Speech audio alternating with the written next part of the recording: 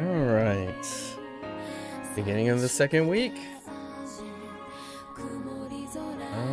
We're still gonna hold off on doing the feature artist thing.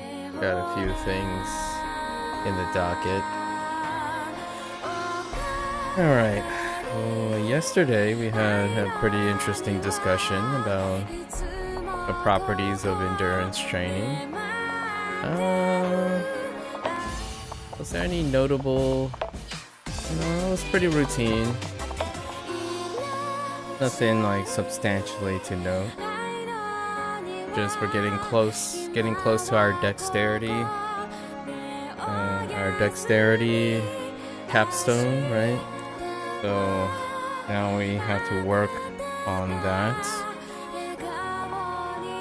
Still feeling pretty fresh. Nothing out of the ordinary so far. Get right into it.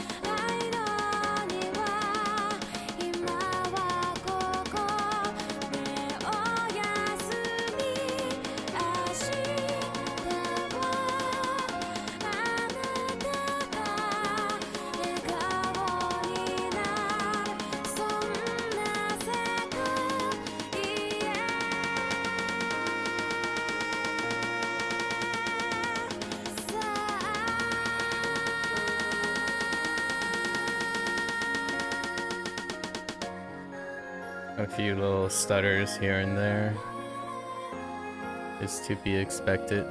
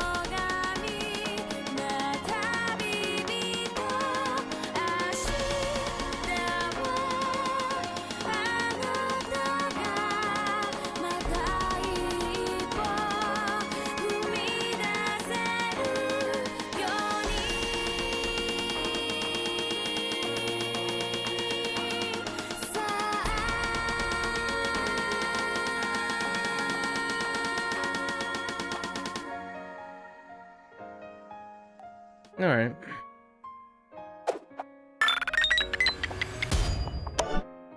No tension, no nothing. Let's keep going.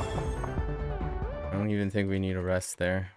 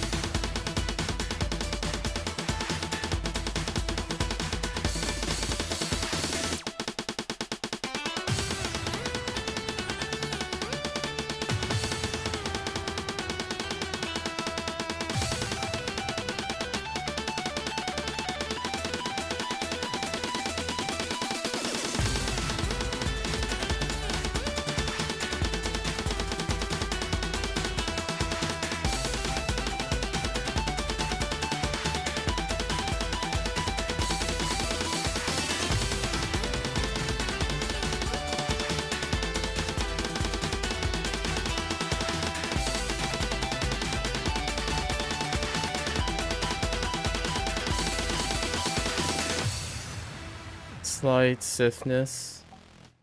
Slight. Was kinda a little bit rough. They're like the last 20 seconds.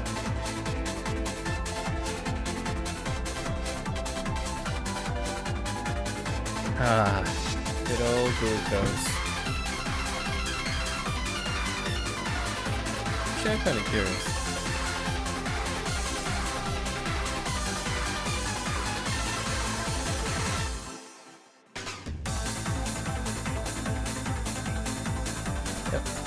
Good old glucose. Also has some noodles today.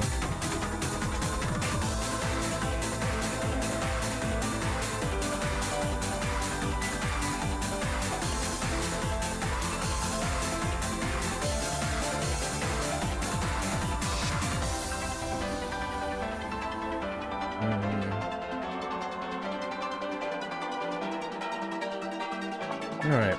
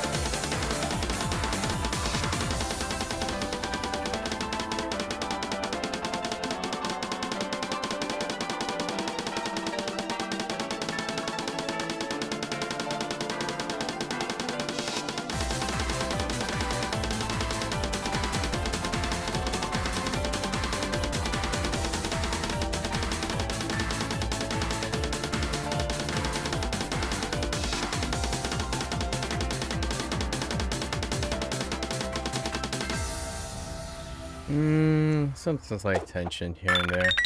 I was having trouble slowing down a little bit. Kinda occasionally sped up.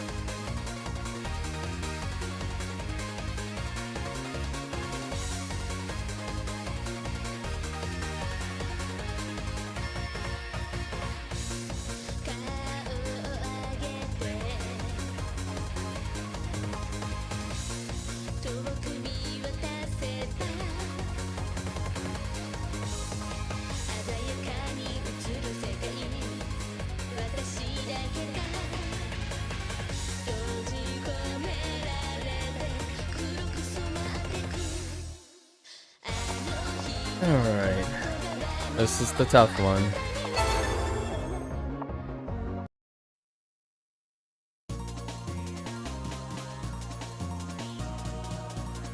Try to stay as loose as I can. Just focus on not tensing up.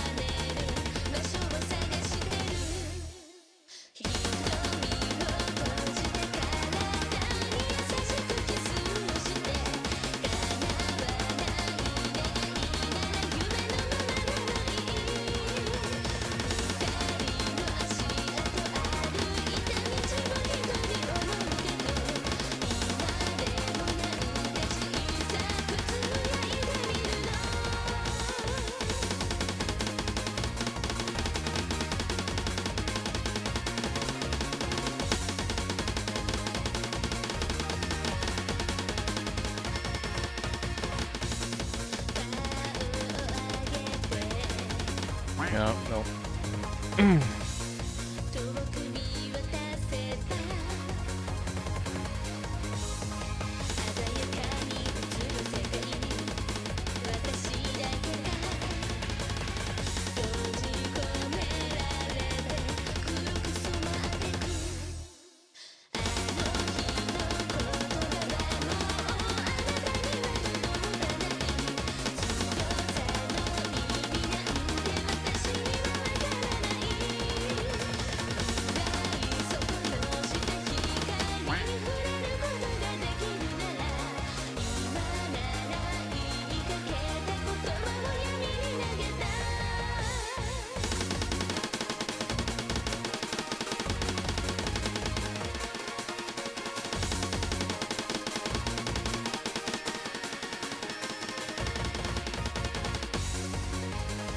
Yep. The beginning was a little bit weird too.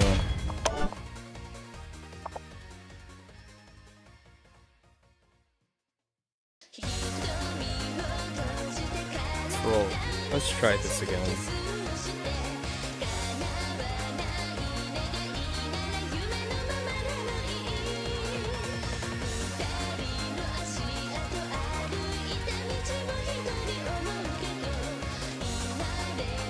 Didn't have a satisfactory duration.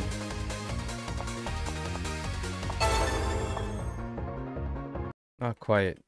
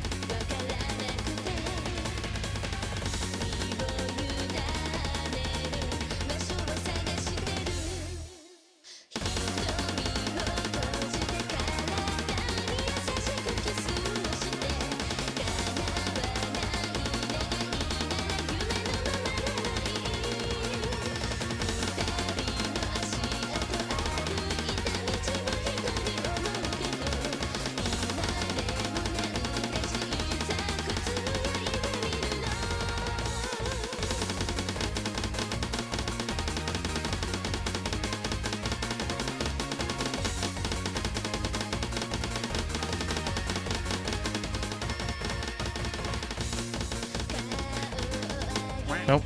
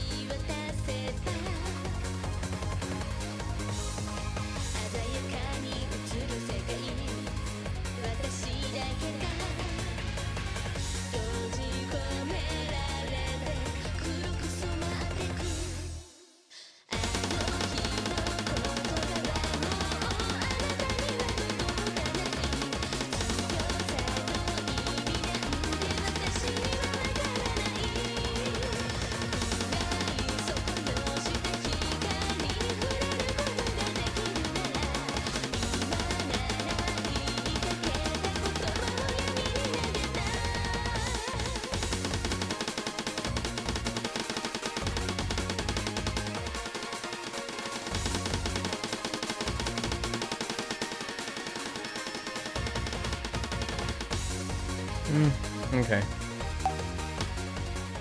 That was pretty satisfactory. Just can't hold on to it. We're being a little bit more stringent. If I'm losing it, I'm not gonna strain too much.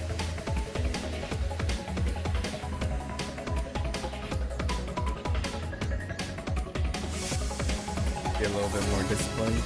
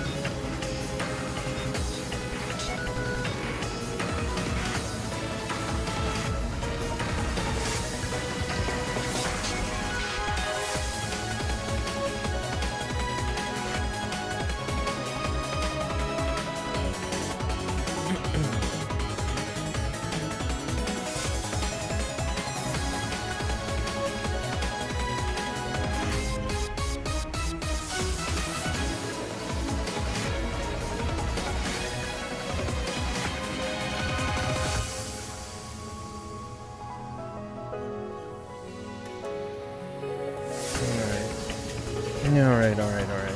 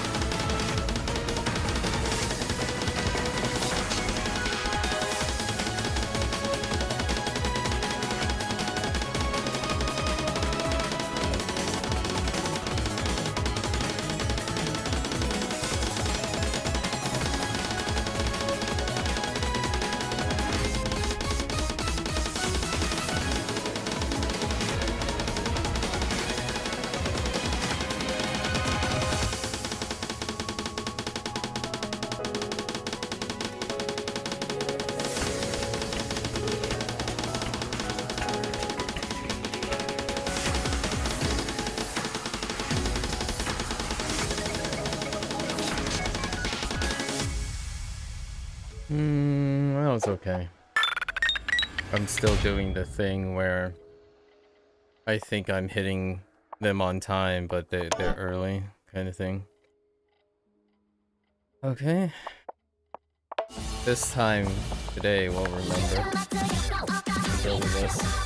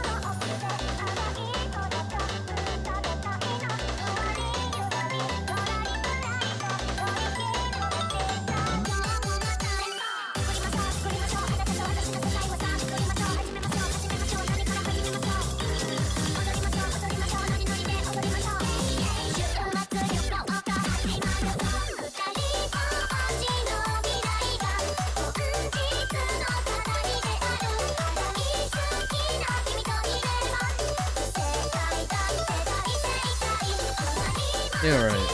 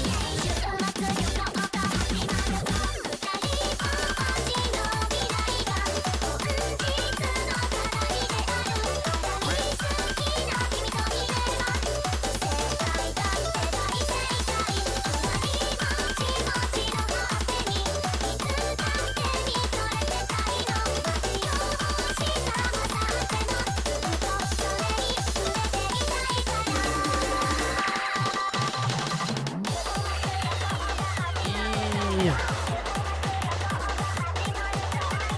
Ow. Okay. That burned just a little bit too much.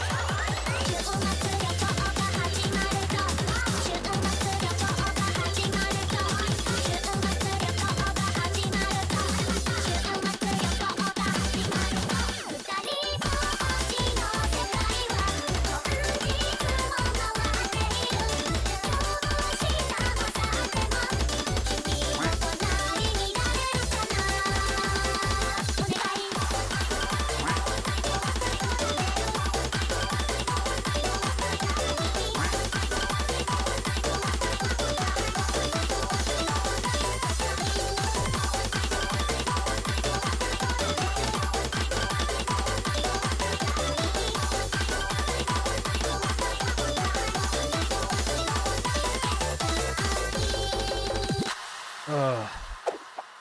Yikes.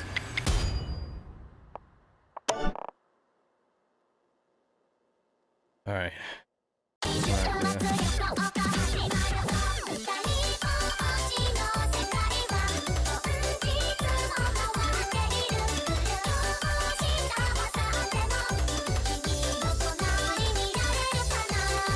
Man, 2 days ago, that's pretty good.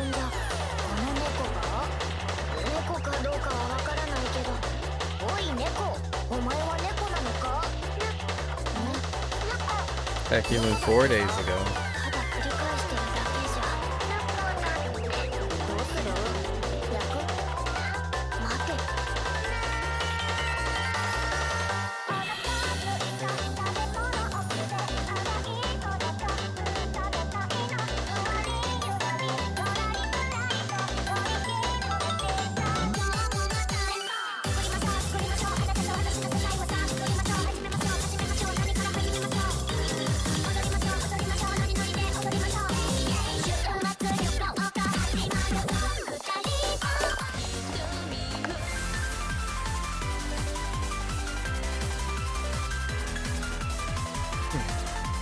Oh, this was yesterday?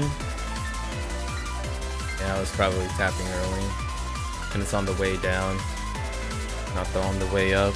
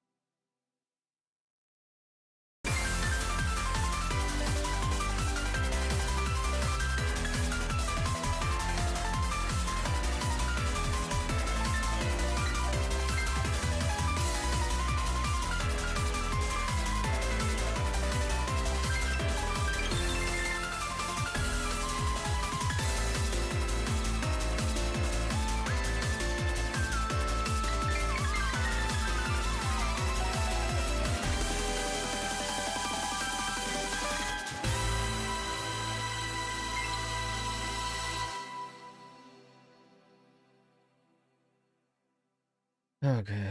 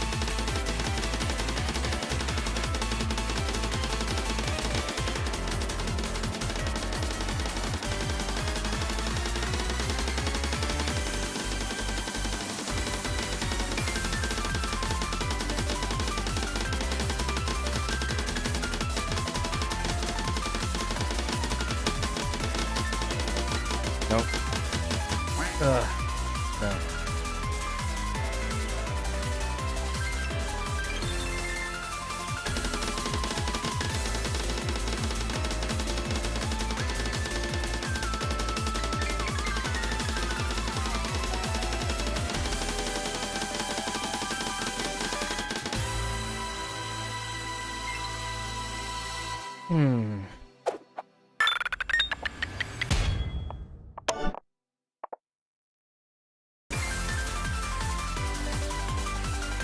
could give that a go another try. I wasn't too particularly satisfied with that.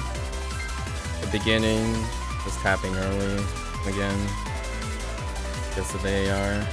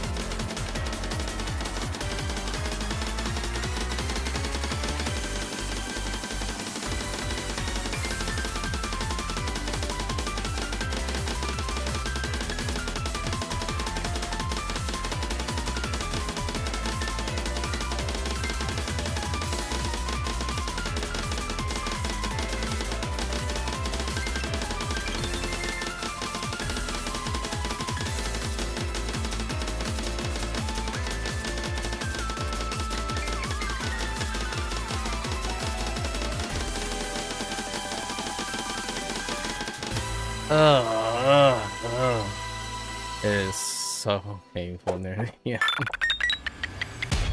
It's so painful near the end.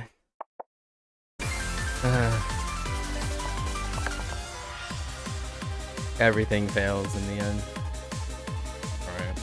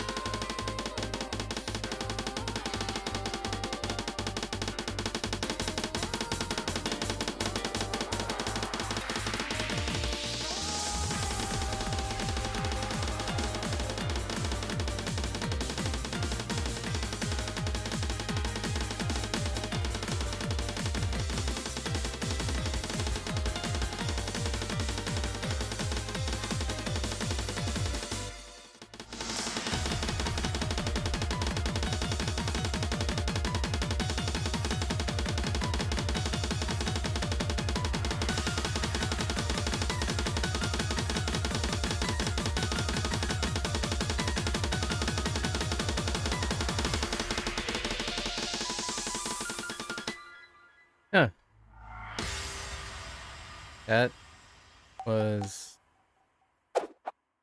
not as strenuous, interestingly enough.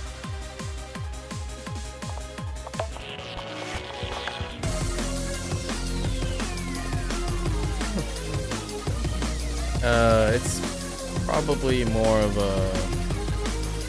I don't even know what to call it. It's probably not a placebo, but might as well be.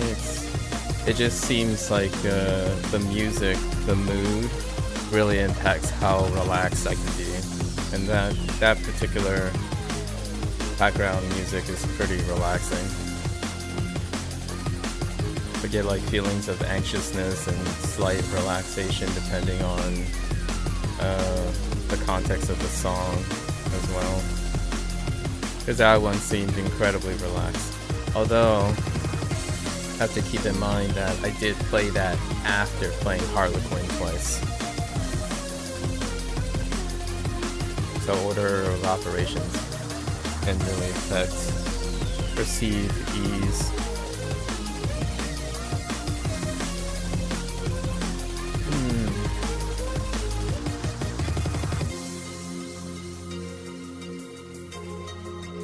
The more relaxed I get, the colder I get. Kind of weird. My body is kind of getting colder as I'm doing this.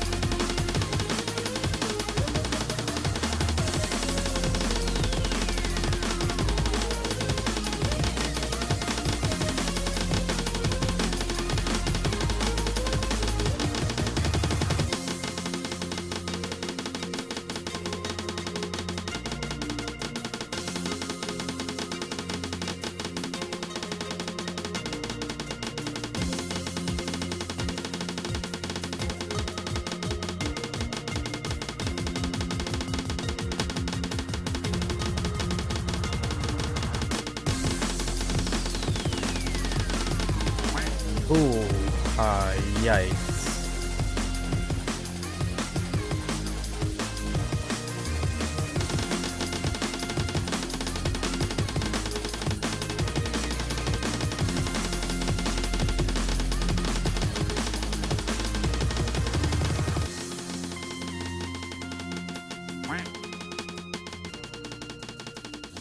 Ugh. Ugh. That's gonna be a rough one.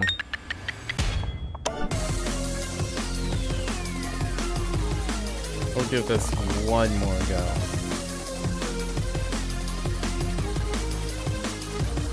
Yeah, one more go.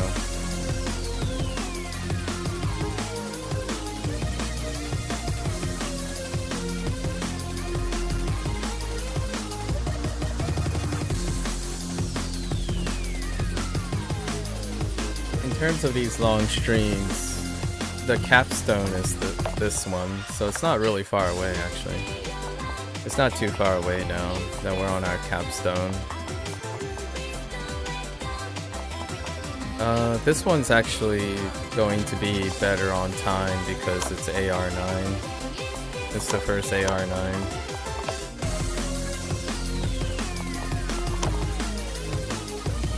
Historically 170 and 171, but with an AR adjustment on 171 is pretty comforting.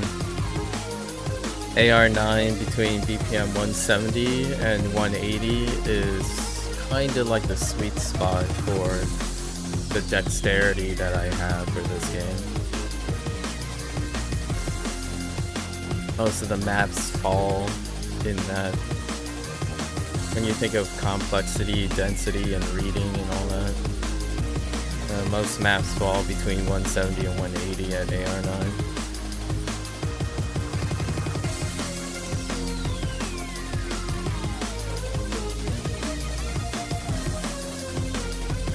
And then it's a big leap to 180. But this 180 is a big leap. Last year, when we did it, we just basically we're working on this, like really working on this. The rest got fairly comfortable.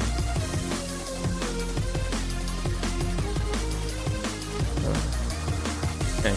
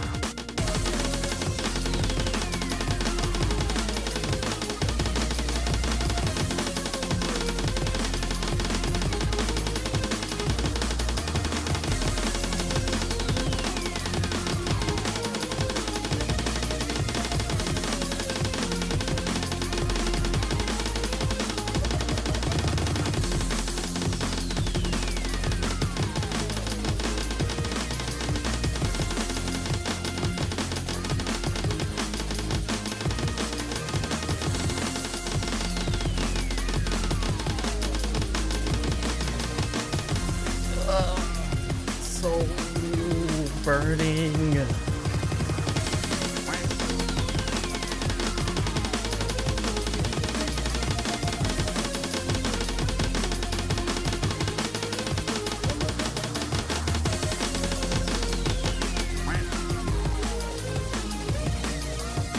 Ugh.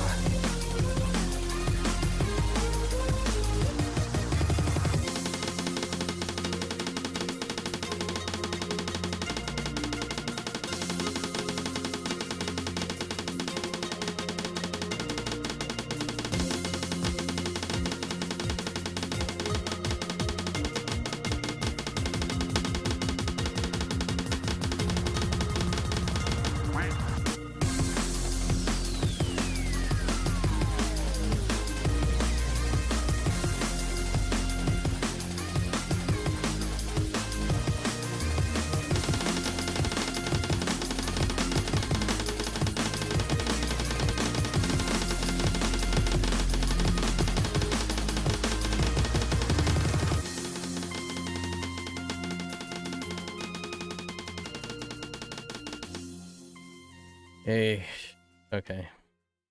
Alright, just let's touch this for a little bit.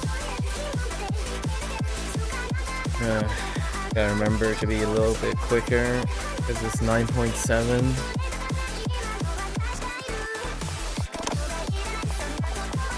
Yeah, I definitely do not have the stamina for combining these two like this yet.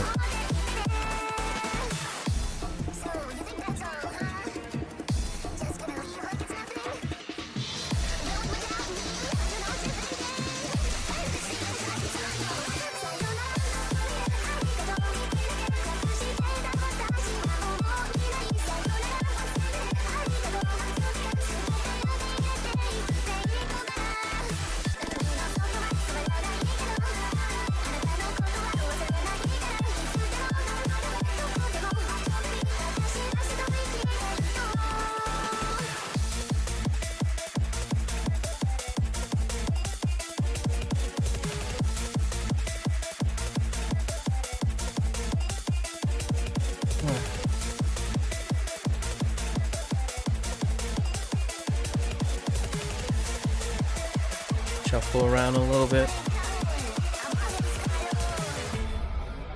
This is gonna be I'm burning so much.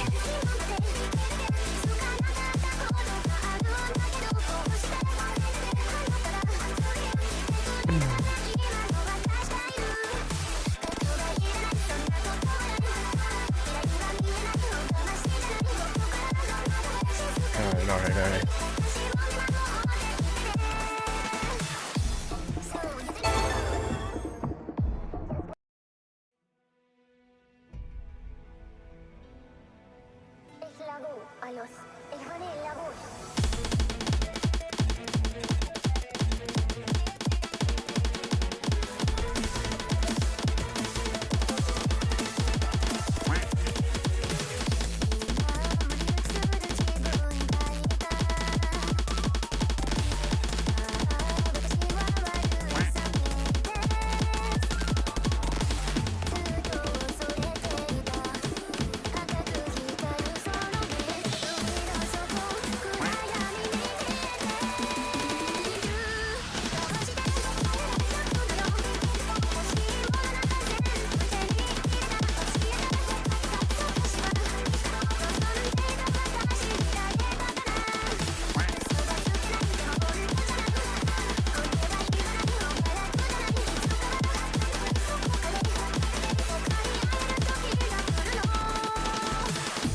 Yeah, I just can't get the timing with the reading at the same time.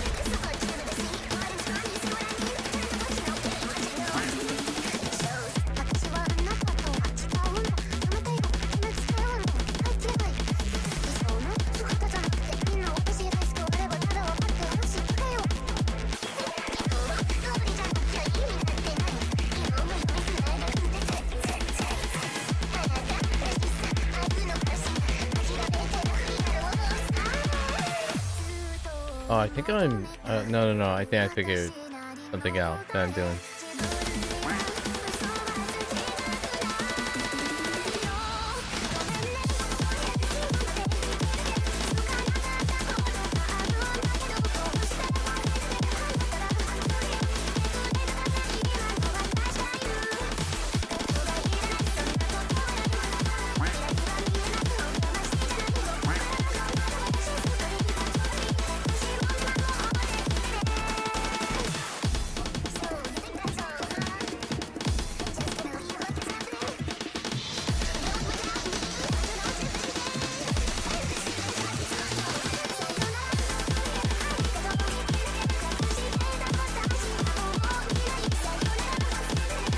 No, that's not it. Yeah, I'm early.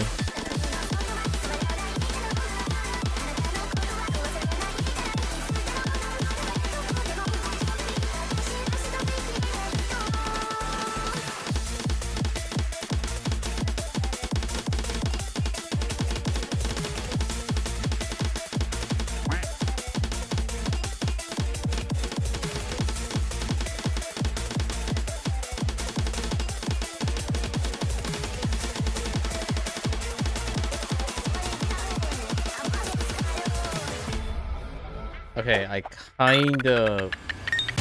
Only kinda... am synced up once or twice.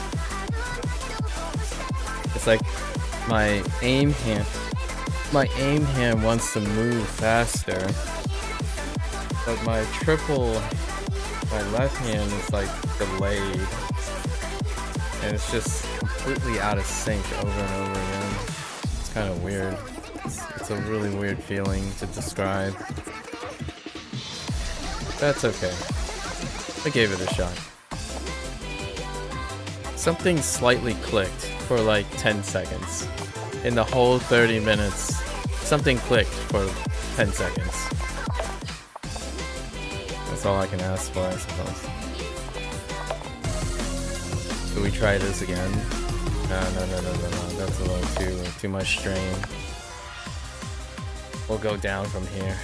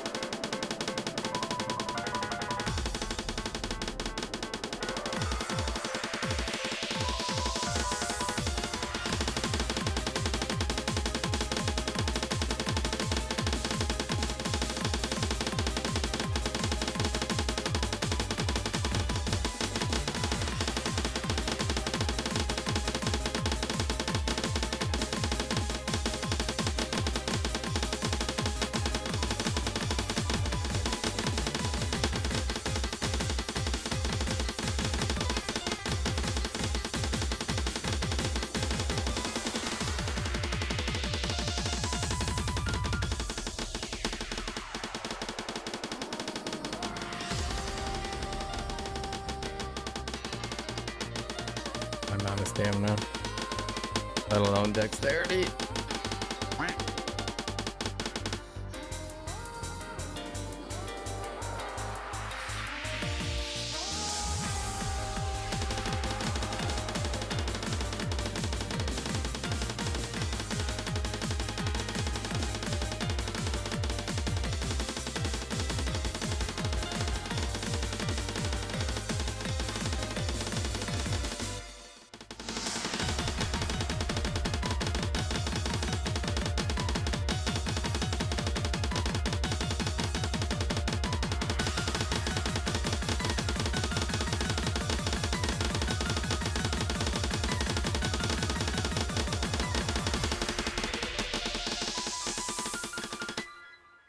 Ugh.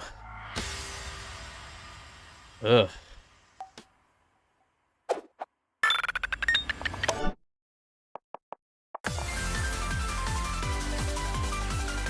Oh, it's Harlequin with an E.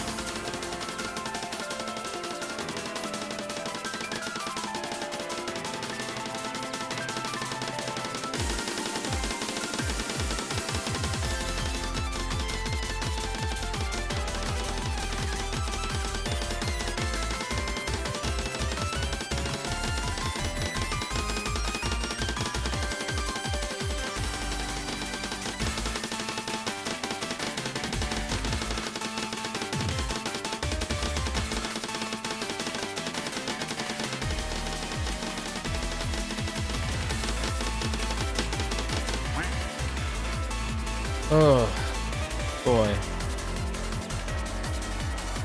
Send help. Put out the fire.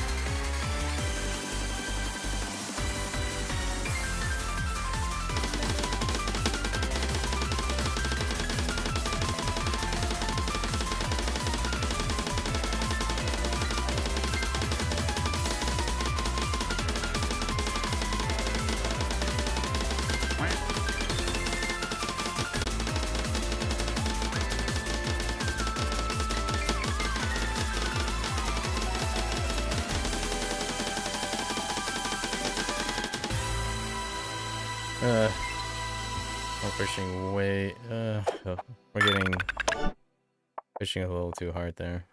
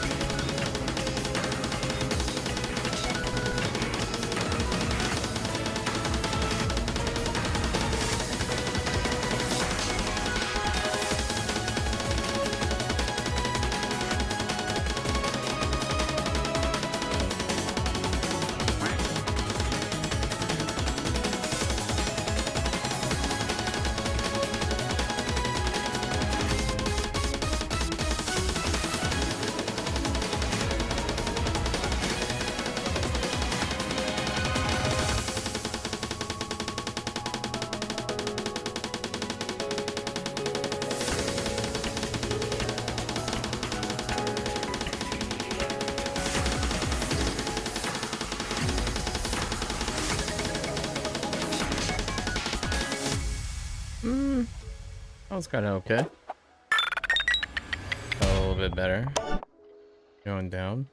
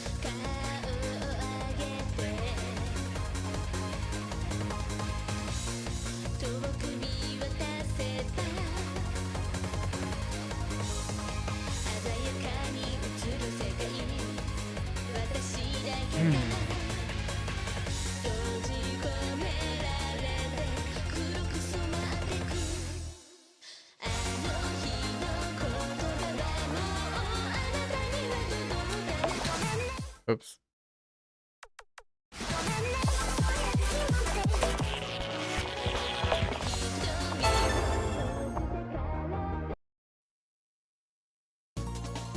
Accidentally leaned on one of my keys a little bit too hard and it actuated 3 times. Very sensitive keys.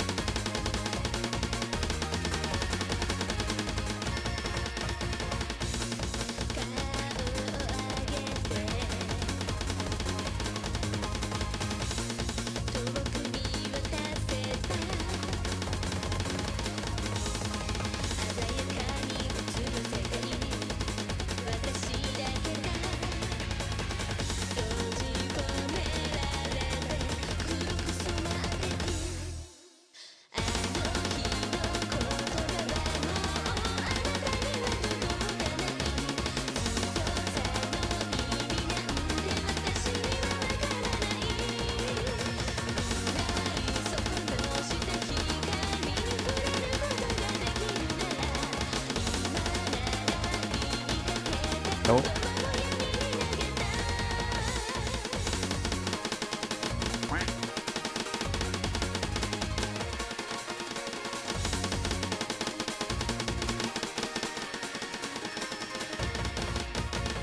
Didn't stay relaxed. Didn't stay relaxed after the second pause. Still occurs.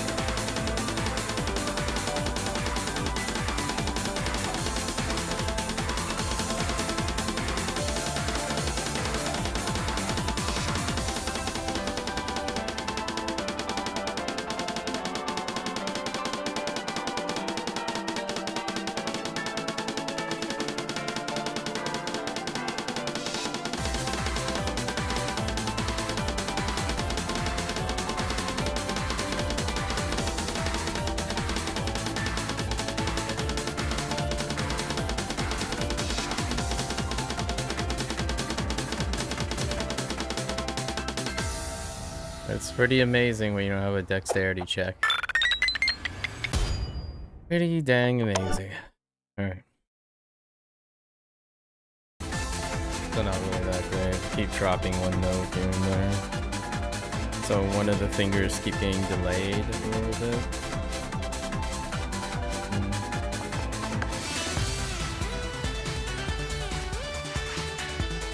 The spacing is getting tighter between the two. Not too bad. I kind of see it.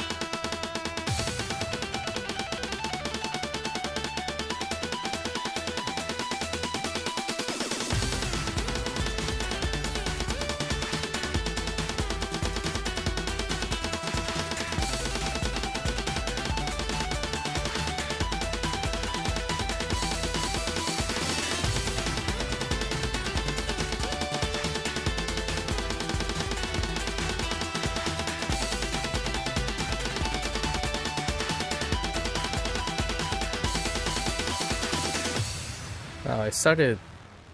My middle finger started feeling really weird. I'm holding my middle finger up, but... kind of started forgetting I had a middle finger for a moment there. That was kind of a weird feeling.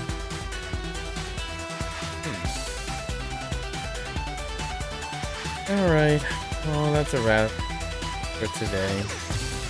Wasn't too bad. Slow and steady. Yep, slow and steady.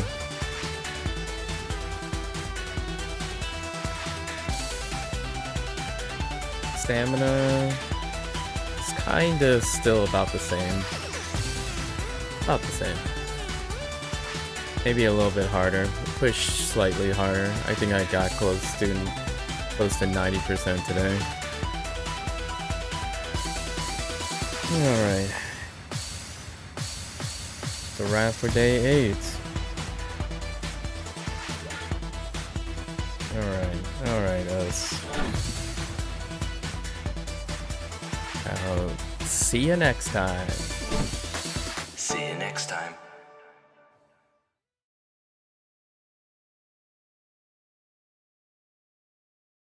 Alright, so let's change it up.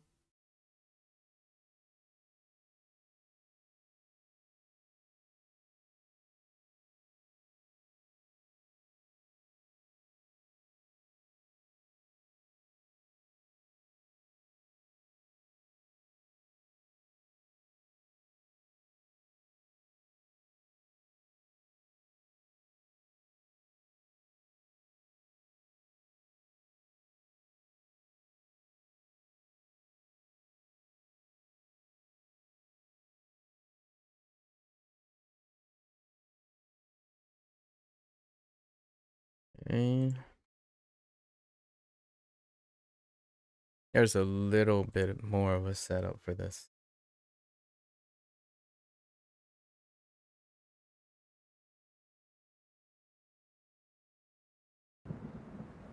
Alright.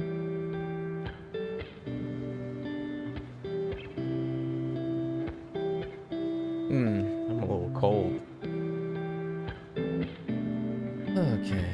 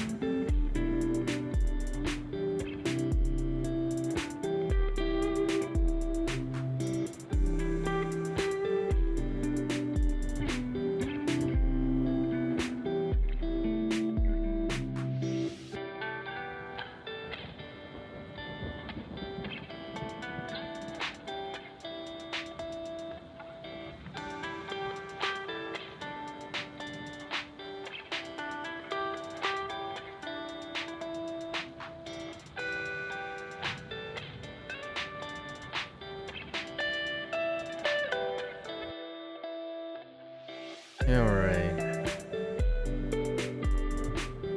Let's see if we can get this. Alright. Oh, right. Last time we were trying to figure this out. We're not gonna start here. Oh, maybe we can try here. This could help us. Perhaps. Mayhaps.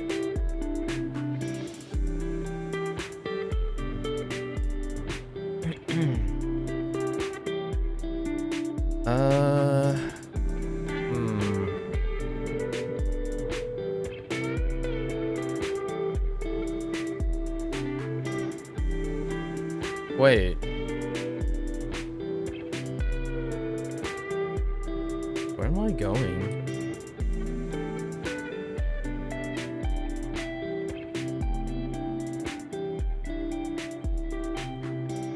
Oh, wait. Yeah, we gotta think about the rocks, right? So if the raft goes down here. Oh, I see.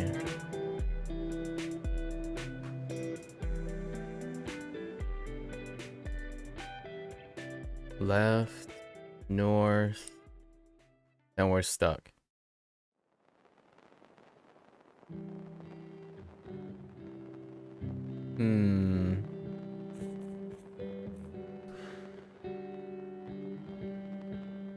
I guess let's just head this way.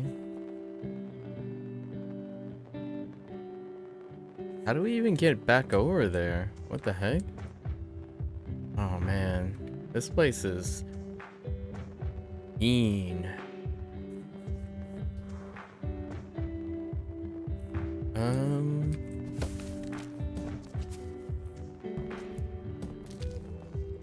That doesn't work. Okay, let's just go, I guess, island by island. Okay.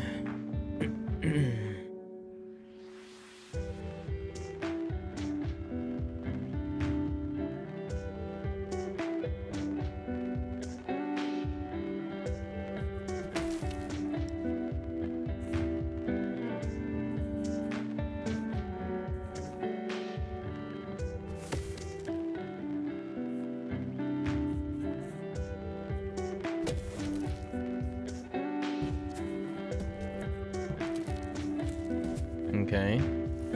Nothing special there.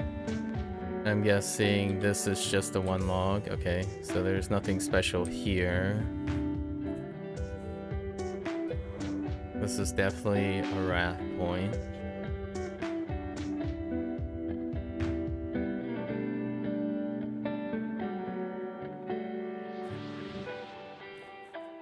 Oh, is it a raft point to the right? Really?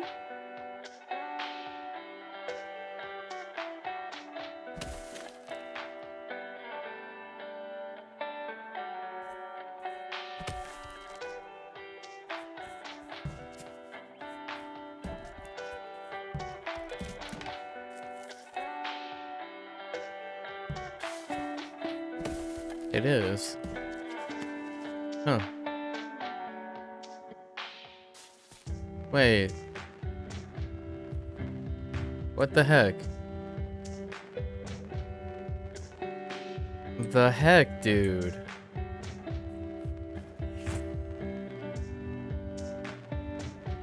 Then how the...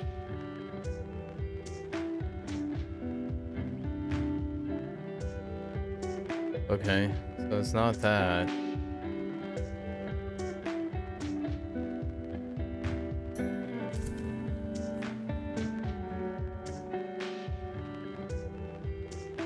Rafts, man. Rafts are the end game in this one for me.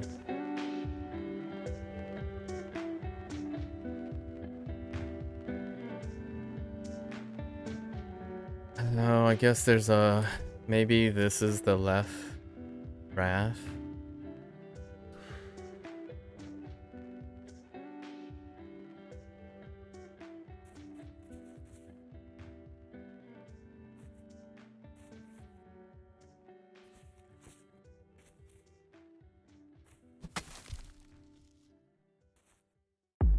We did this last time.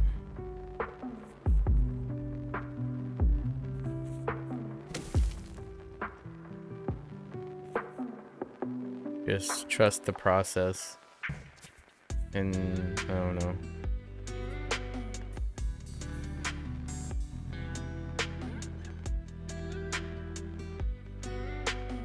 I don't see how I could get to...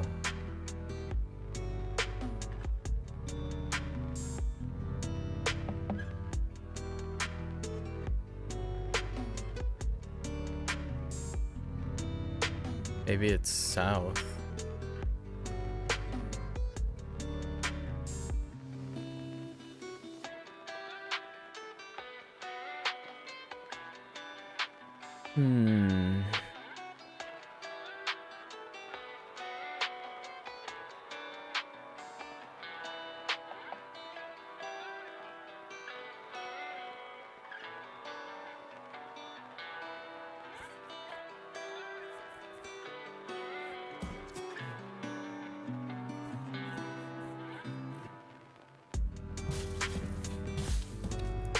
Oh. Wait.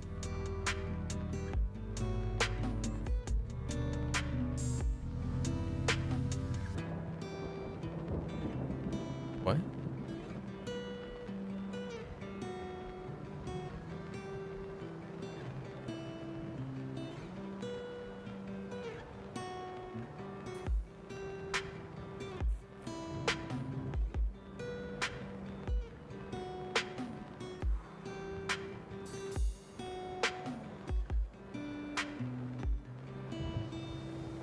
Man, this place sucks. How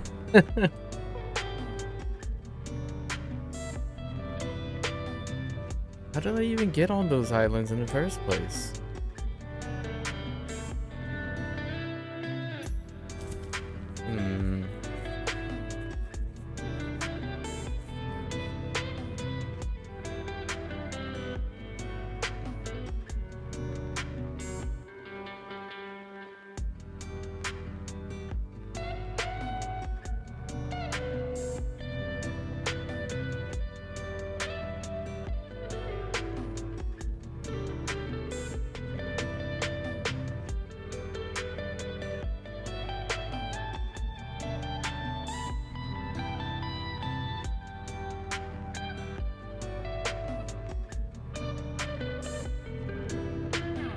We did this too. I think that raft right there is the... No, this one goes down there. So this doesn't help either. Ew, I'm struggling so hard just to get to this side. Like, this doesn't help. That doesn't help either. Like, WTF, dude.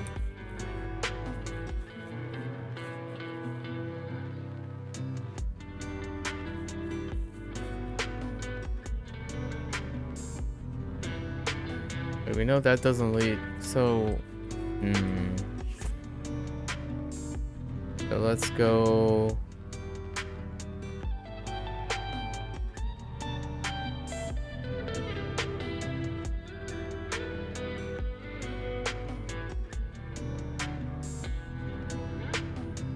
Okay. Maybe it's this island. There's three logs here. I'm guessing it's a raft that goes south. And then it goes east.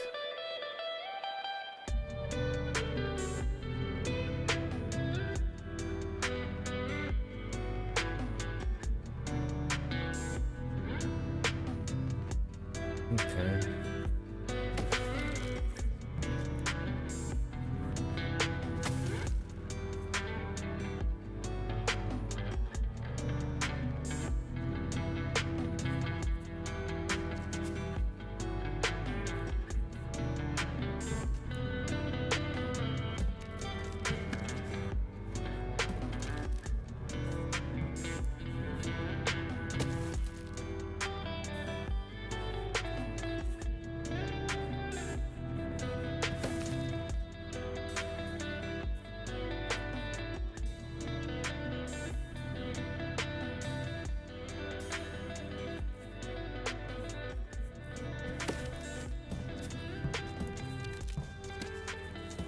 Alright. Right, so this gets us here.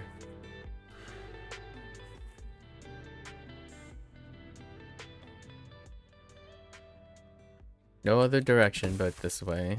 Sure.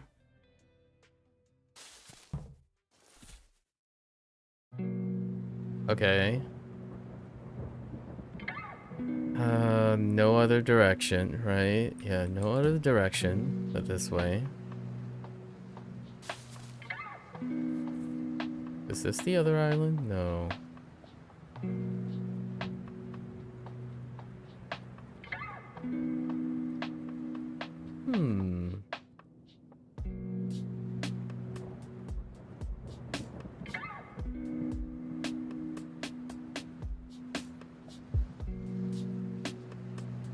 That way takes us back north. Yeah, so we can only go west.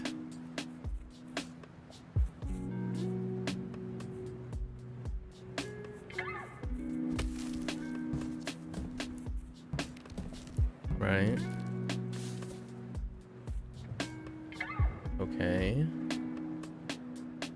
We can only go south. This fine.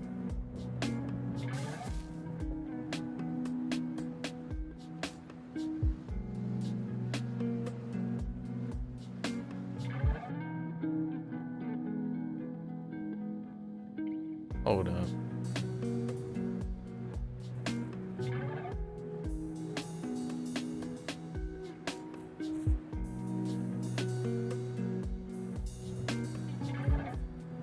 This was the island, right? Yeah, this is the island.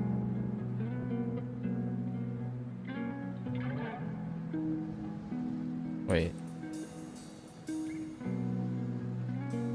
Hold.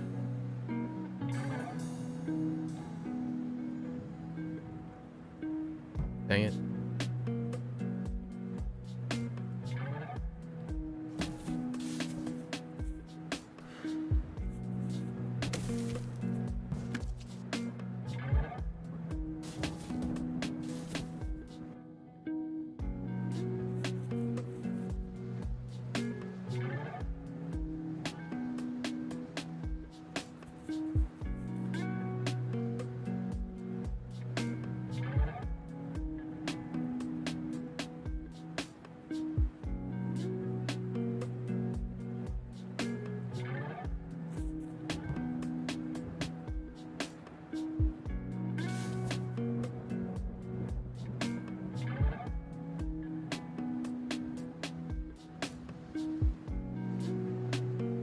So if I go north... Oh wait, it is different.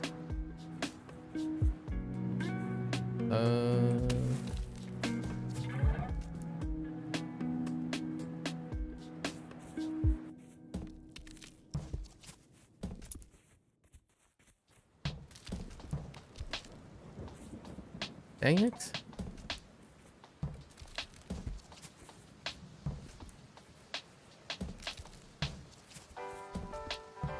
Dang it.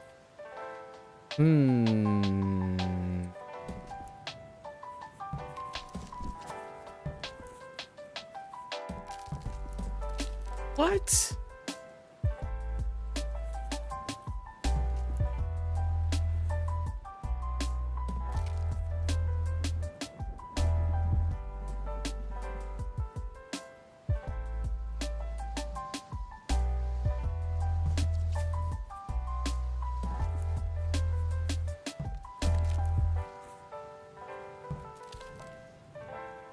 No.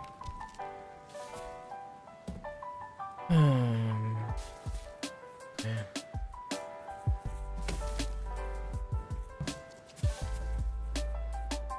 Yeah, I only see one way out of here as well.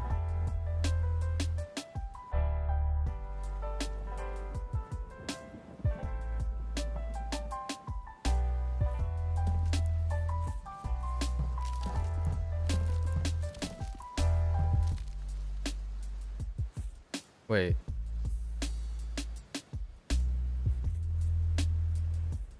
Right.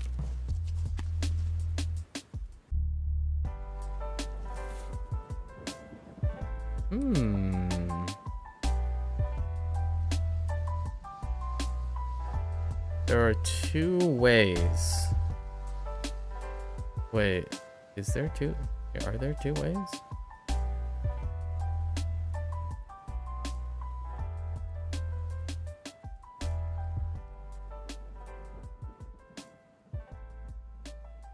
I go back down, that's just right.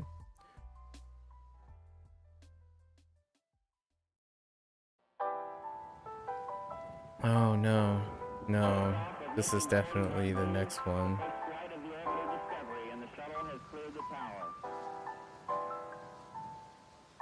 Yeah. It's this. How about here?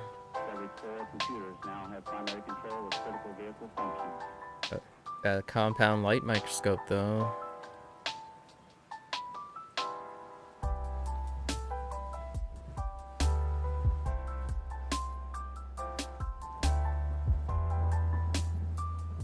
This is definitely a key.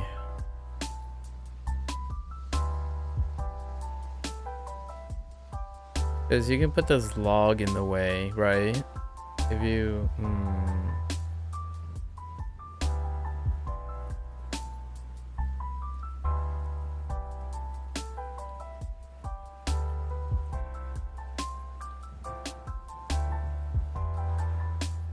Like, for example, if you do it this way right here.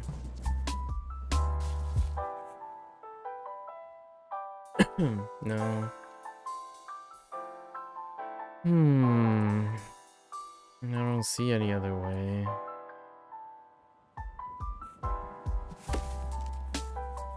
No, I don't see any other way.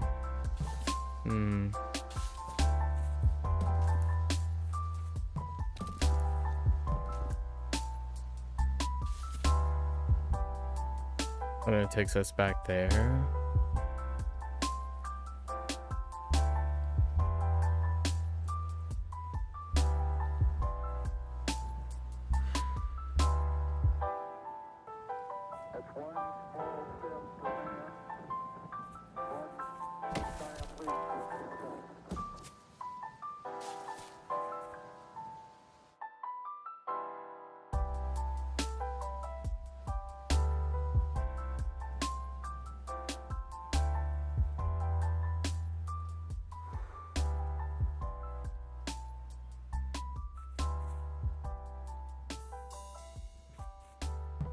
What?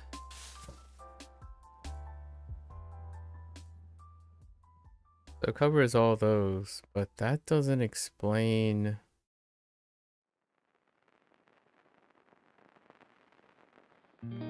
How?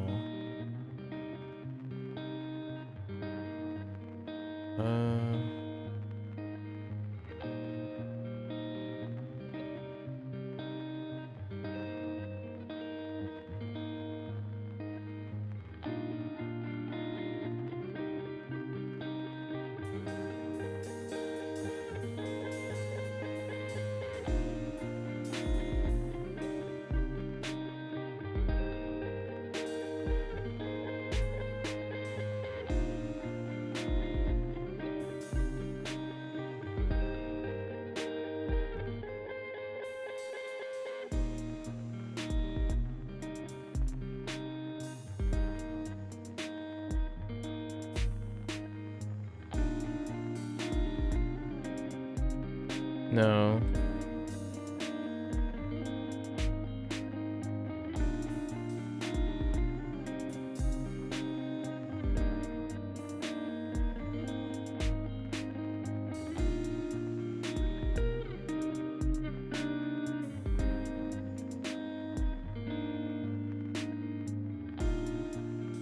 No.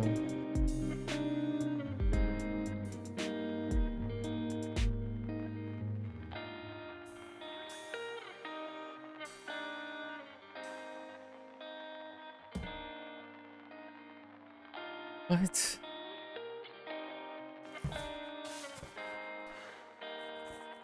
This place is so absurd.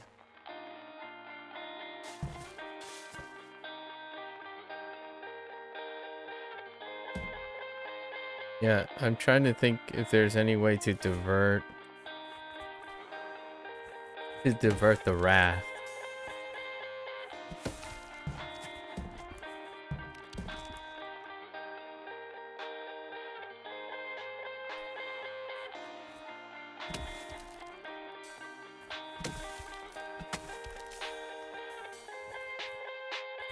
No.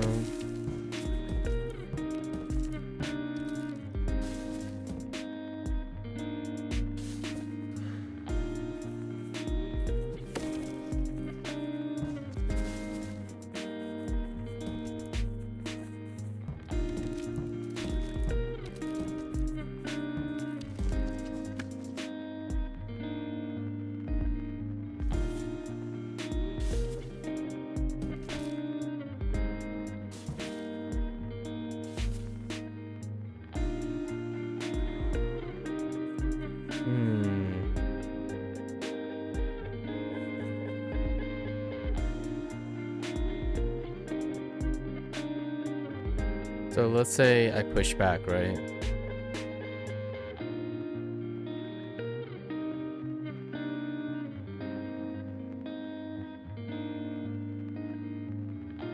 What happens when I go backwards? It allows me to... Oh, okay, I got it. So every time I go backwards, I should be able to reset it. Wait, I think that's the idea. How do I...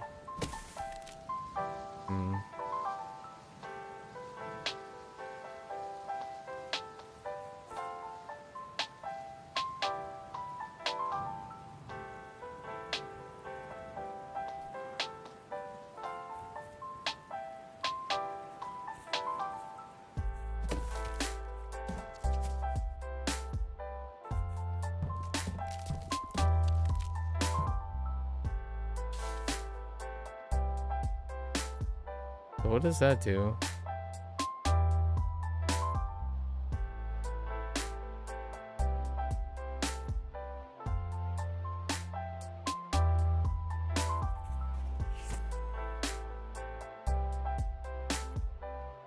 Do I go back here and then start all over again?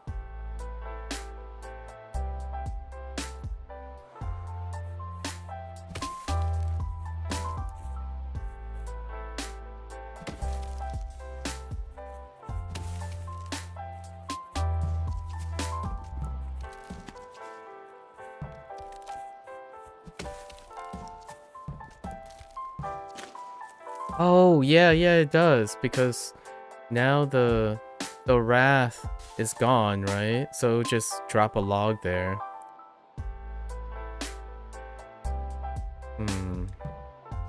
What does that do for me, though?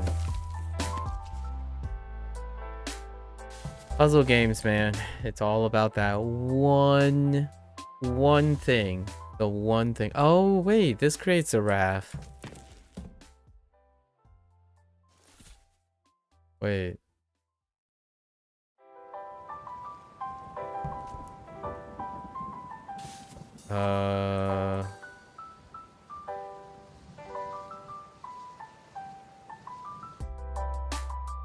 What does that do for me?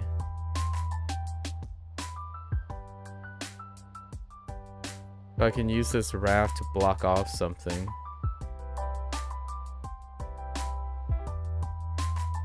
Or I could use it to transport something.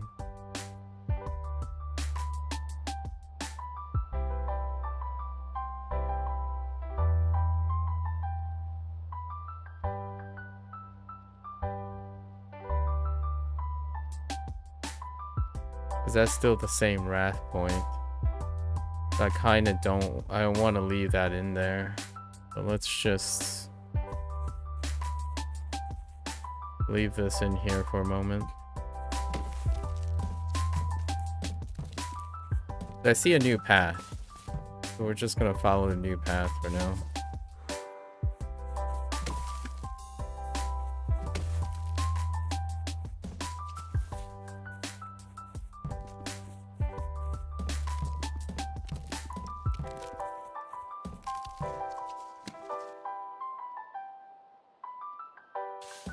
Right?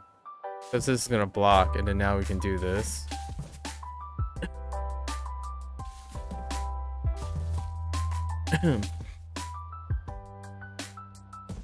Oh, is that really actually it? You have got to be kidding me.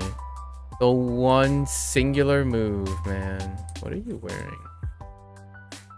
Or is that facial hair? Oh, that's a mask, isn't it? It's like a...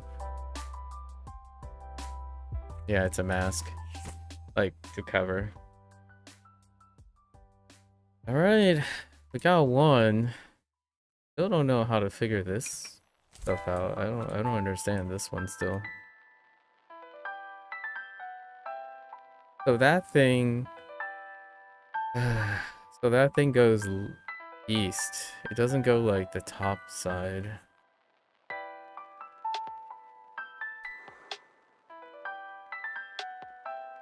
No, that doesn't work either.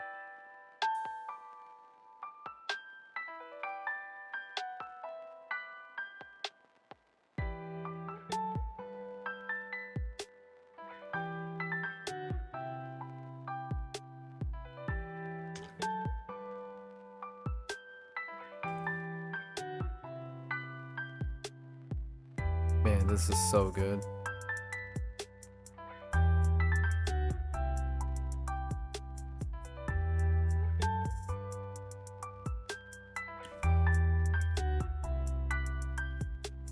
All right.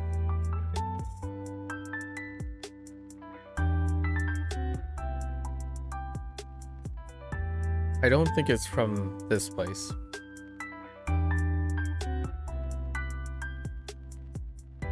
Like, the missing piece is not on this island. At least I don't think. I think I need to bring something to this island from somewhere else. I guess we can do the thing where we reset everything.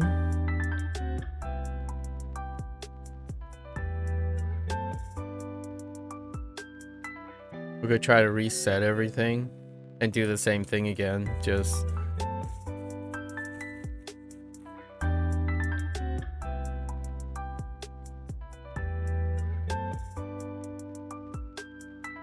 Was it this? Yeah, I guess we can try to reset everything.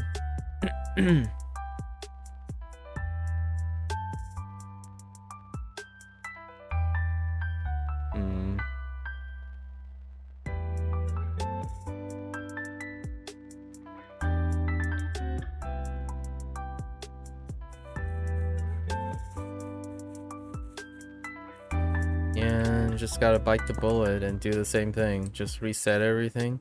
I don't know where this wrath came from. Find out. Just reset everything and...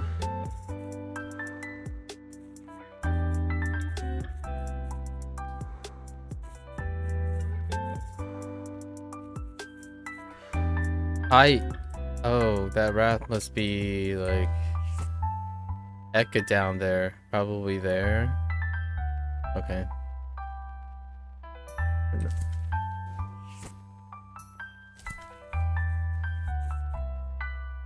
Okay, so I don't think we need to reset these then.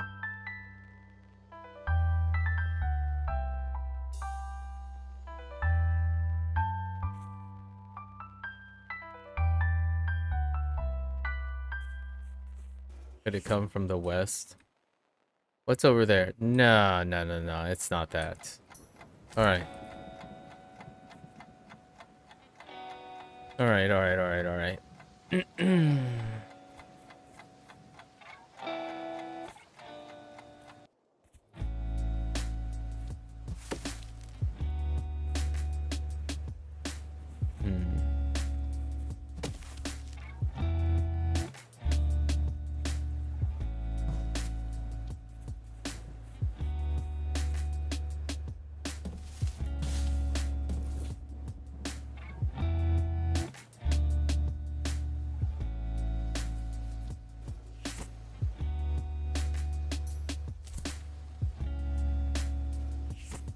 That doesn't work.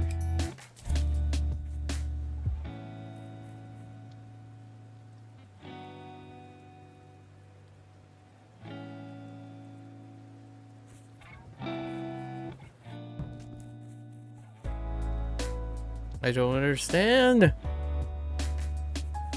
I guess the only thing we have is the path to the other, like, to this side.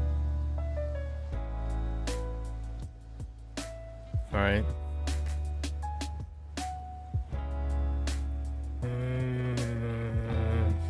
Okay. Well, that's locked in. That's kinda not locked in.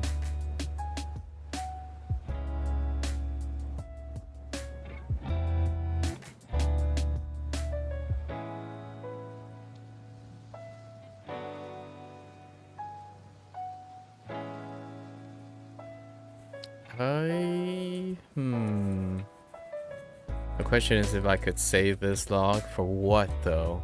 I don't see how this helps. Oh wait.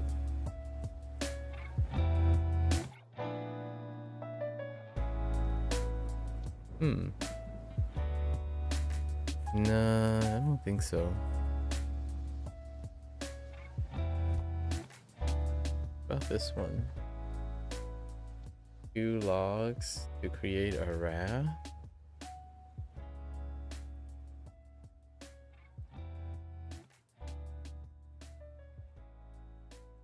No. Not this one. Just 1 log. Use anything here, right?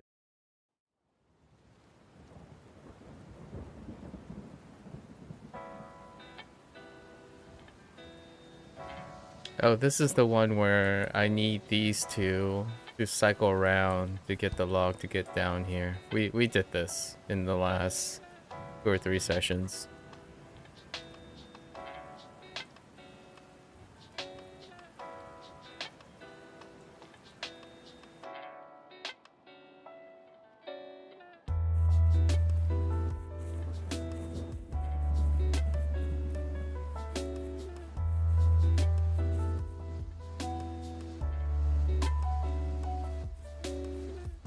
Okay, I feel like this is kind of like the last one, where I need to travel backwards. Somehow, I need to get the raft to go backwards. The only thing we did here was...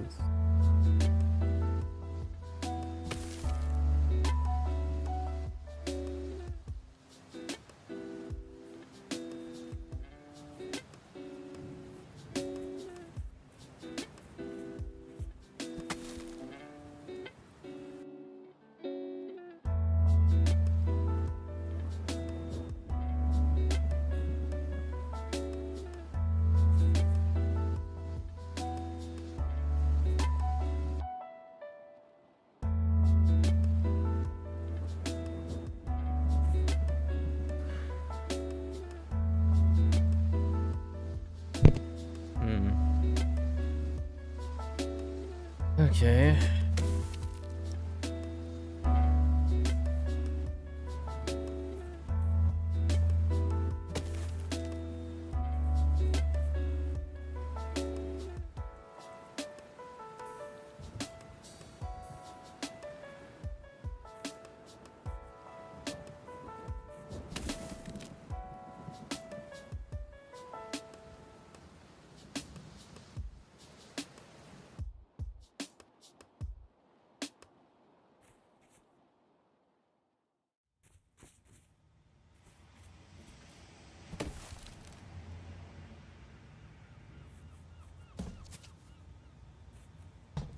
Right.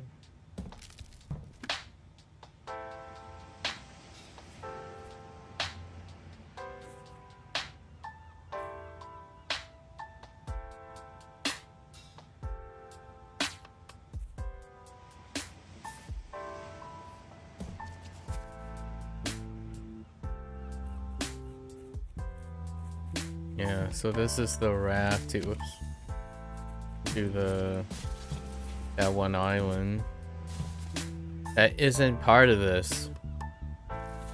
Oh wait, what if I...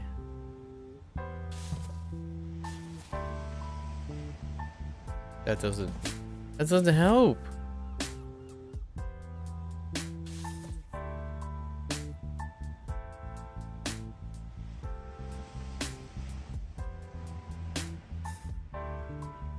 I was thinking maybe this takes me to the... We're doing like some sort of teleportation thing. Because this island leads to a red box, right? And a red box leads up to that other red box. And I couldn't figure out anything.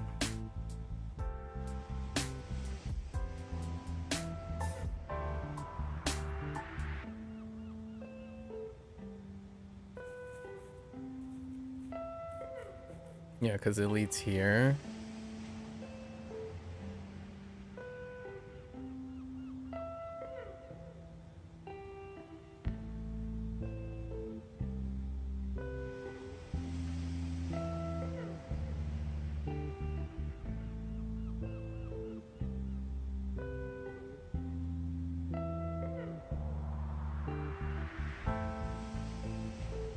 This is like not the...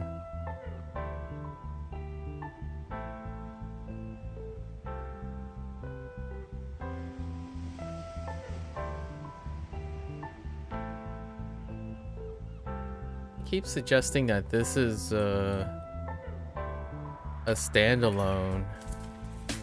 That hint doesn't help at all.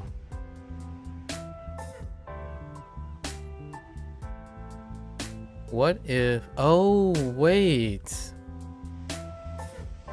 Oh, I got it. It makes... I got it. I got it. If I say a couple more times, I'll believe it. Hold up.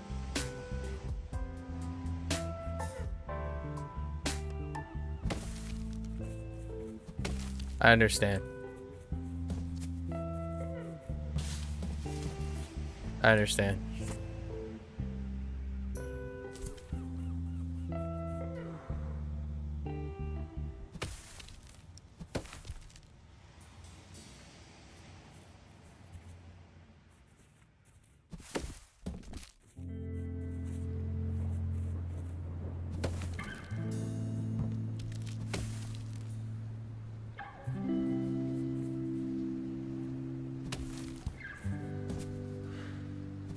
I'm pepping. Wait.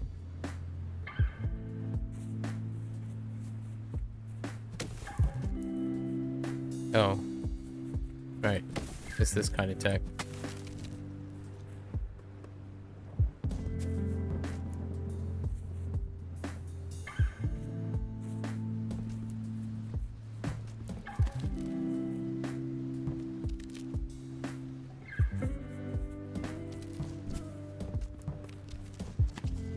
Darn you.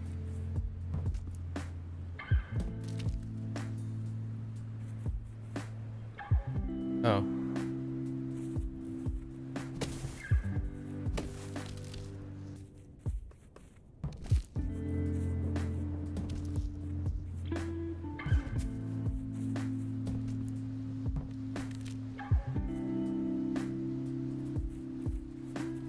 Say what?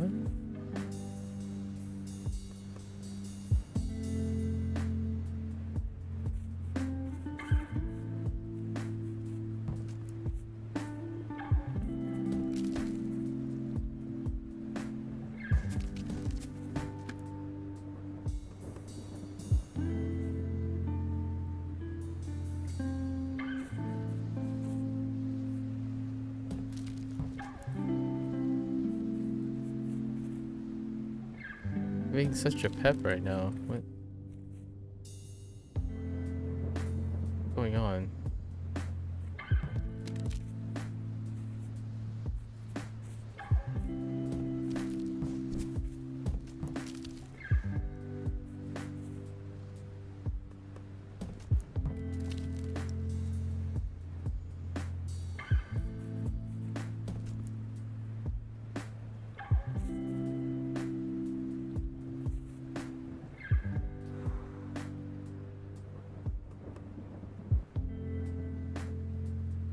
I being a...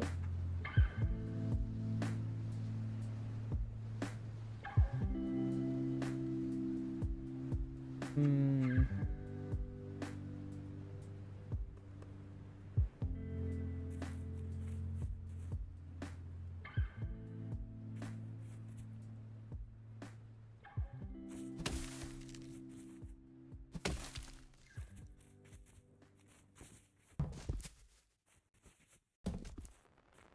Okay.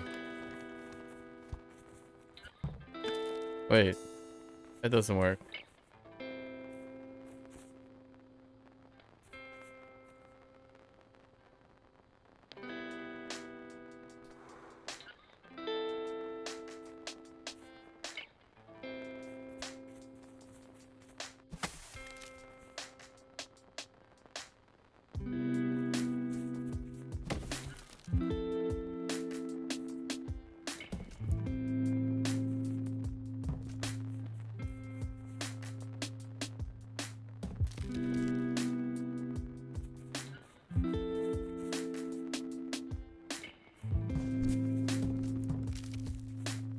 There we go. I think. Pretty sure. Yeah. Okay. There we go. And then this leads us to east. What?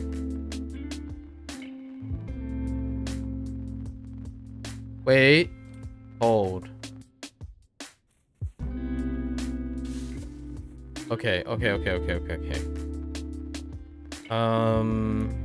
what? This leads us down? Wait.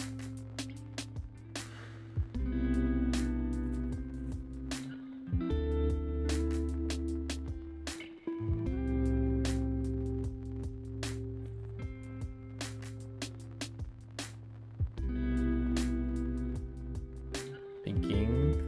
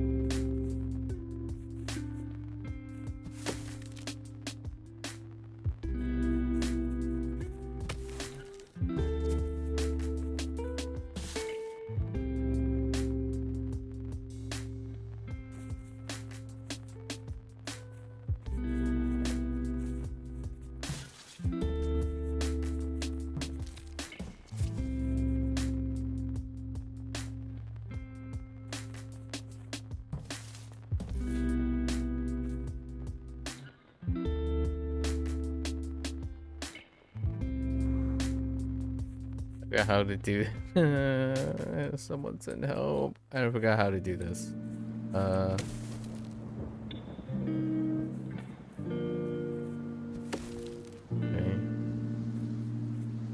Right. That's fine.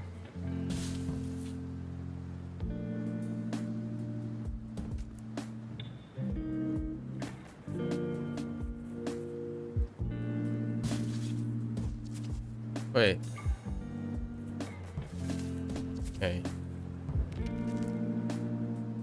Okay. Okay. Got it. All right.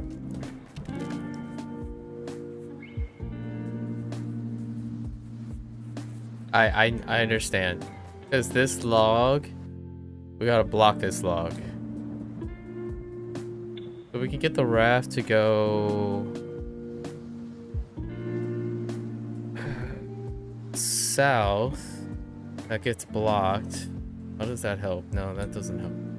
Where are we even going? I don't even know where we're going. Like, where is even the... Oh, it's only down there.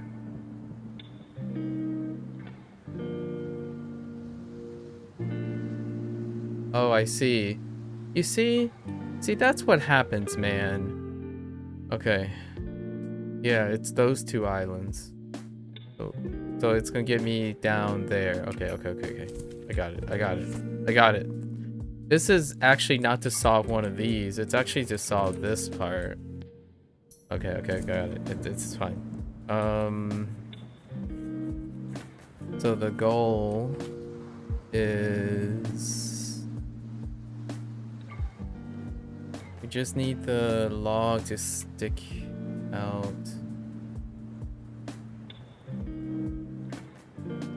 Up.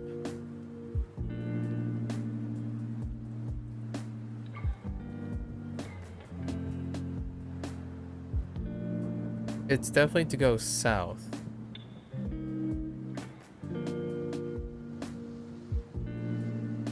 But it's got to stop right there. That it'll hit that. Okay.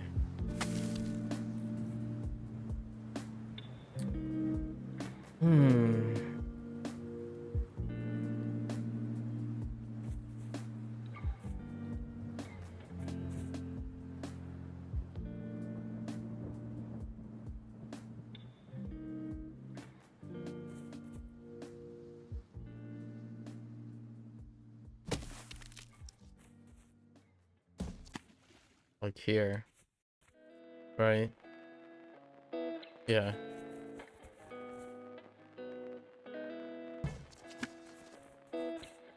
Now we go back around.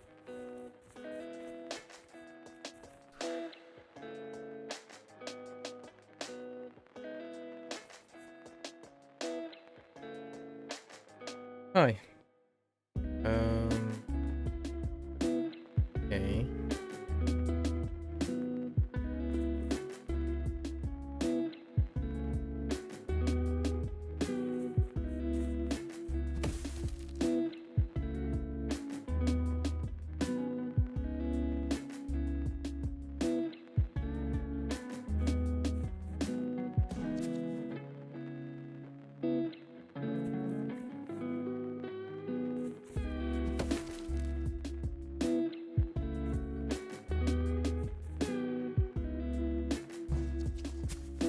Oh. Wait. Right.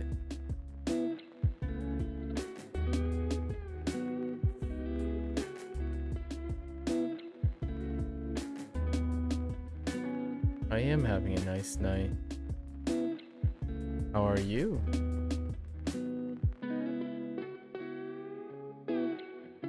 It is 5:30 p.m. local time. EST.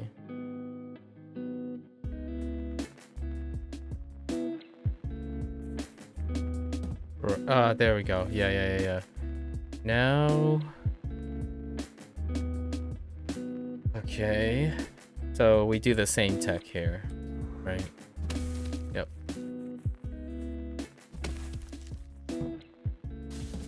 Aha! Huzzah.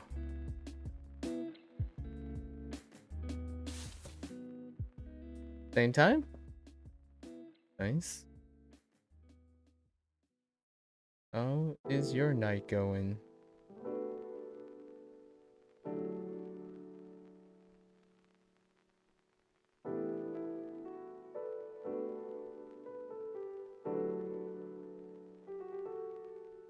We're in the same time zone. Oh, you tease me so, my friend. Okay.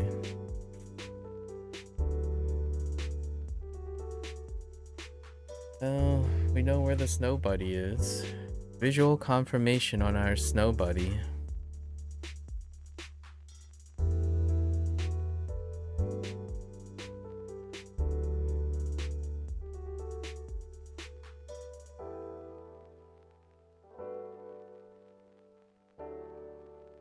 Wait.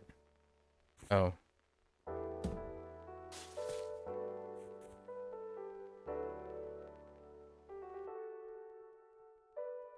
It's not bad? Fair enough, I'll take it. What's on your mind? What's on your mind tonight?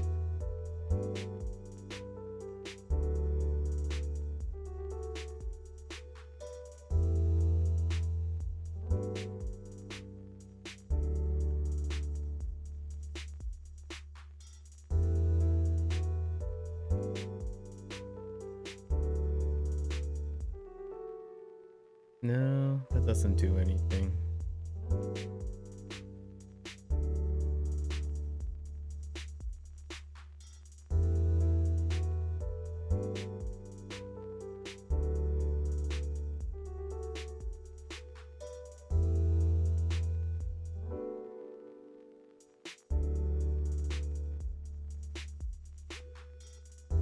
Be here and then I don't know? Oh, I see.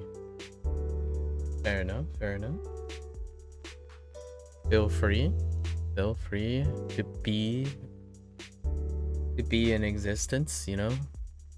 Maybe visualize the solution of these islands before me and then keep it to yourself and then see if you and I coincide with the solution. Because yeah, we're at the tail end of this game and it is a visual struggle right now. So this gets me back here. What does that even do for me?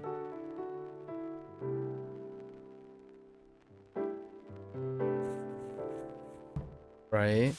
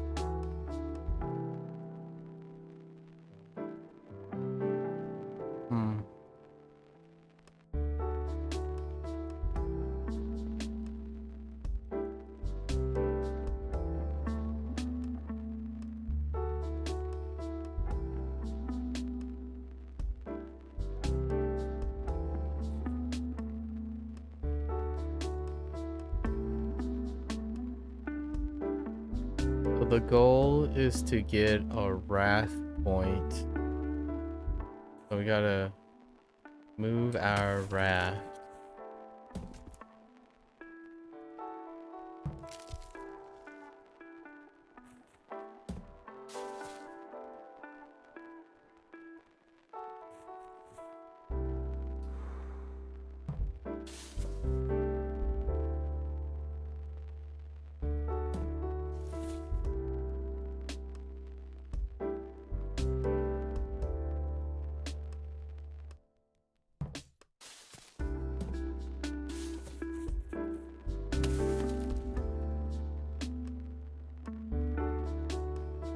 Okay.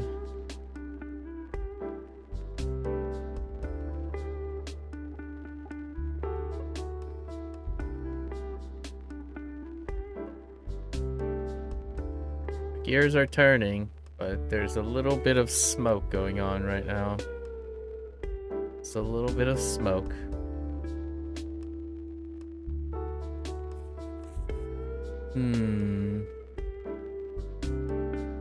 If I reset, I could place the raft back onto this island, I think.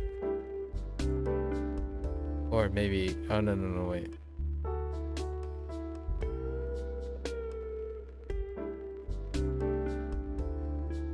No.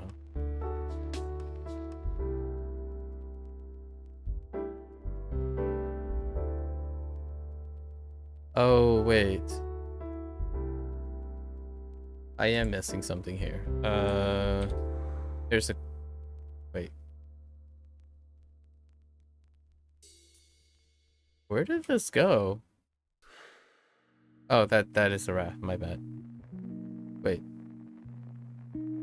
Oh, yeah, that's the OG raft, because it goes up, back down.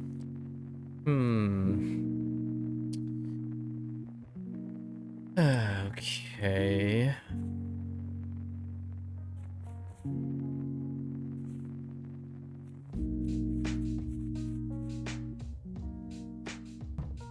I reset this and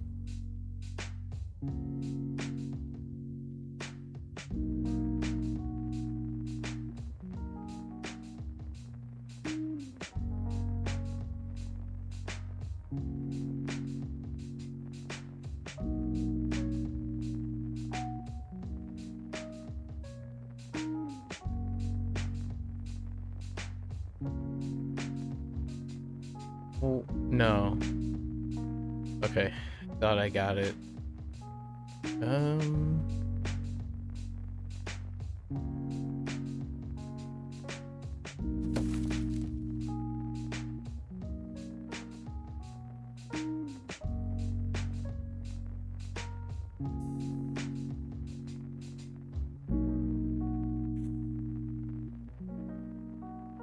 Okay.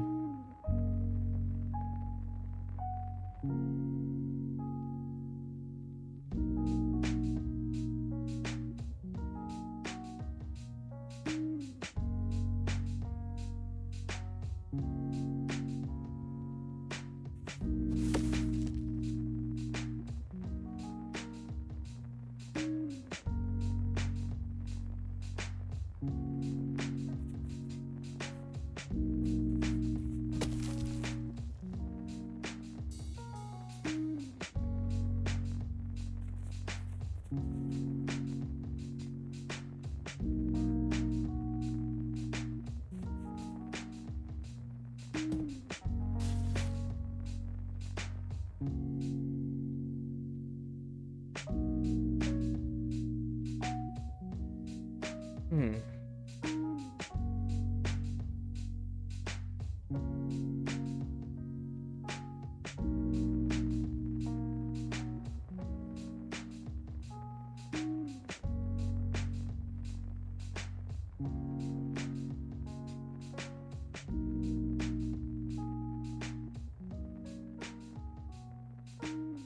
Hmm.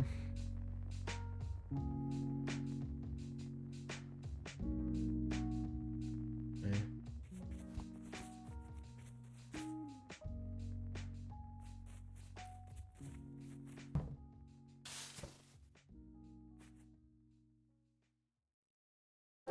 All right, all right, all right. Let's. So we have that, right? Then, who do we? You can form a bridge up here, probably. But let's do that first.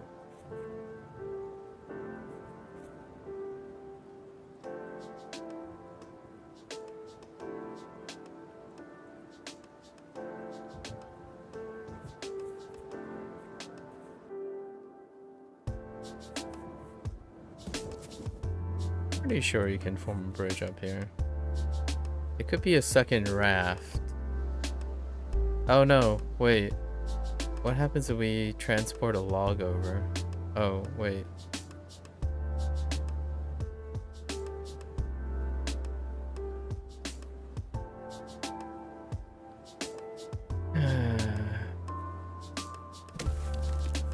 Like this.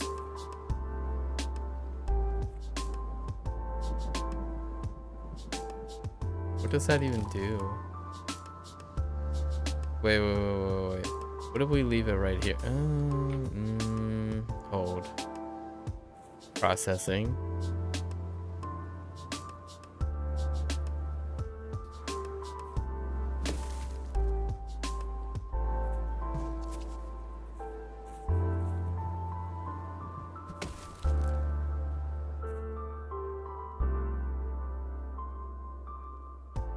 Okay. Okay, wait. So I placed... Oh. Wait. How does that even help me? I could connect these islands with these trees. So if I connect these islands, how does that help me? Okay, so first, I see what I have to do first, so I can get it to a different location. Let's do that first and see what happens.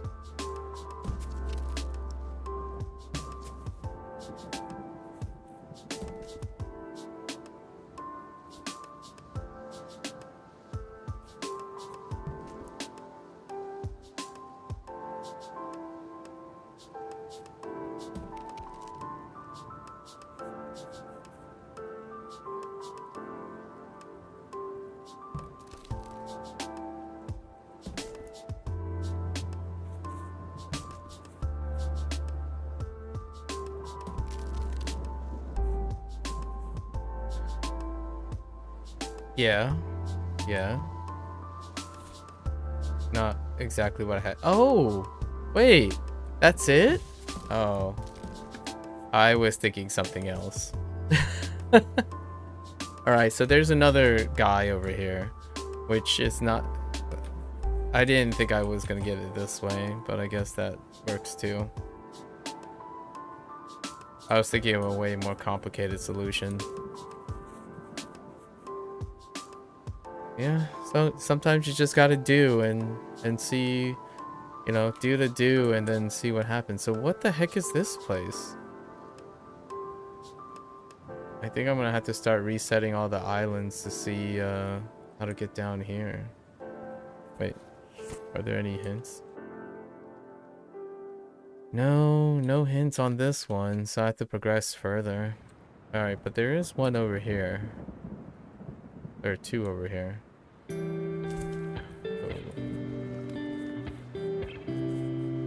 Wait, these two? There's nothing there. How do I... It's gotta be this island, right?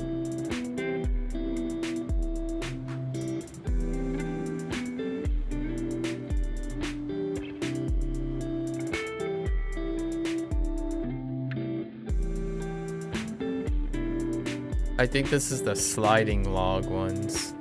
So you slide the logs as they land on each other. I don't see it. So somehow we're getting the log to face left on this island. We don't have only 2 single logs. What the heck? Oh wait, can you roll it? Oh, I think I got it.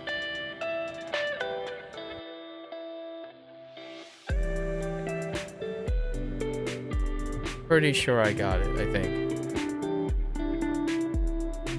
Or... So like, you can try to...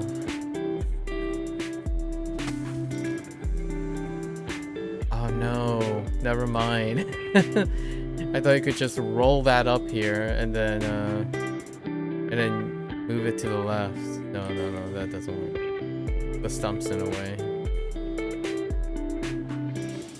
Because you can loop back around on the other side. Wait, hold up. No, I think that's fine. Hold up. So, like, say we do this, right? Go all the way back around.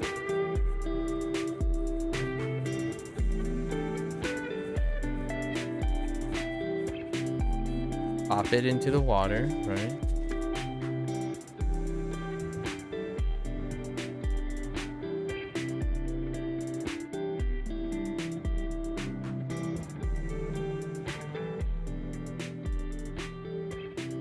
We reset it again, right? Because it's the water sliding one. So then you go this way and you shove it again. Oh no, that's not how that works. Wait, oh there it is. Yeah. Yeah, the log sliding one. Nailed it. Okay. It does help if you remember the theme of the islands. Okay. Oh. Joy.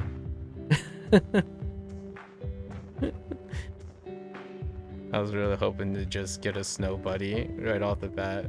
I felt kind of clever there for a moment. Alright, so these are the Passover Islands. They shouldn't be too bad. Let's see.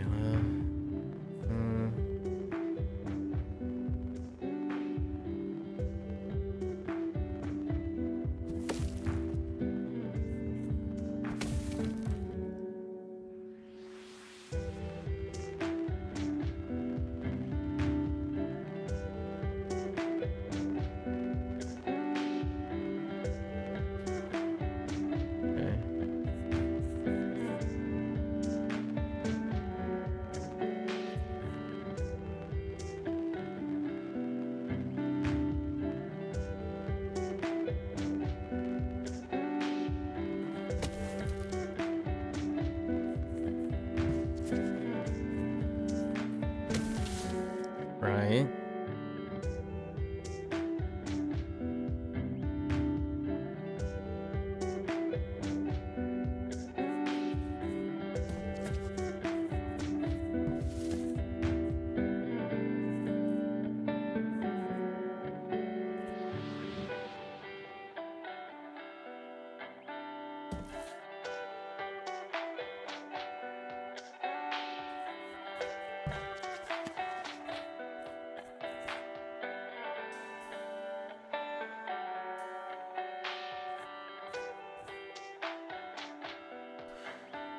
Hmm.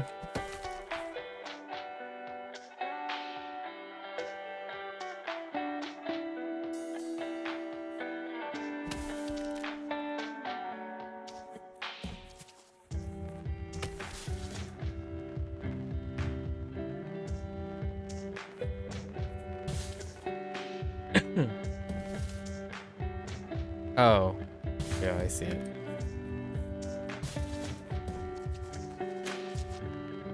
That is not how I thought that was gonna. Wait. No. That's not. Hold up.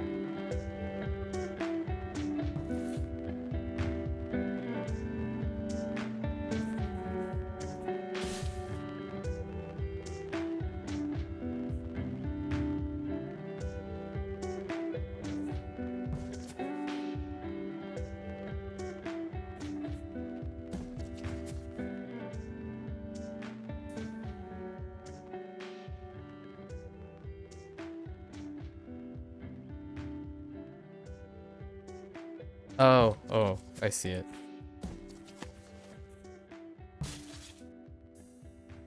Oh no. Wait.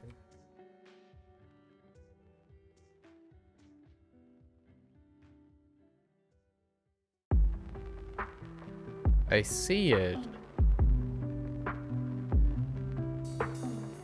But I don't know how to.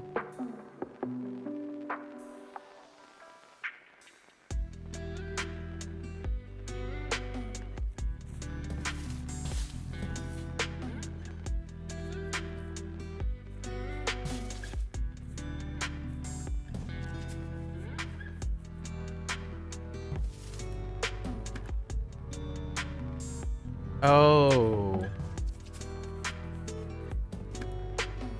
Okay.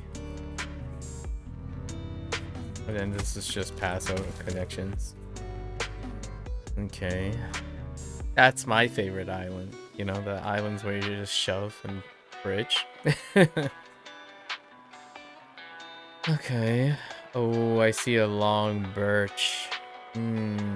There's some birch shenanigans going on now.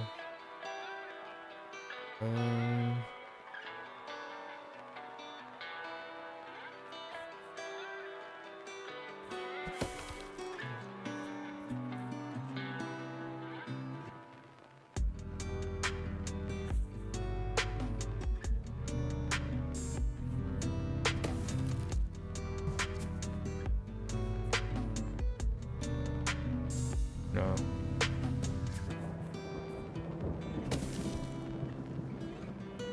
No.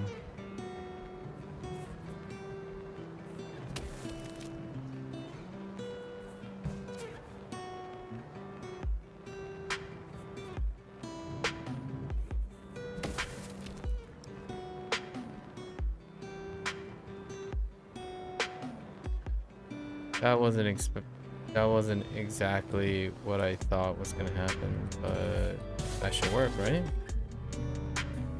Just kidding.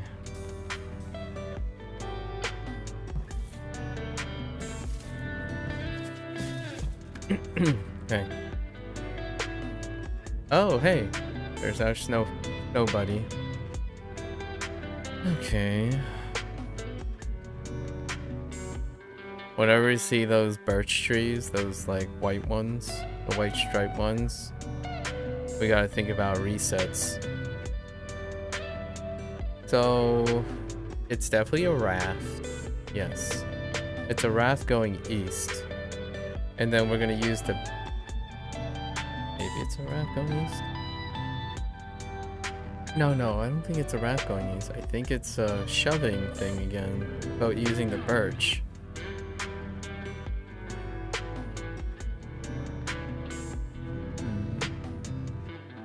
Yeah, it's definitely a shoving thing using the birch tree.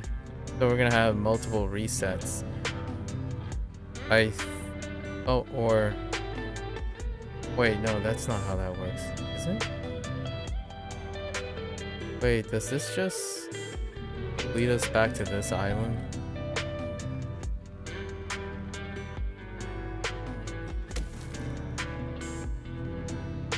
Hmm.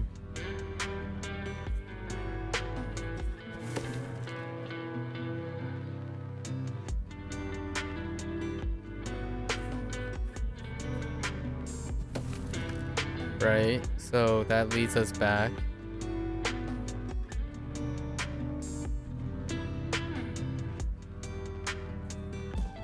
We get to keep this, right? Oh, hold up.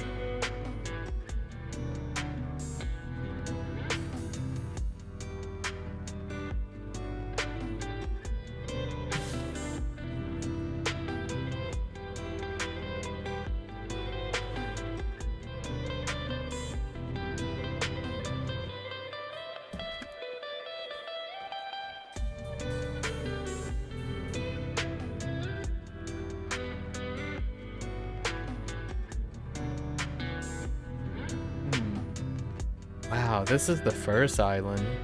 Or wait, what's this the... I don't... Yeah, this is the arrival island.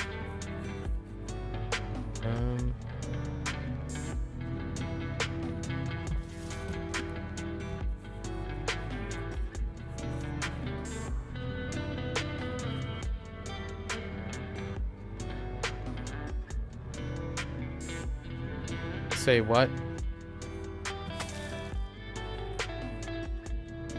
Oh, I really thought I could liberate this and then...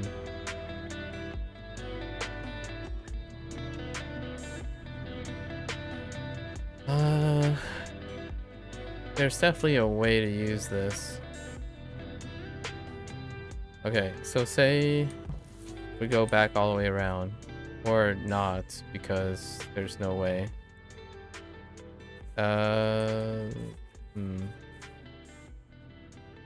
Wait. So this is on that island, so it's permanent, right? So even if I reset... Never mind.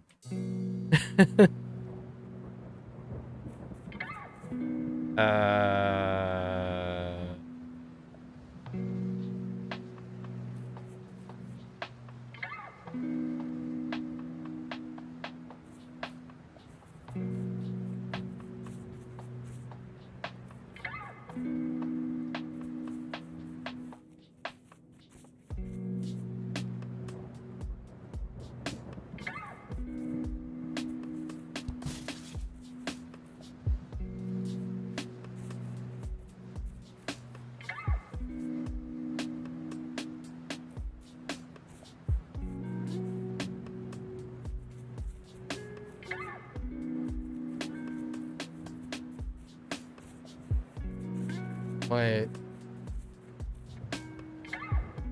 There's no way this doesn't lead back.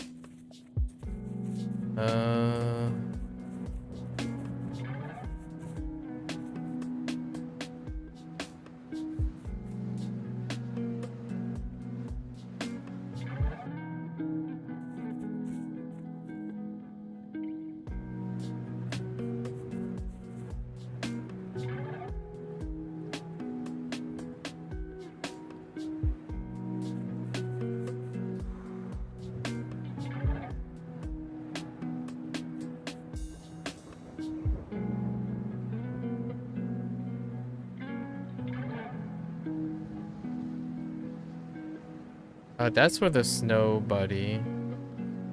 So,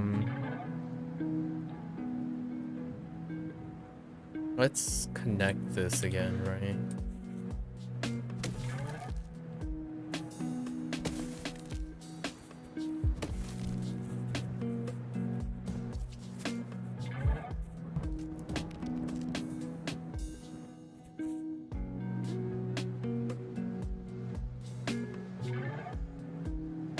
I being a pet? Why is this so difficult right now?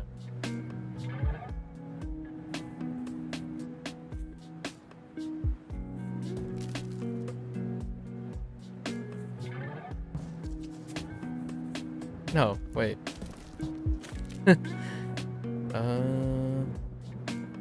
And what does this give me? Oh, this is the, yeah. So,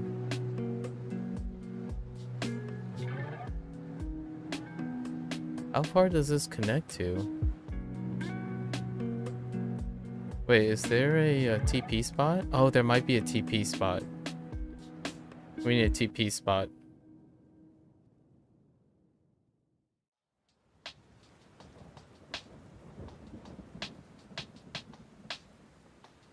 So we want to get to a post somewhere.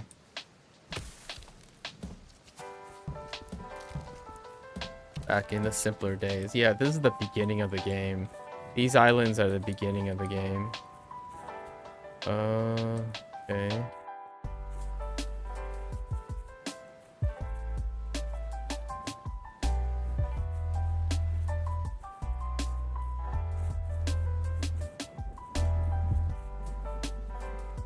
Where? So we can use this, right? To go back here.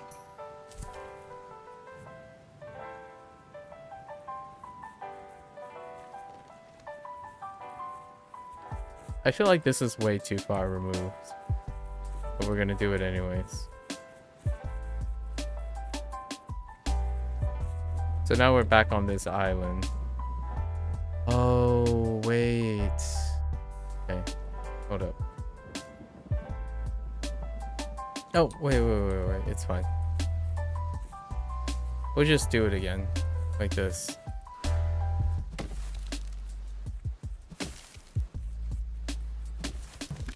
Alright. Now we have this. Oh, we're trying to make a double raft?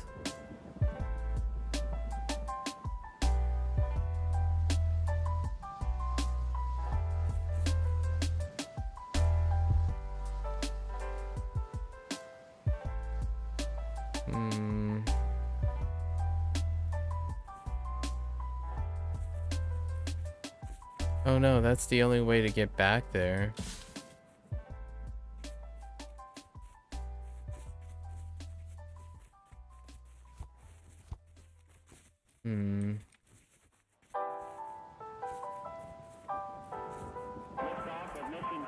This is kind of tough. It's hard to imagine at the moment. Let's just go back. Honestly, it would have been faster. We just rewind. That's okay. We're committed now.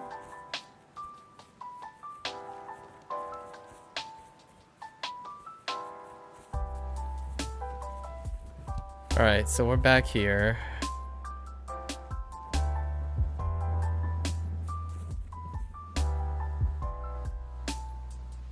I don't understand. Oh, no. Alright, whatever. Let's see.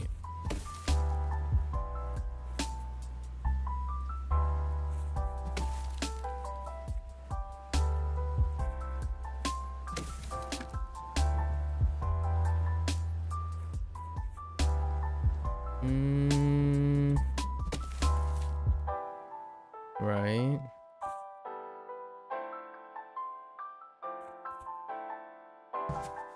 Oh no, you can't hop on that.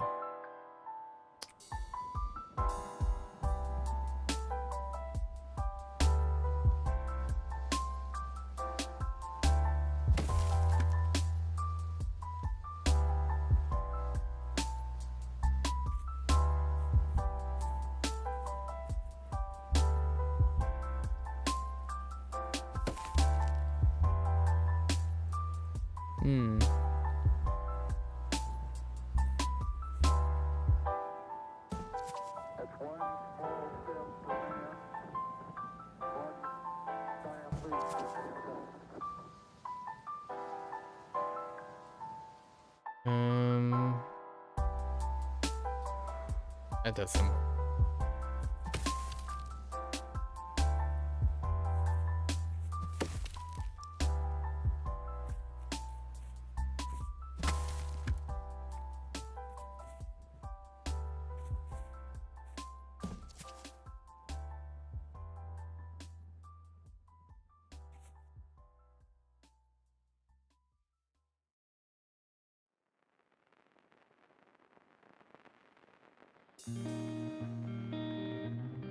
Hmm.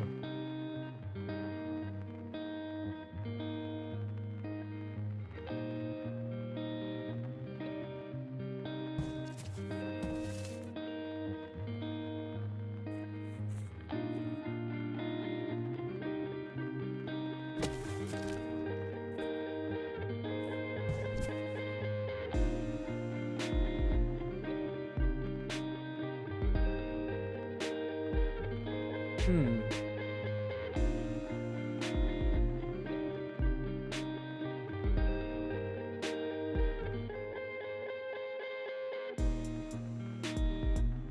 Hmm. Wait, does this actually shove that log even if... No, okay.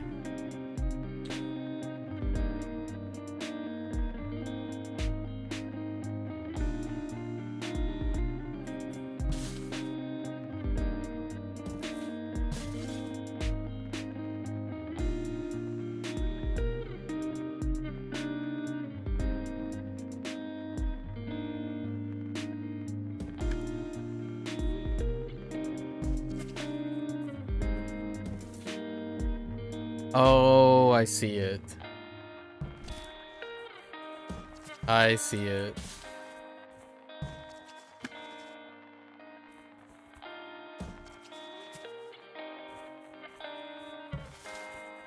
Wow, you didn't have to use the birch trick. Alright. Okay. Alright, alright. Oh, it's just a straightforward, no nonsense. Oh, wait, hold up. We need to get to a mailbox first. Or, yeah, there is a chance we might have to reuse that log, but let's make sure.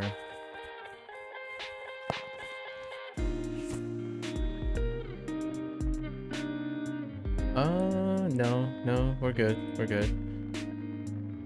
Alright, let's try these two. These are the early days. So I don't expect these to be too bad. Why is that tree still available? Was it these two? Yeah, it's these two. Okay. It looks like a raft, right? Probably a raft right here.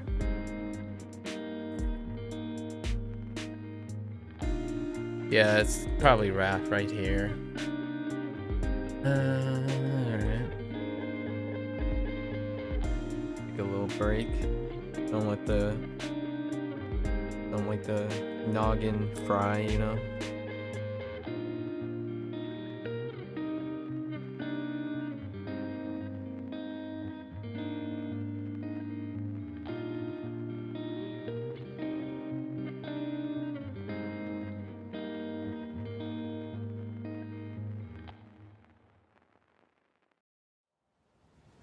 Okay.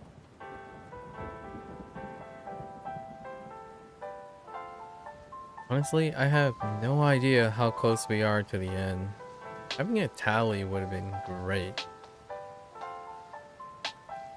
I feel like it's definitely this island. And we have to form a raft right here.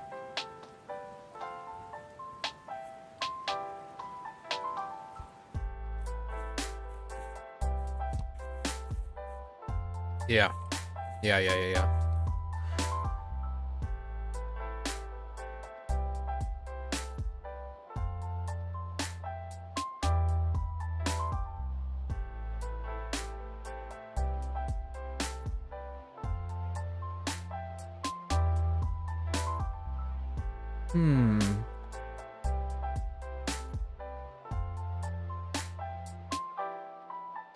Well, I'll be darned.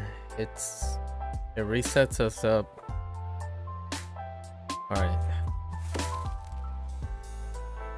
It places us, okay.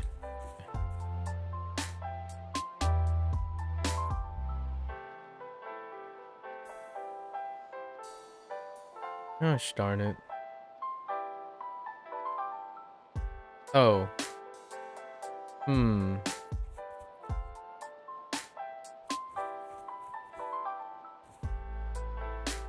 Okay, we're definitely rolling an extra log over here. Wait. Oh no. It actually reset us differently too. I thought I was gonna get reset. Wait.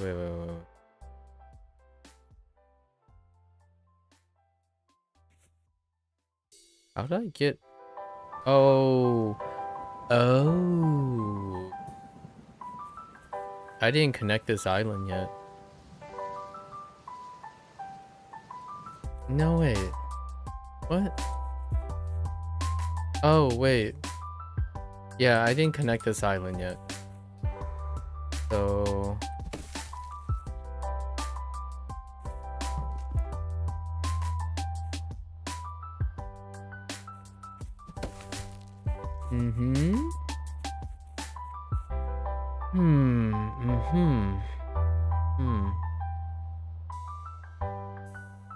I'm assuming the log goes here.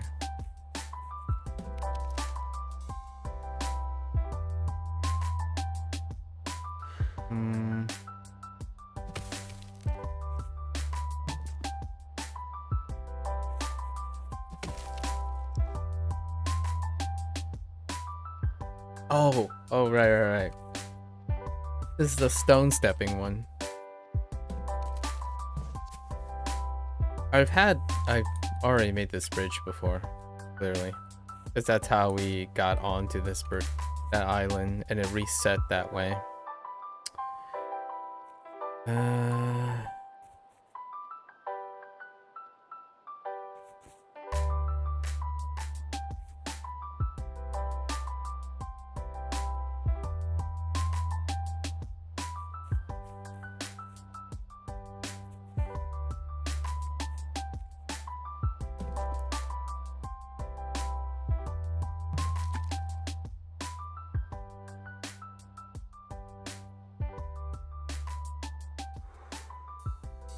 Oh, what now?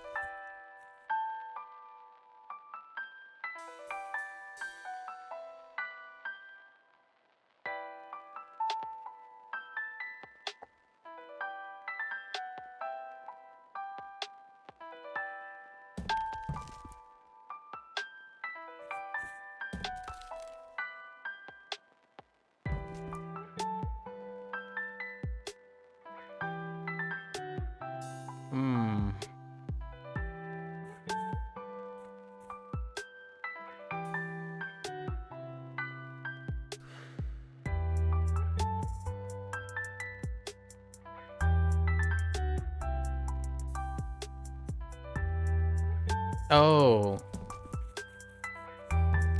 Okay. All right.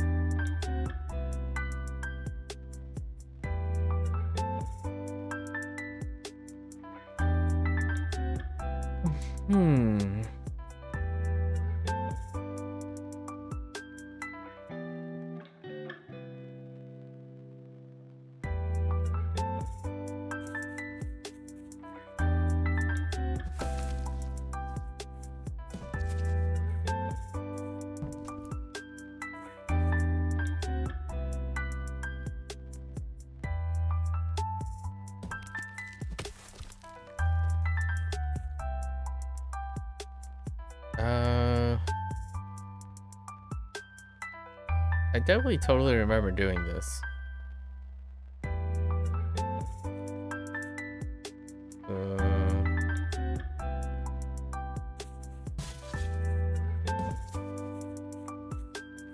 Oh, it's an additional bridge. Oh, okay, okay, I got this. Wait, yes.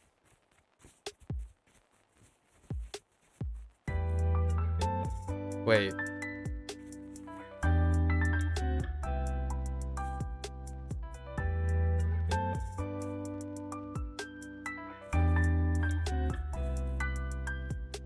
Wait.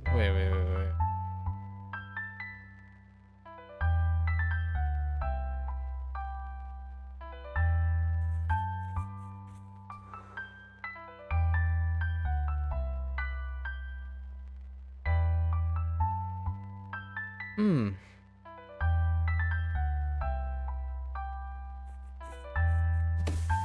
I'm a little puzzled. All puns intended. I am confused. I'm very confused.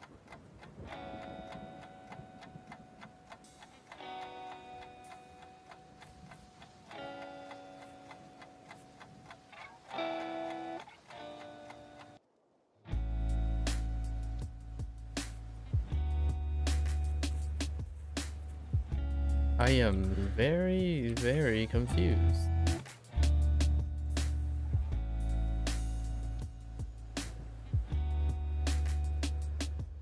Maybe it's not supposed to form a bridge.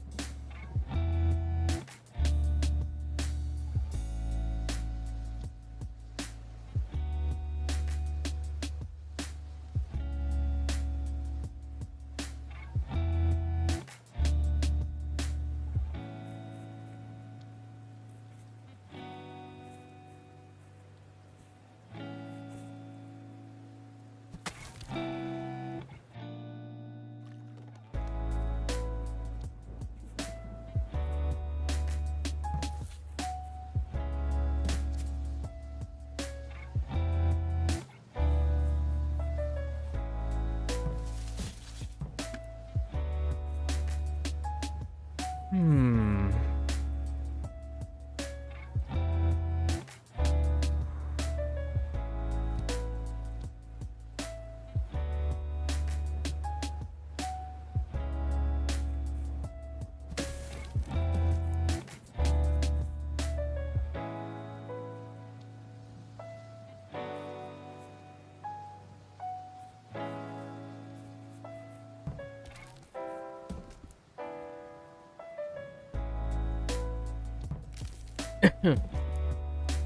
Hmm.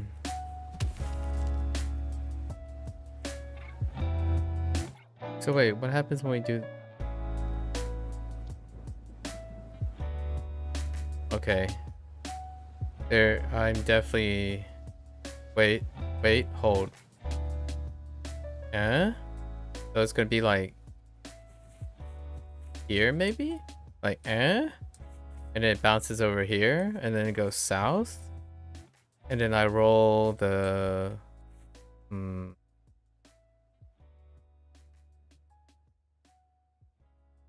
Wait, but then how you push left?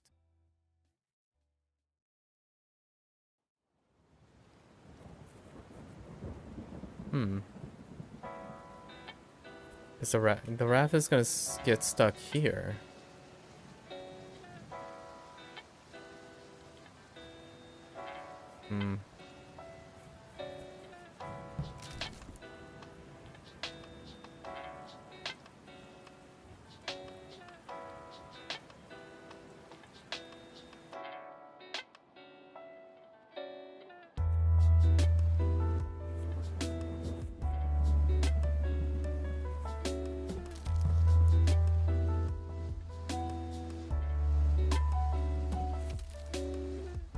Oh.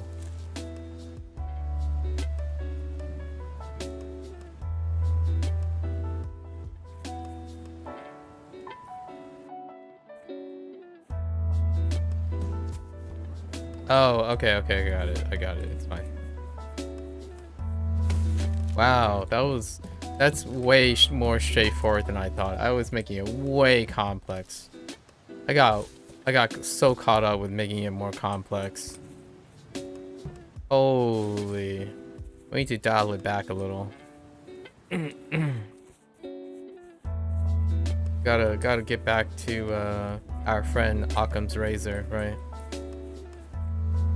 I was overcomplicating it because I was thinking there was like multiple raft bounces or something.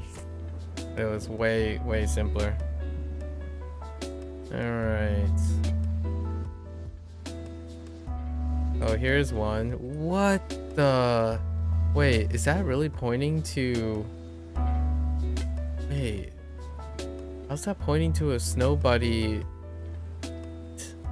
Alright, hold on.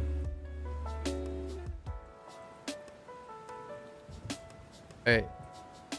I keep thinking I'm getting close to the end, but... new ones keep cropping up. And we're avoiding 2 of them, which is the bottom right hand one. But I think I'm okay. I think I'm competent enough. Like these ones? I don't know how to get to that one at all.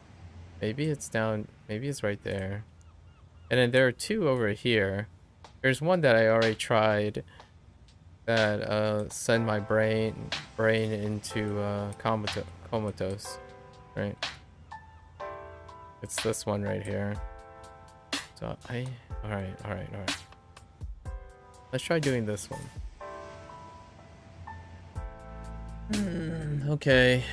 I kind of see it though.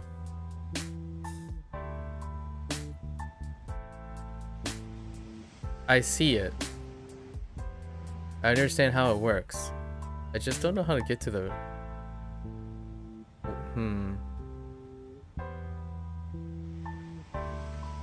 I see what I'm doing on the right island. The island to the right of the post.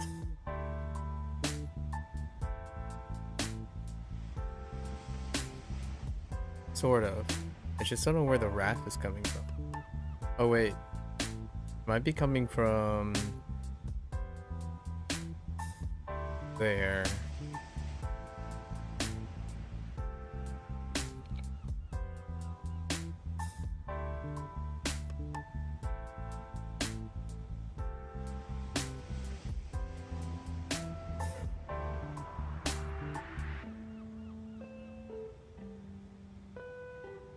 So like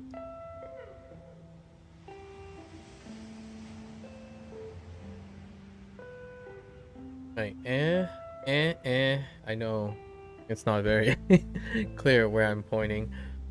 It's like put a log there, stop there, and then somehow use a log to push it up and then to the right, to the east. Wait, there's already a raft here. Oh.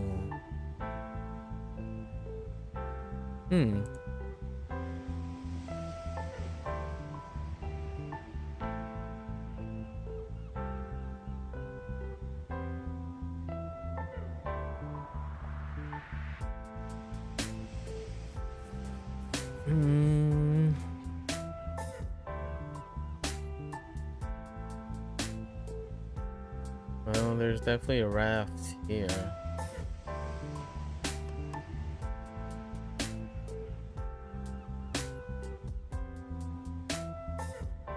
Yeah, I need a raft to get here. It's definitely place a log right here. Place a log right here and place a log in this position. So then the raft bounces north. Yeah. So we already know what to do with that island. Now we have to go over here and figure out how the heck... Wait, can I still get to this island? No. Maybe it's this one.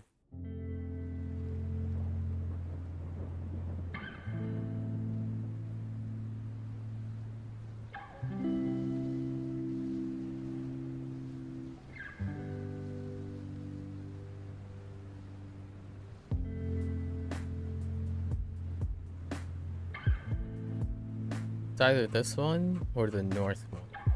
North of the.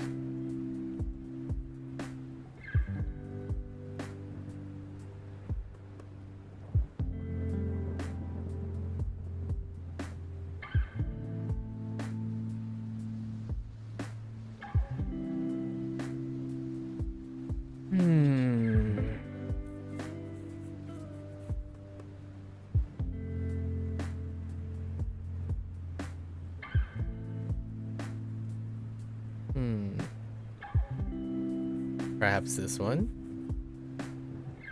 These hints are not very helpful.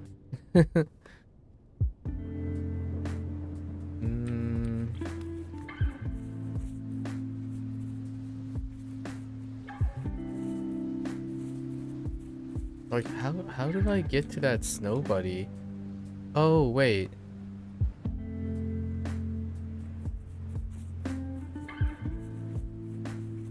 I remember this. I got it, and then all I did was rewind. I rewound the thing. But that doesn't help. The snow buddy was accessed from here. But that's not what I'm looking for. I'm looking for a raft point. So, up here, then here.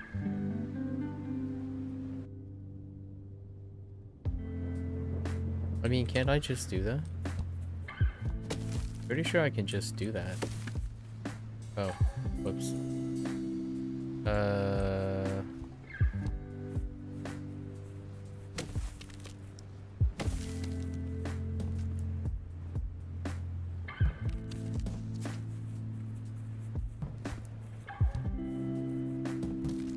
Right. So we have the raft. And then, just need to go here and plop these guys properly.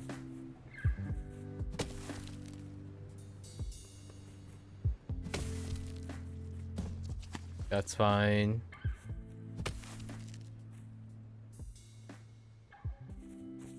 Oh.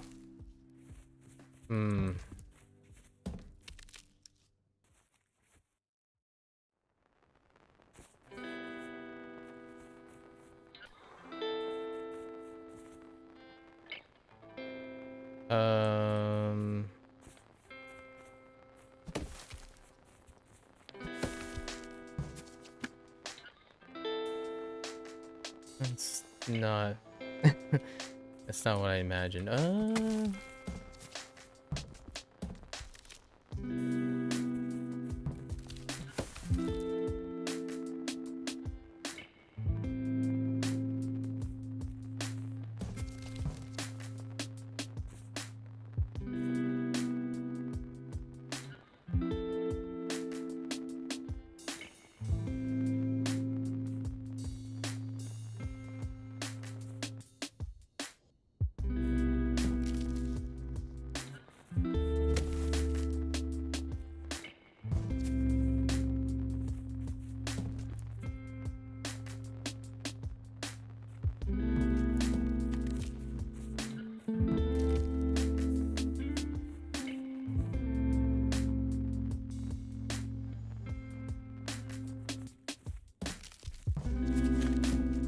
Yeah, like this. And we just cruise on over to over here.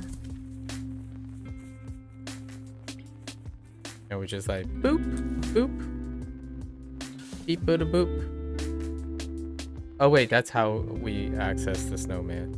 And then beep, boop, boop, bop, boop, beep. And there we go. Top hat guy. And oh. And beep bada bop bada boop. Okay. Alright. Okay.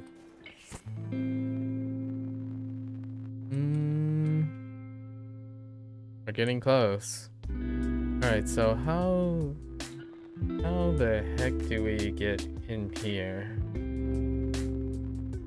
Either the island to the north that doesn't seem like it has any connection, or here. I see a return. Yeah, I see a return island tree right here. Ain't no way. That's an ain't no way. It's probably up here.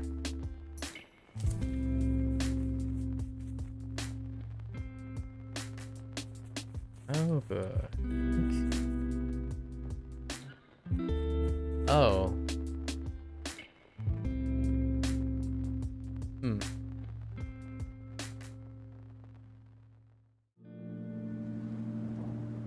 We're close. I feel it. These are the last 3 snow buddies.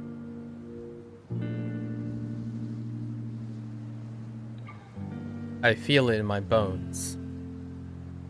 You know? I think. Mayhaps. It's been a great journey. It's definitely been a great journey, alright. Wait. How did I clearly entered this island to the right from somewhere.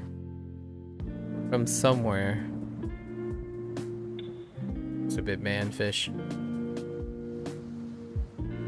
I mean fishman, not to be confused with merman. Look at that guy. That's quite a jig. All right. Oh.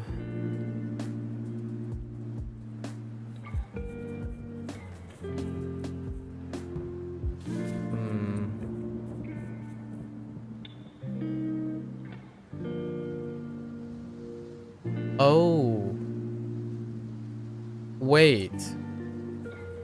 I got it. Wait.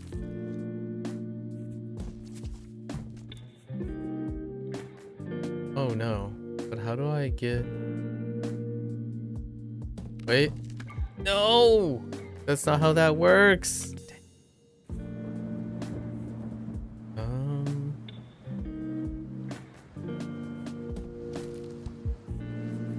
Oh, wait.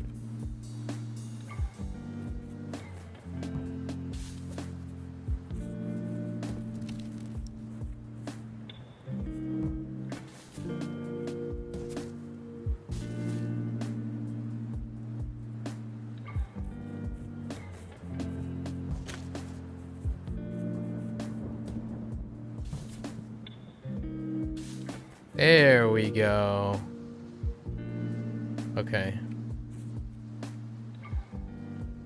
Alright, now we're in business. Alright.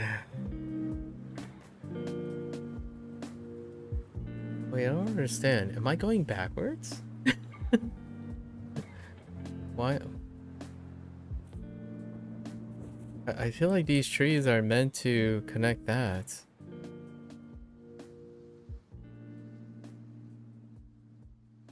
I mean, can't I just... Hold on. I feel like I'm going backwards here.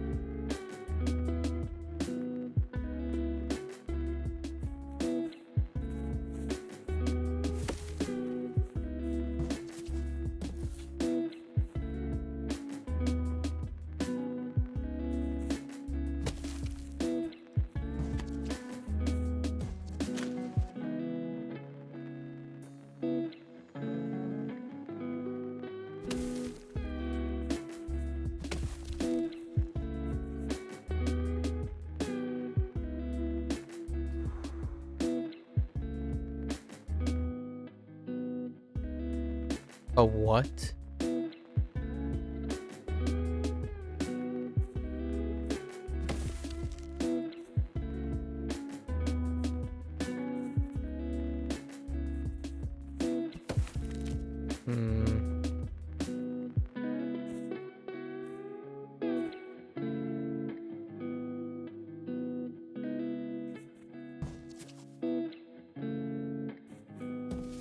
I mean, this just creates the raft, right? It just does this.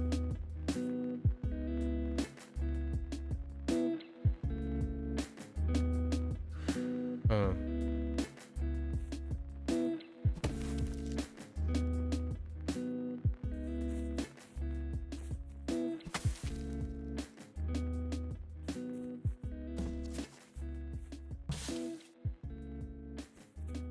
Yeah. Oh, wait.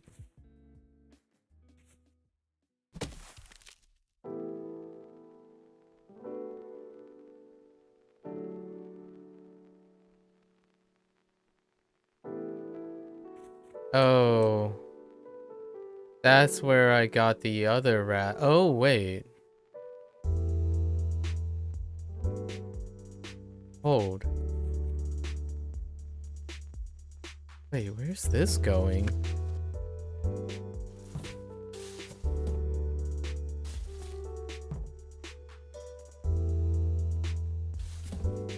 Oh. Oh, dang it.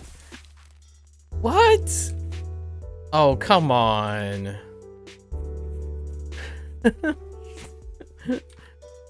Oh, it's these two islands? Oh, okay. Okay. No.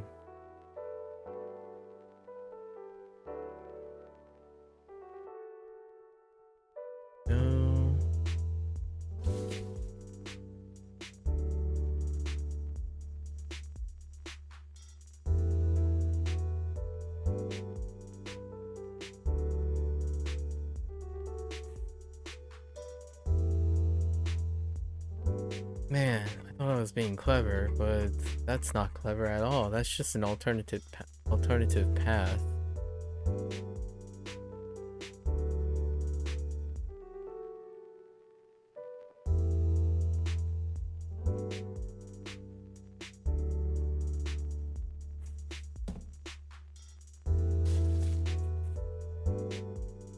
WTF? Hmm.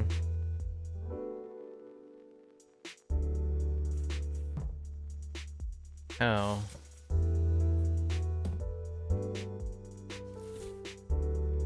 So it's definitely this, right?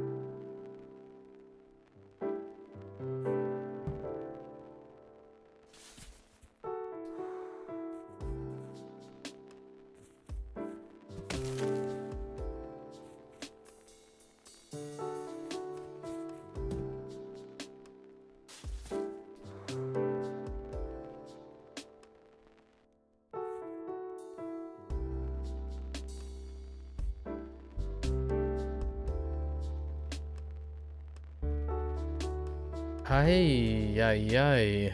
I don't know how.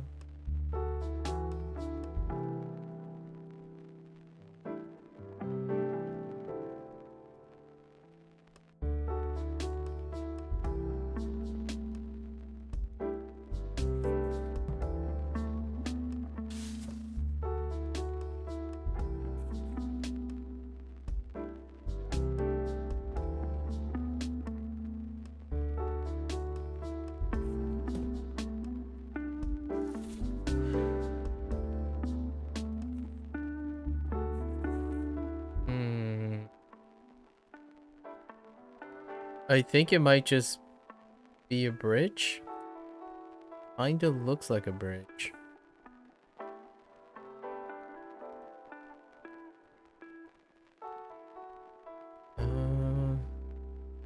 Yeah.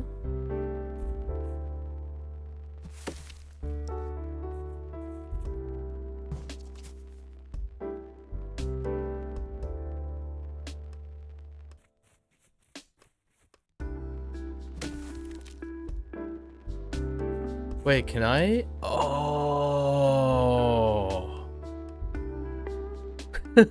Sorry. That was the theme.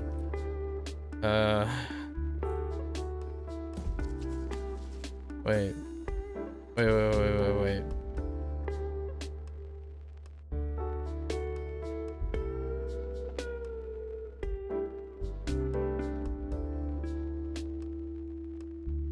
Wait. Oh, yeah, there we go. That land bridge onto the raft, oof, that kind of blew my mind right there. That was very unintentional. Oh my gosh.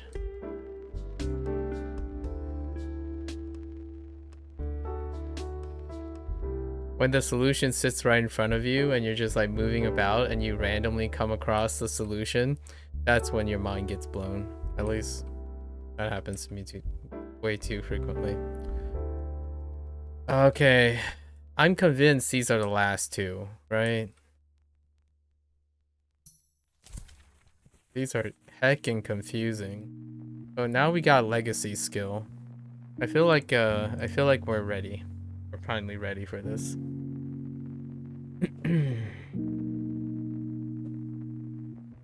Maybe.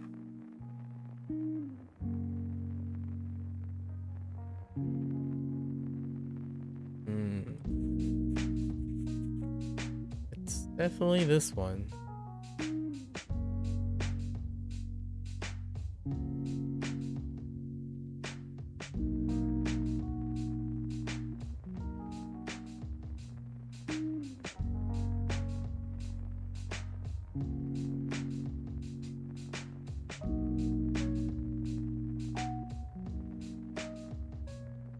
Man, these noodles are so savory.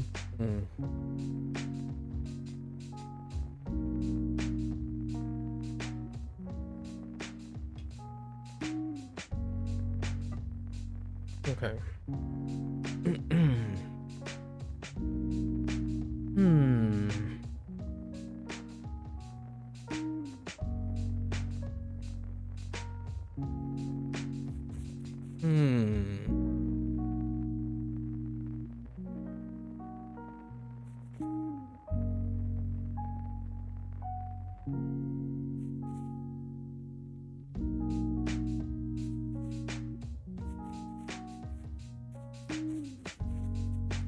Can I loop around?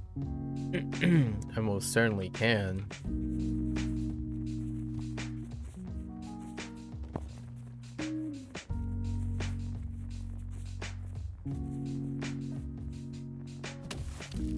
Oh no, that doesn't really help, does it? Actually.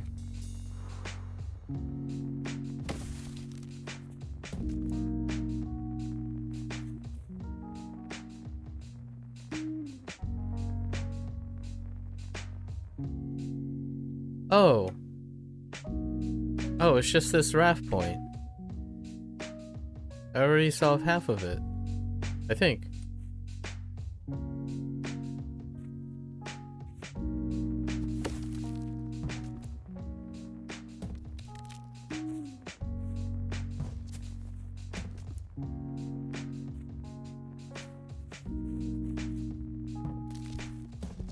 Wait.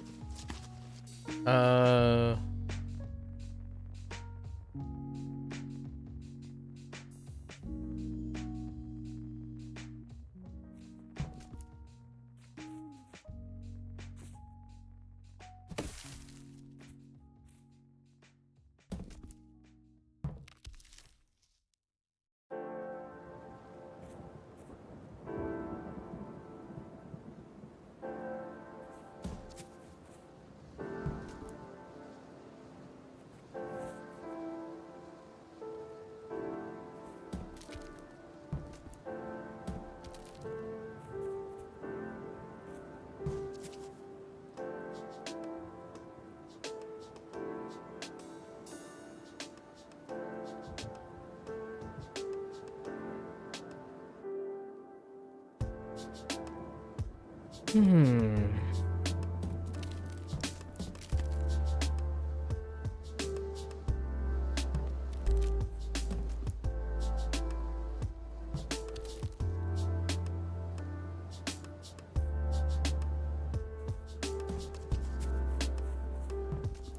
Yeah. Yeah, we already solved half of it. Nice. Oh. Just kidding. Just kidding. Early, sorry, premature celebration. I thought that was it. I should have looked at the cloud cover, huh? Okay.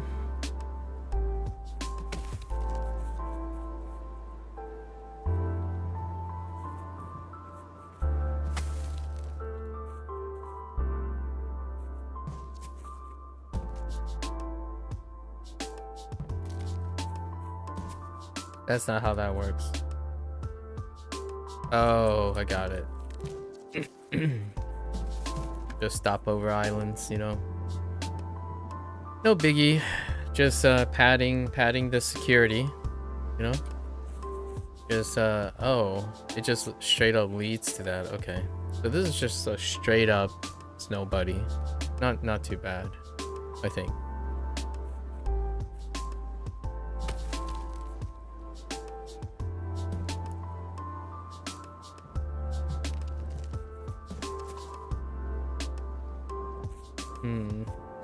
Right. This is where we look for as many interactions as we can.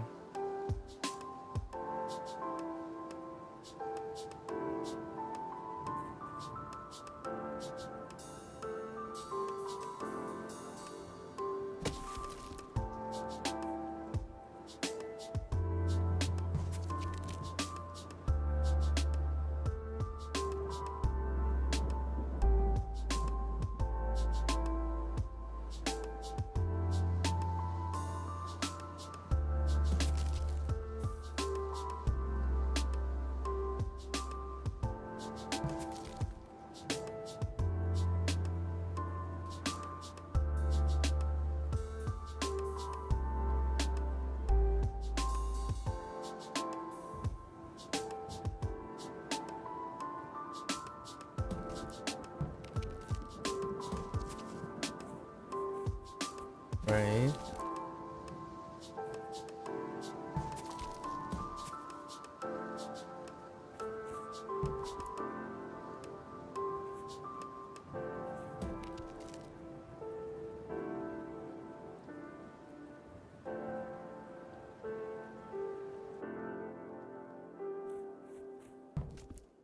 We're trying to create a... I think I see it.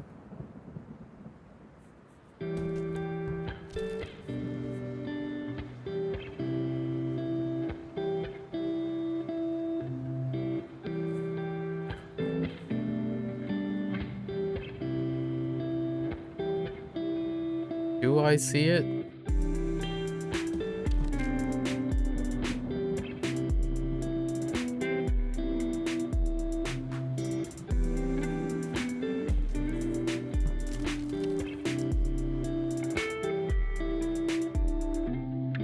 Oh. Of course I see it. No, I don't see it. Hold on.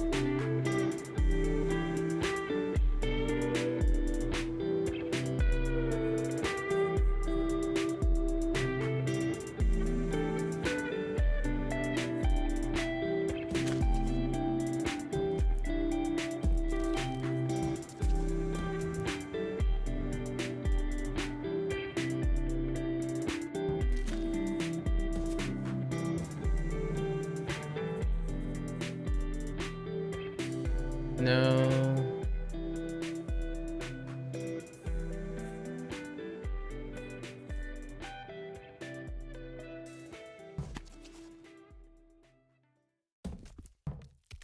Oh, right. Just kidding. I do see it. Wait, yeah. Okay. Okay, it's just a straight up plunger, man. Alright, we're good. I was messing around for so long. I was like, wait a minute. Okay. I feel like this is the last one. This has got to be the last one. Is this it? Is this the end of the long journey? Is this the final journey? I think this is the final one. I actually tried this one on day 2 of my return. And this one is a little bit nutsy. Oh, you think you see 2? Hold up. Did I just see 2? Okay. Hold up. Where's...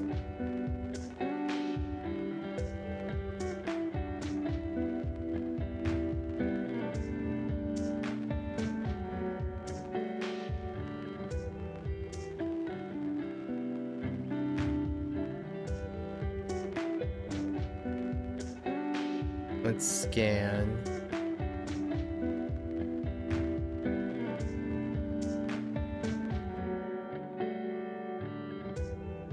How do I zoom? How do I zoom out? Oh, E.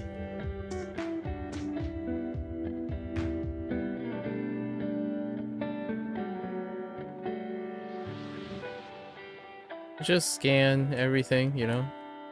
Quickly scan everything. Oh, I mean, I see the area with clouds too. But there aren't any snow buddies there. They're just crossover stuff. Yeah. Clouds, we're looking at the hint. We're actually using the hint system, so... it's wherever... So I don't think there's anything there. Yeah. I don't think there's anything there. This might be the last one. Well, let's see. Yeah, these are, I'm guessing these were off the main roads, so you can probably bridge these a different way than I did. Alright. Let's find out. This one kind of threw me so hard. Alright. Gotta do with multiple rafts or something.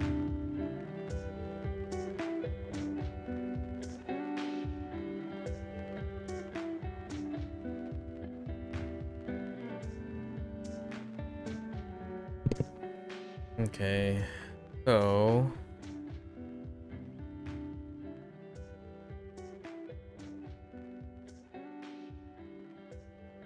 I don't think we start here, right?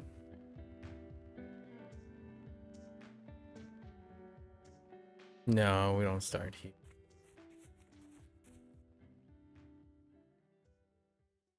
Not here either.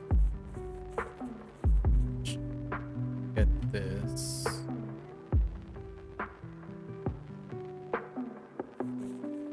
Pretty sure that's...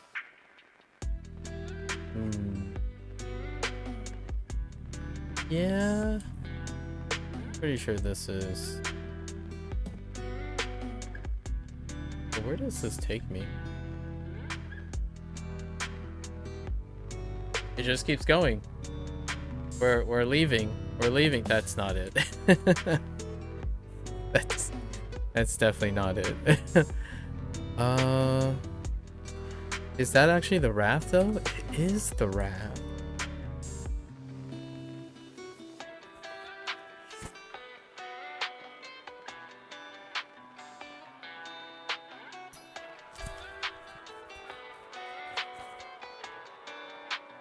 All right.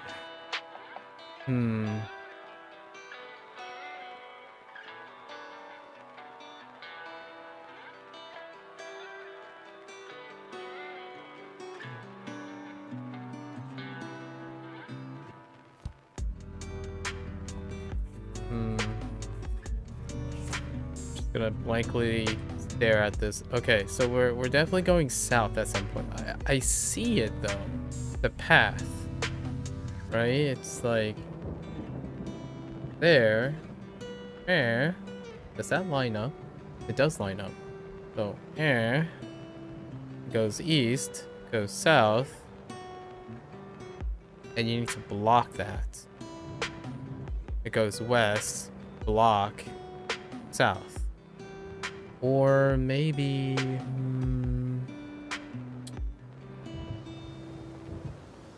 no.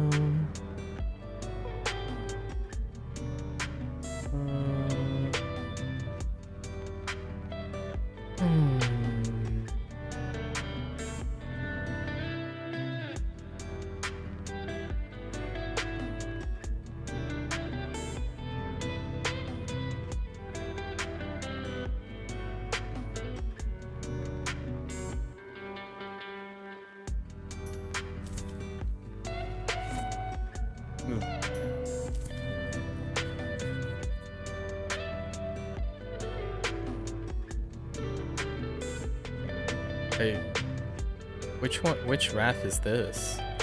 Wait. I mean, it's clearly there. So it went south to there. Oh, it's that raft down there. It's this raft on this island. Does that work? So if I remove that raft, it'll be the bottom left-hand corner.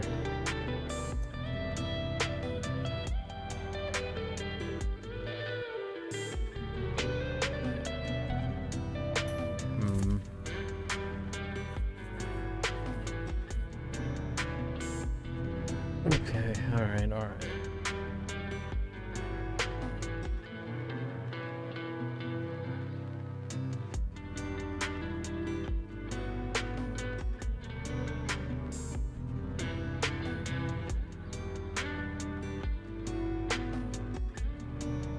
It's not this. It's definitely not this. So we don't start here. I'm trying to find where the starting position.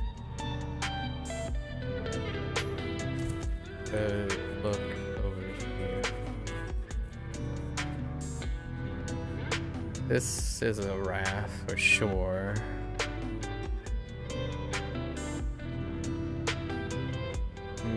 Doesn't quite click.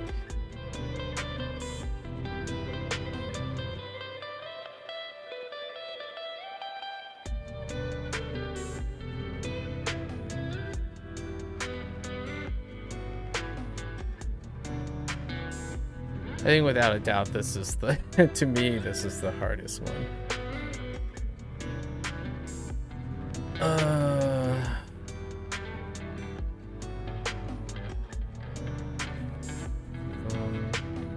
We're definitely we gotta reset some islands.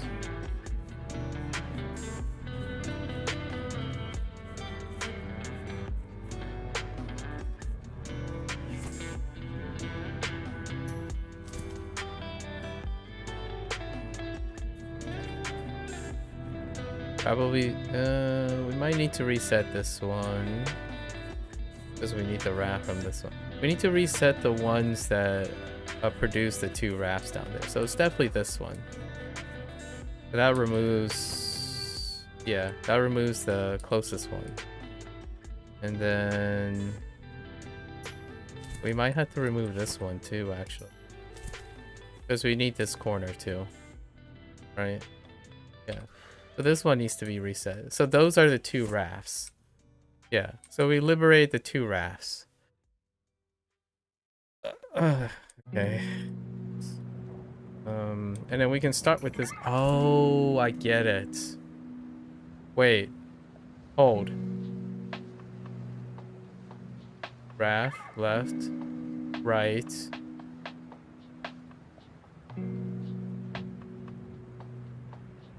Three rafts, then you can push backwards, right?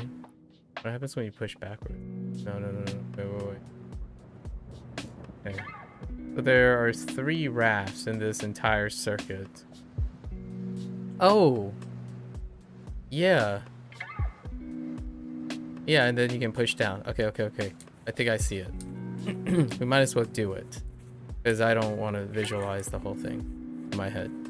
We just gotta do it. I just do it.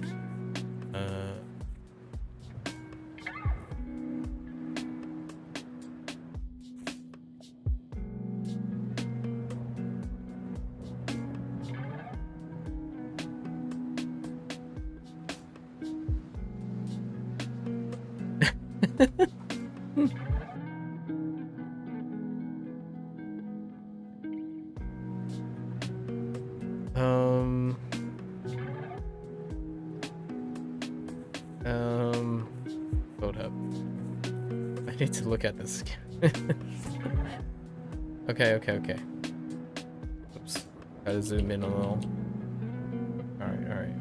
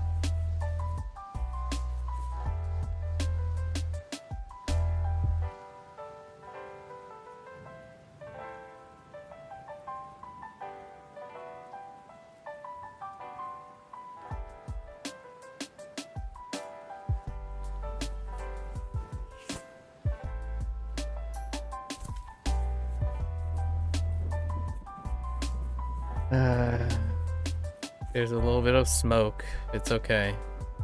It's okay. There's a little bit of smoke. No worries.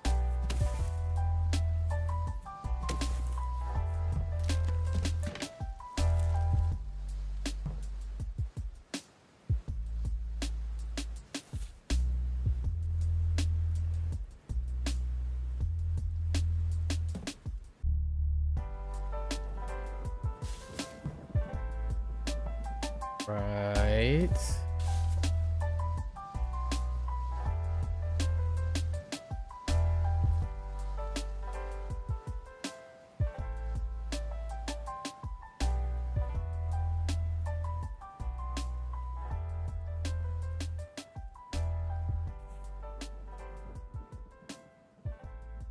Wait. Hmm.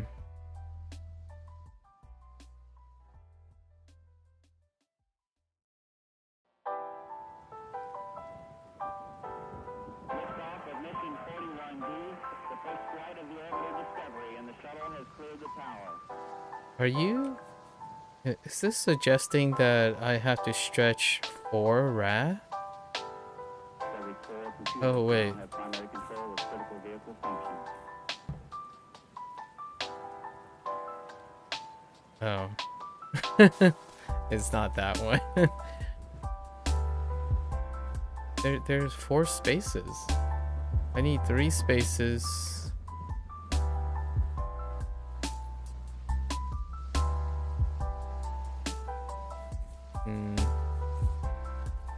Okay.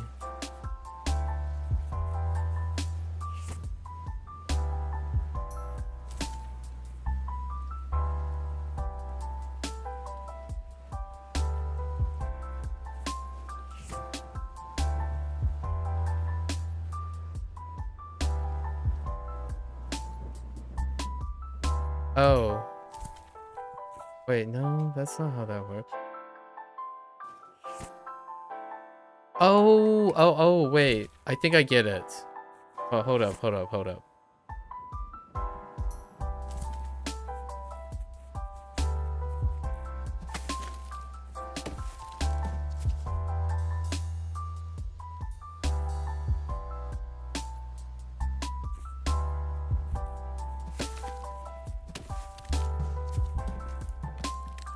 You ring around the rosy and you just keep staggering the rafts.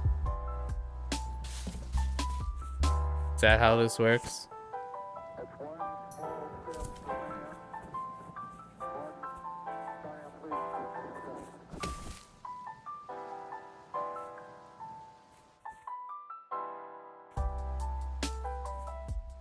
Okay.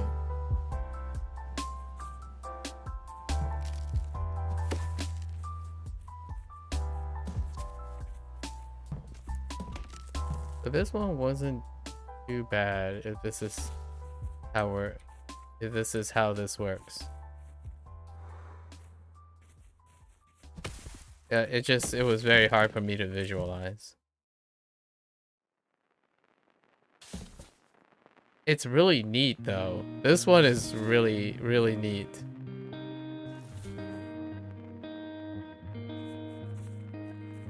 Maybe.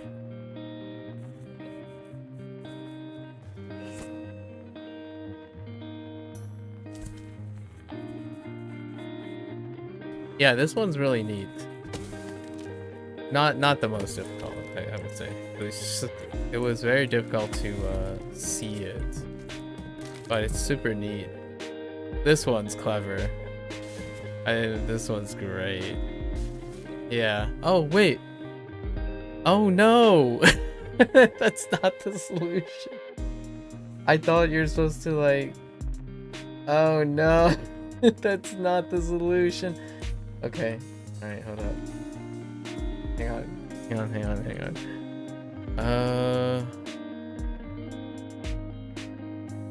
Never mind. Just kidding. I thought I had it.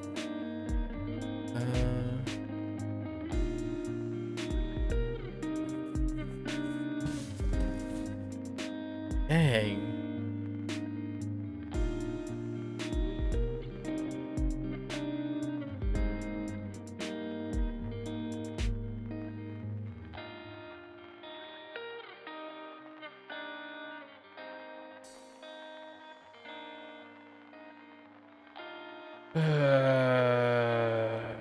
Okay. Well,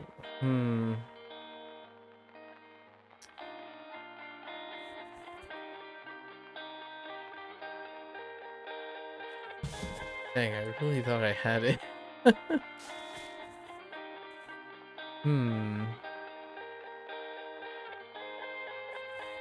Alright, let's go back. Let's go back.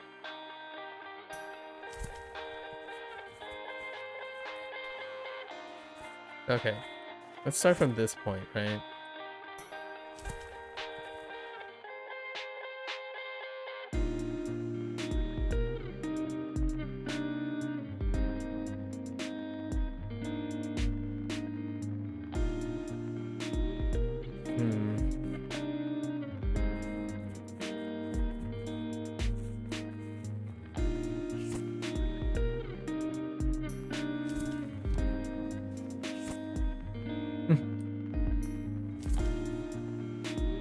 Okay.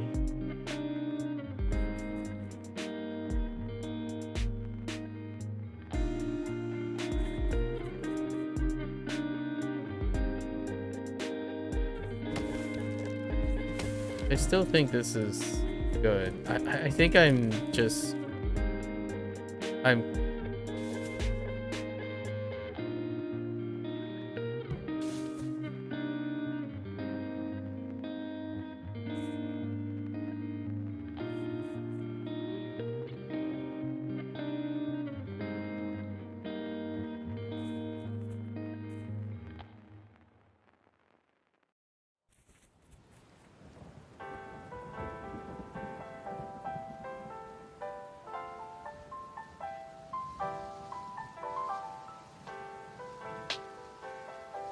Right, wait.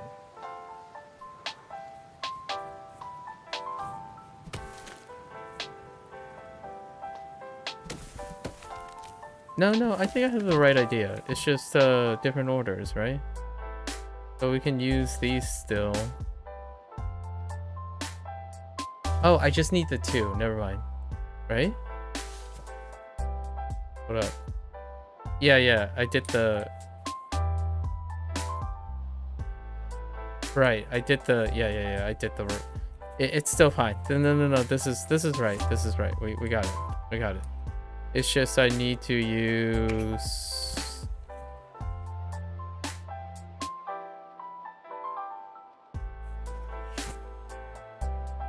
It's a different combination. Yeah. Order matters. Order matters. This is good. This is good. I see the solution. It's fine. It's still the same solution I had. It's just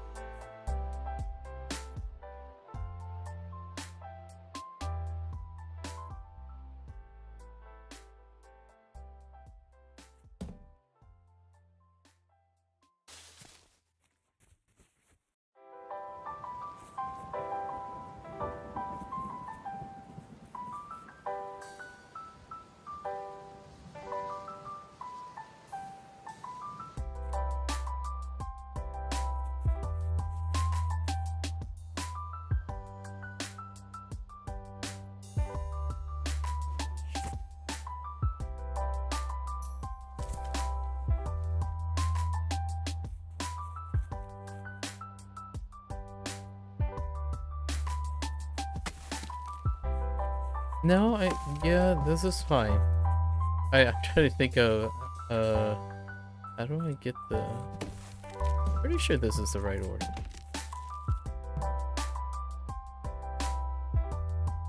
This is definitely the right order.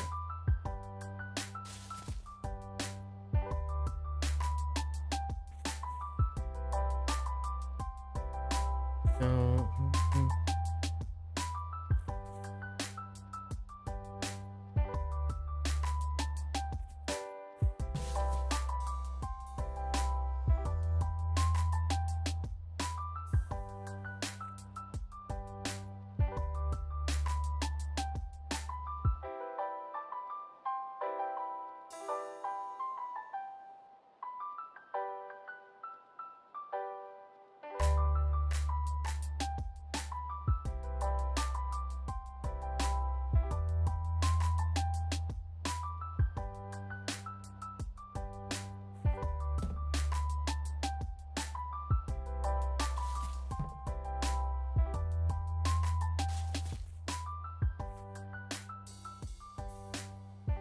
Am I being a pet? No. Yeah, so if I take the one away, I'm still stuck in the same place.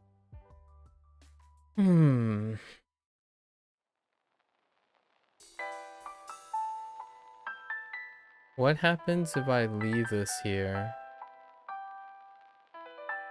Right?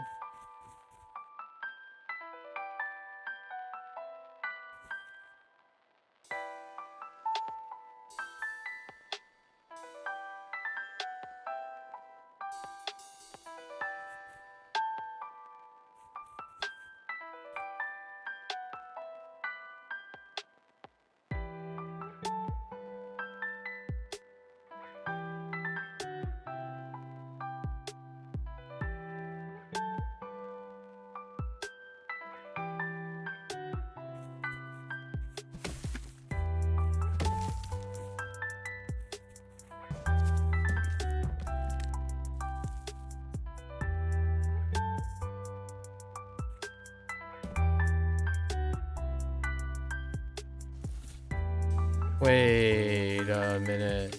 Hold. I screwed up.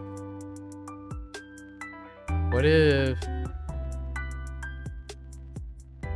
the game the game is so bugged. Oh no. Oh no. What's happening? The game is bugged. What the heck just happened? That was a weird bug. Okay. So say I do this. That doesn't actually work.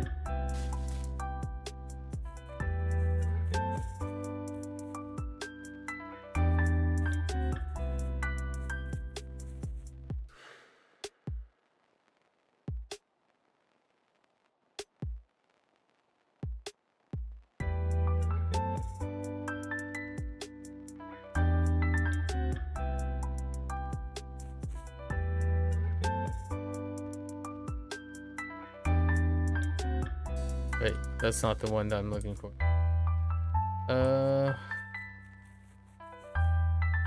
I'm having a really hard time.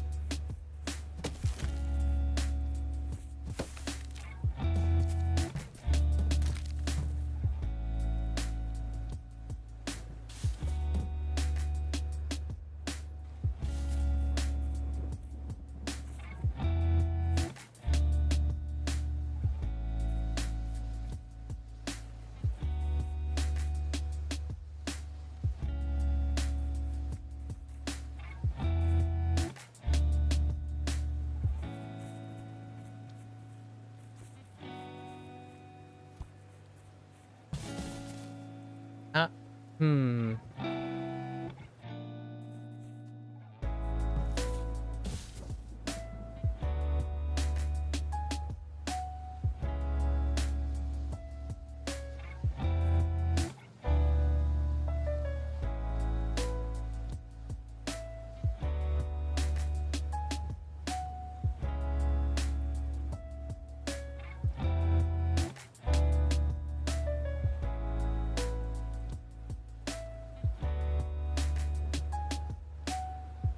no.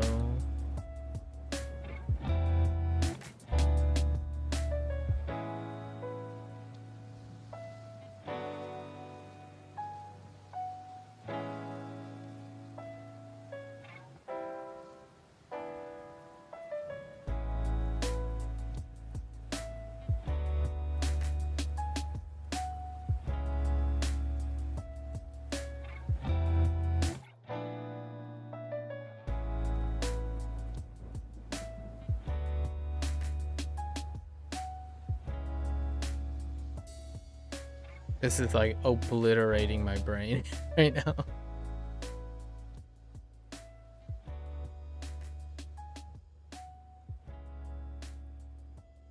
Okay, right.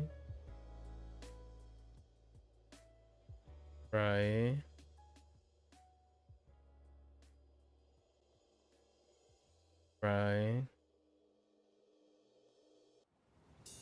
Right.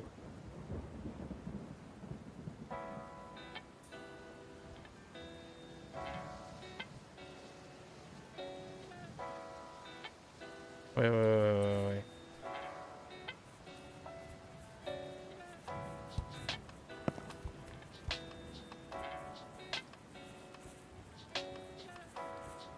Oh, what? Oh.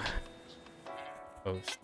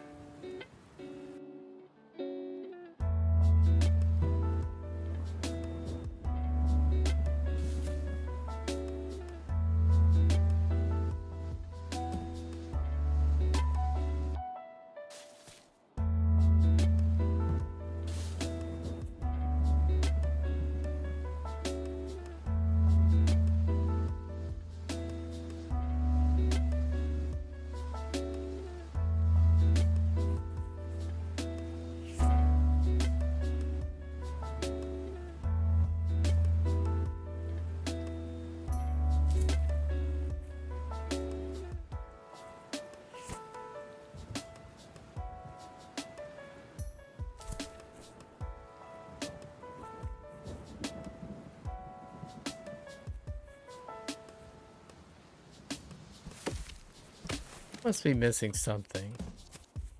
So this is fine, right? We're okay with these two rafts.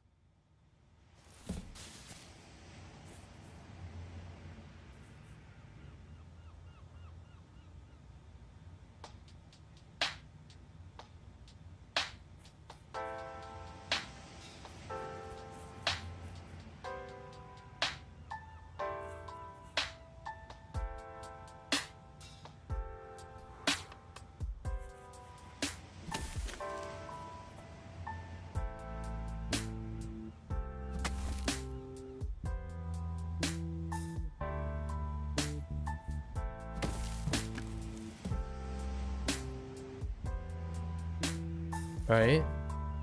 That's fine.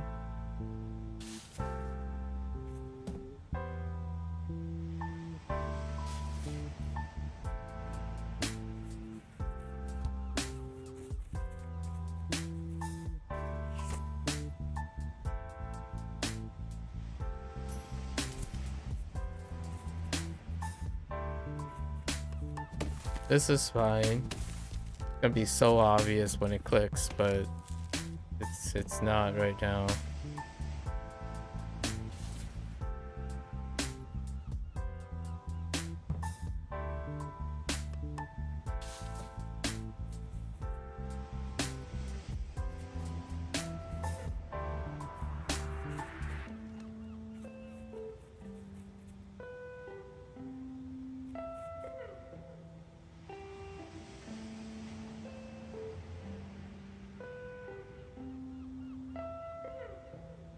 Oh, oh my gosh, I don't want to talk about it.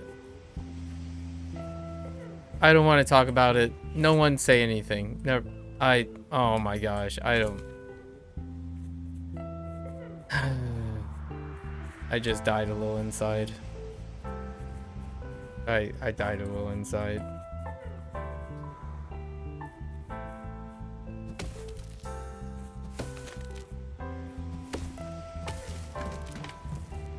For whatever reason, I didn't even see that, huh?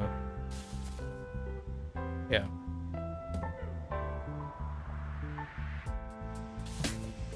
No, wait. That's the wrong one. It's, It's not this one. But I might as well keep that one reset. It's this one.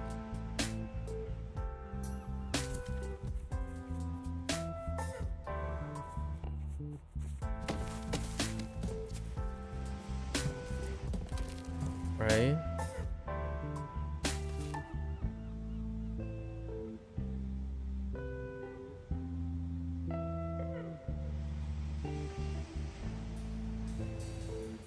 No, I don't. I want to keep that.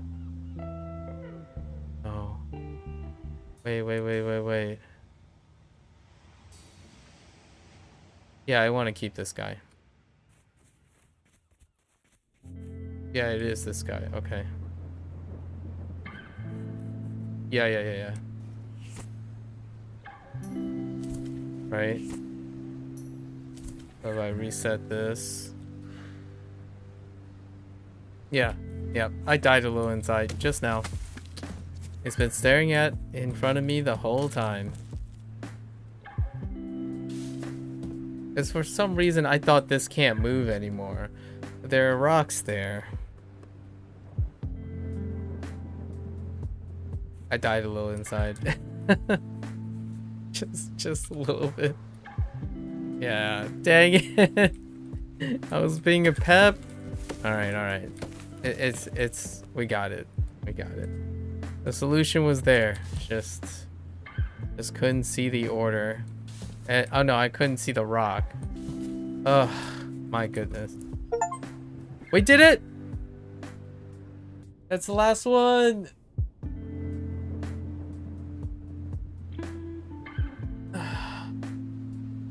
Yeah, I died a little inside.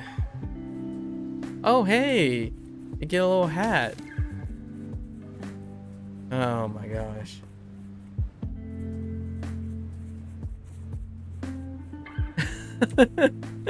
I was staring at him like, how do I get another? See, for the longest time I was like, how do I get a fourth raft? Like, how do I get back to the main land? And I just realized, oh yeah, there are rocks there. It just didn't click. I was staring at it for at least 15 minutes. Holy heck.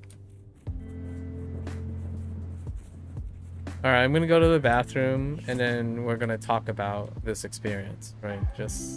We'll do some closing remarks. There isn't too much closing remarks in here because this is a very tight experience. So hold up.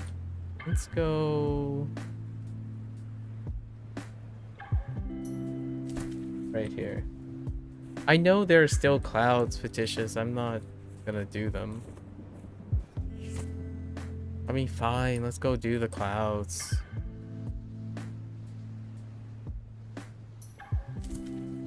We're not doing 100% like Steam achievement. We're only doing Steam achievement stuff. Fine, we'll do the clouds. They're just alternative paths. Whoops.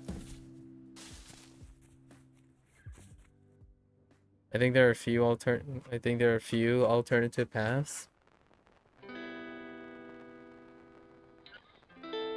There isn't a record of exploration, so this is irrelevant to me. But let's just do it anyways.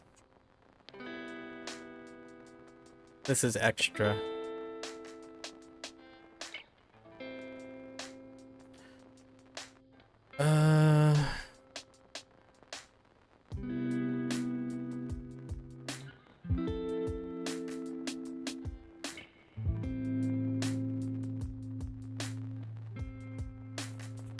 Okay.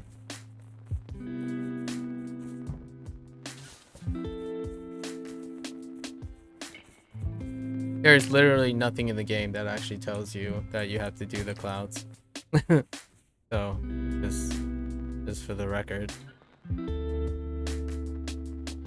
But I'll break my standards. A memory. Are there not island and snow friend stats on the safe? There shouldn't be. There are? Oh, is it in settings?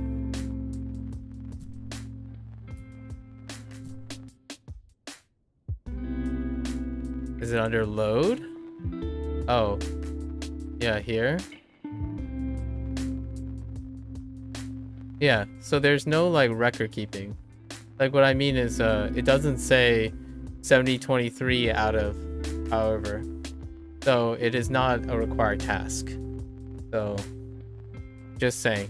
But we're gonna do it because kinda we'll break our standard.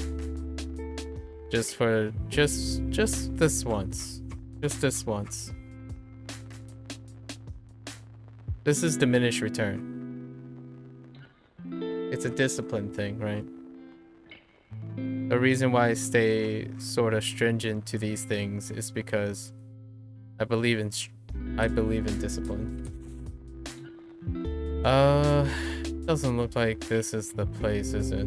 I don't see a way to get on here from here.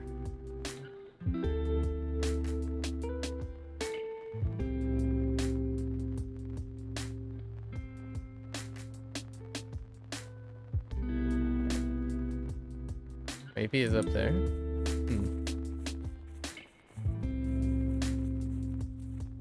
Maybe it's here. No, I don't see anything from here.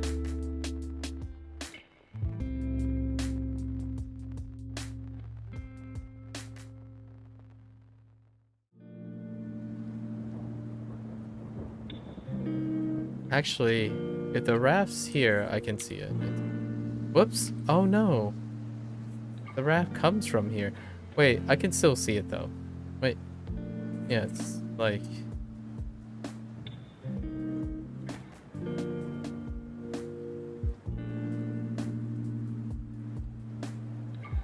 Is there a snow friend here? I'm actually kind of curious. Oh, that snow friend. Oh, the reason I didn't use this island is because of the snow friend. Okay.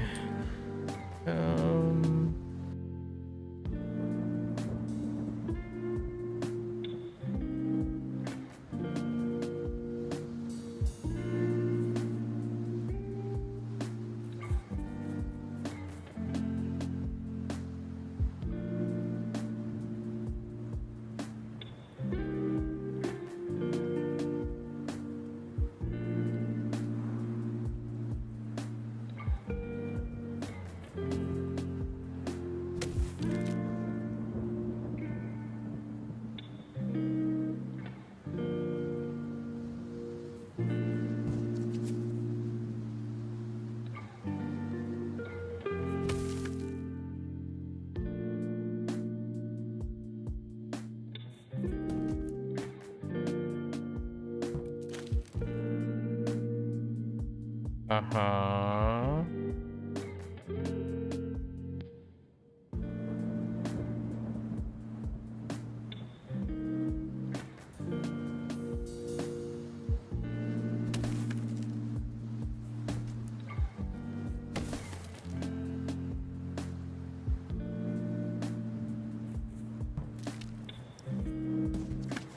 Okay.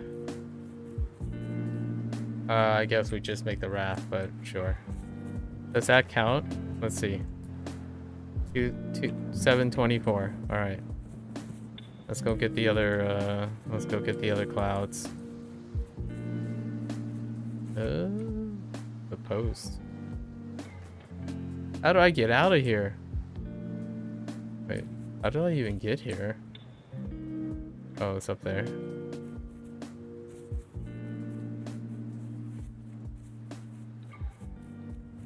Okay.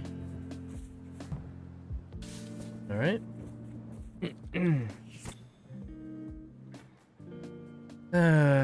Let's go find another island.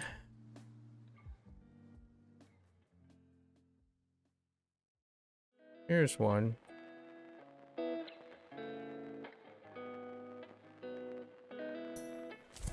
Okay.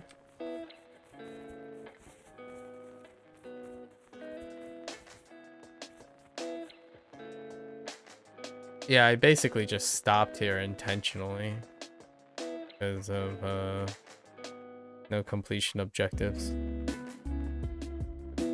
When I got here, I just turned around. Alright. I see it. I think I see it.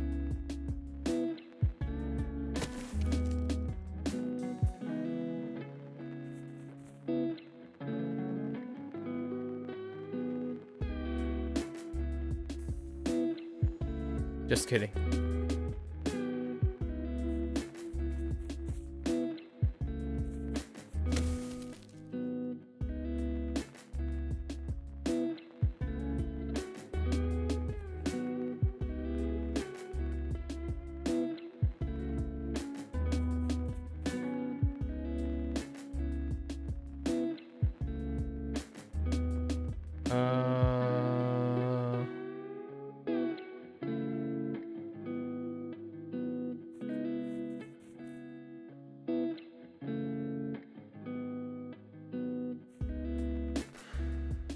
No, that's fine.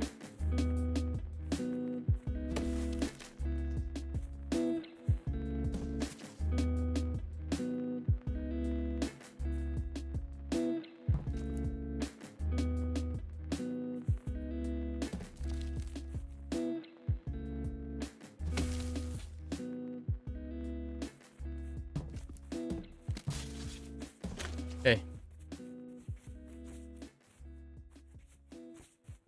We're not connecting those islands. Just... We know how to do that one. Alright. Let's go find more clouds. Do we have any more clouds? I'm sure there's...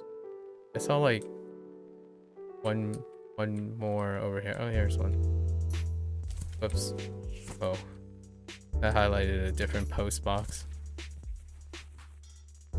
Oh no! Oh wait. Fine. There are islands that aren't connected anymore because I just undone them instead of finding a way back to them. You know what I mean? Like when you get on Snowman, it just gets stuck. So all I did was just rewind. All right. Going extra innings before I take a bathroom break. Okay.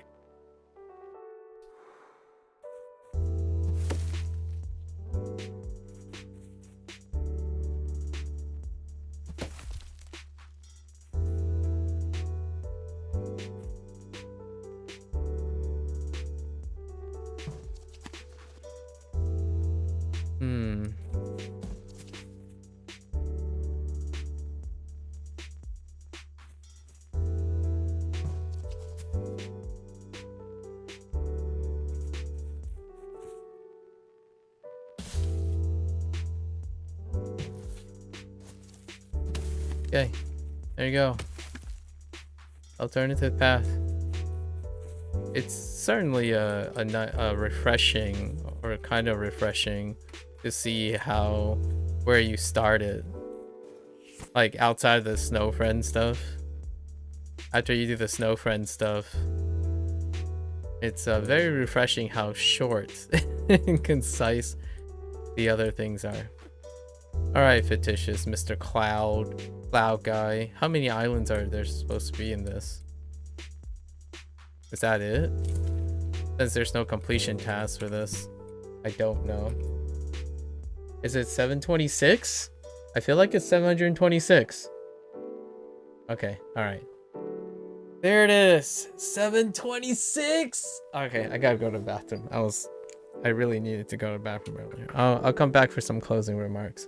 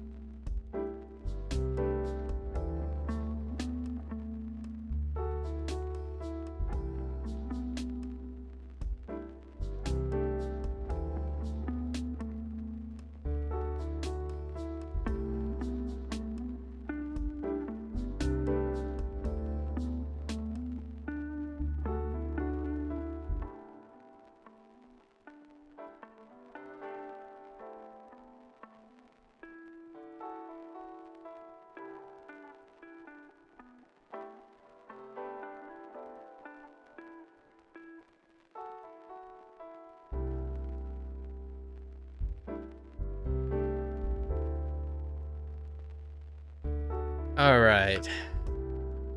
Well, you definitely see the timer right there. I believe that's 2 days, 9 hours, and 20 minutes. 2 days being what? So 48.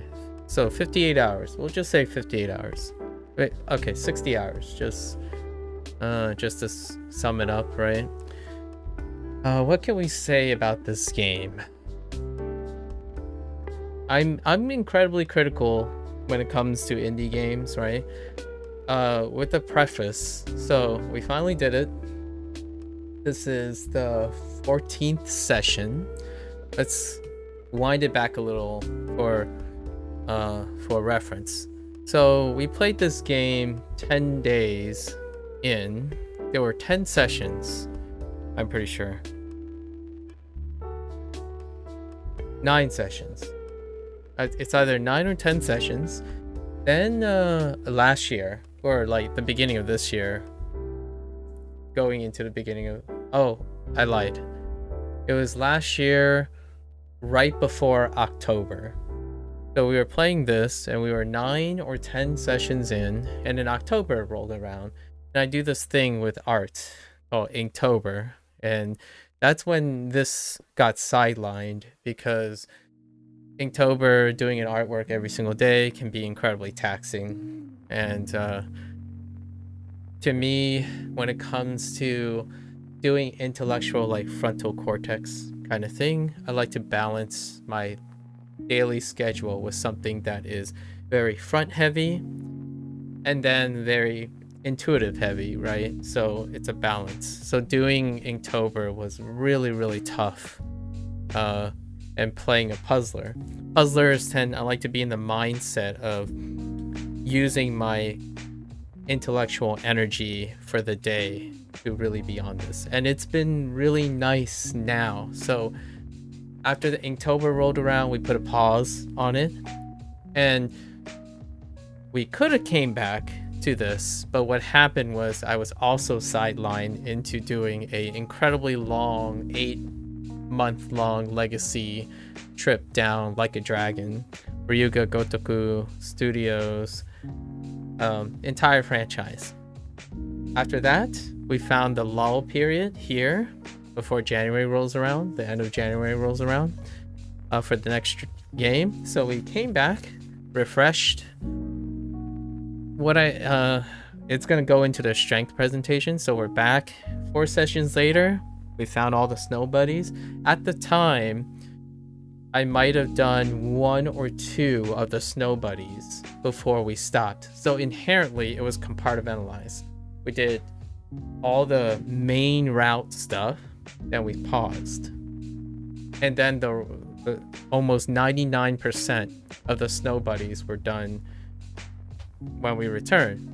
And that was very strategically agreed upon for myself, because I did believe that the game was designed in a wonderfully compartmentalized way that you can learn through the main route all the themes and basics and the knowledge checks, right?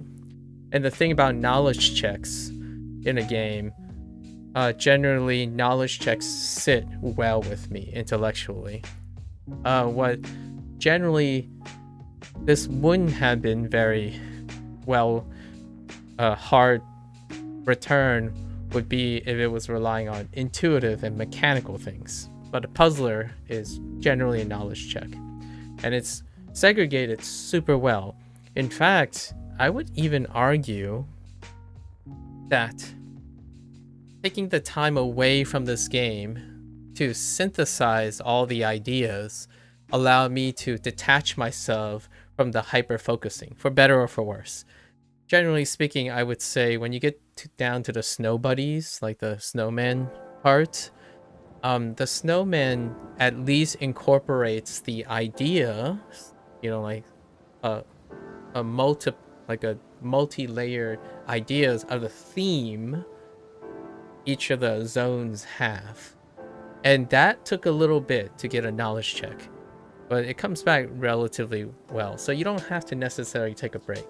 However, for me, I thought it was quite refreshing to rediscover some of the themes. So when you get back into that mindset, I didn't carry the burden of the main routes. So when you're main routing around and you bump into a snowman, the last main route you did, for me, I tend to like associate it and get like stuck in a box for quite some time. So taking a break from it, even no matter how long, it was almost a year since I returned, doing the snowman then was incredibly refreshing. It's a great way to test how much I remembered. All the highest level of it's kind of like revisiting a friend, like picking up a great scientific article and revisiting methodologies and in science or something. Like the nostalgia just punches me in the face with the knowledge, right? It's a very palpable experience that is distinctive to specific types of people, and I'm one of those specific types of people. It's not for everyone, and everyone's on a spectrum, right, of where you get your things. Intellectual like knowledge check oriented things are incredibly rewarding to me. Absolutely rewarding. Like this last 4 sessions of last 4 or 5 sessions of a Monsters Expedition actually blew it even topped the first 9 days, and the first 9 days was glorious.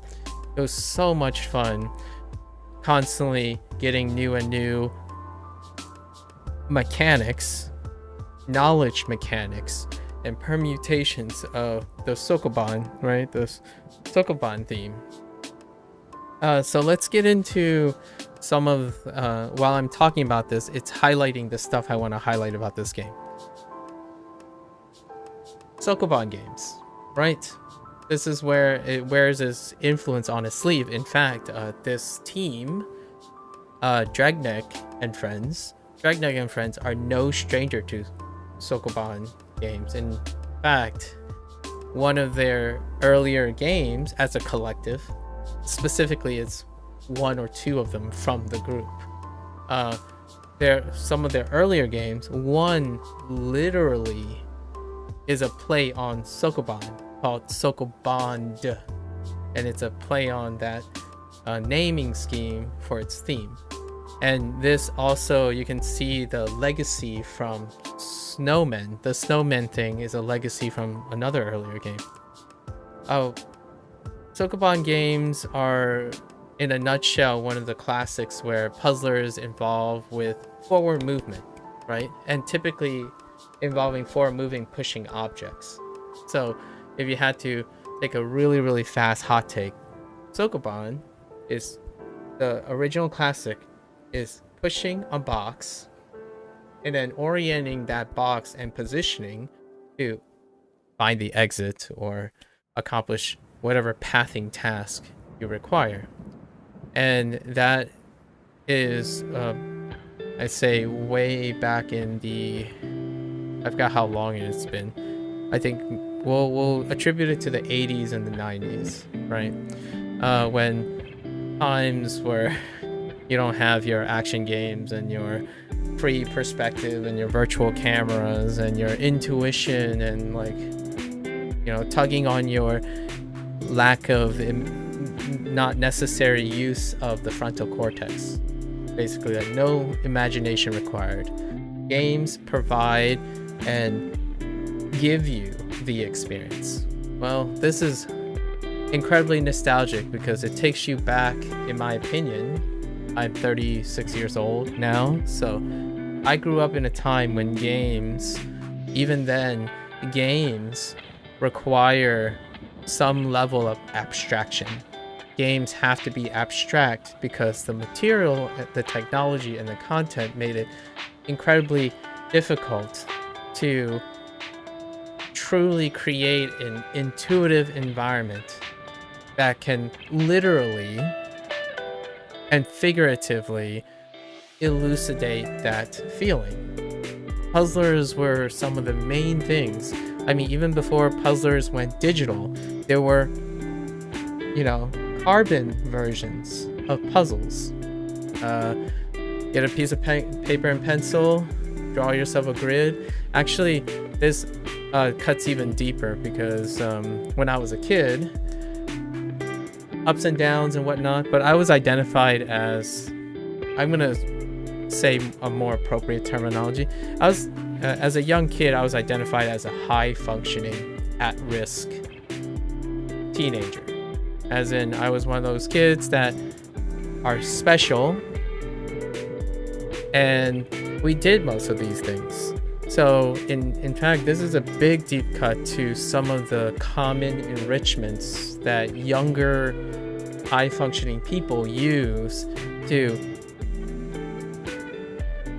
I want to say it's to enrich the kids. The deep cut here is it's to occupy the kids. Because when I was younger, let's be real, when you're young, you're inexperienced, your worldview is so constrained that you're typically focusing on the task at hand. And the reason why I considered myself, the real truth about it is that I was a high risk, high functioning kid, is because things are dull and boring when you are not stimulated. Your neuronal stimulation is very minimized because the daily activities were more intuition. It was developing skills that inherently are already intuitive for me. Just things weren't intellectually stimulating. Where does this come in? Like, where does this relate to this type of game?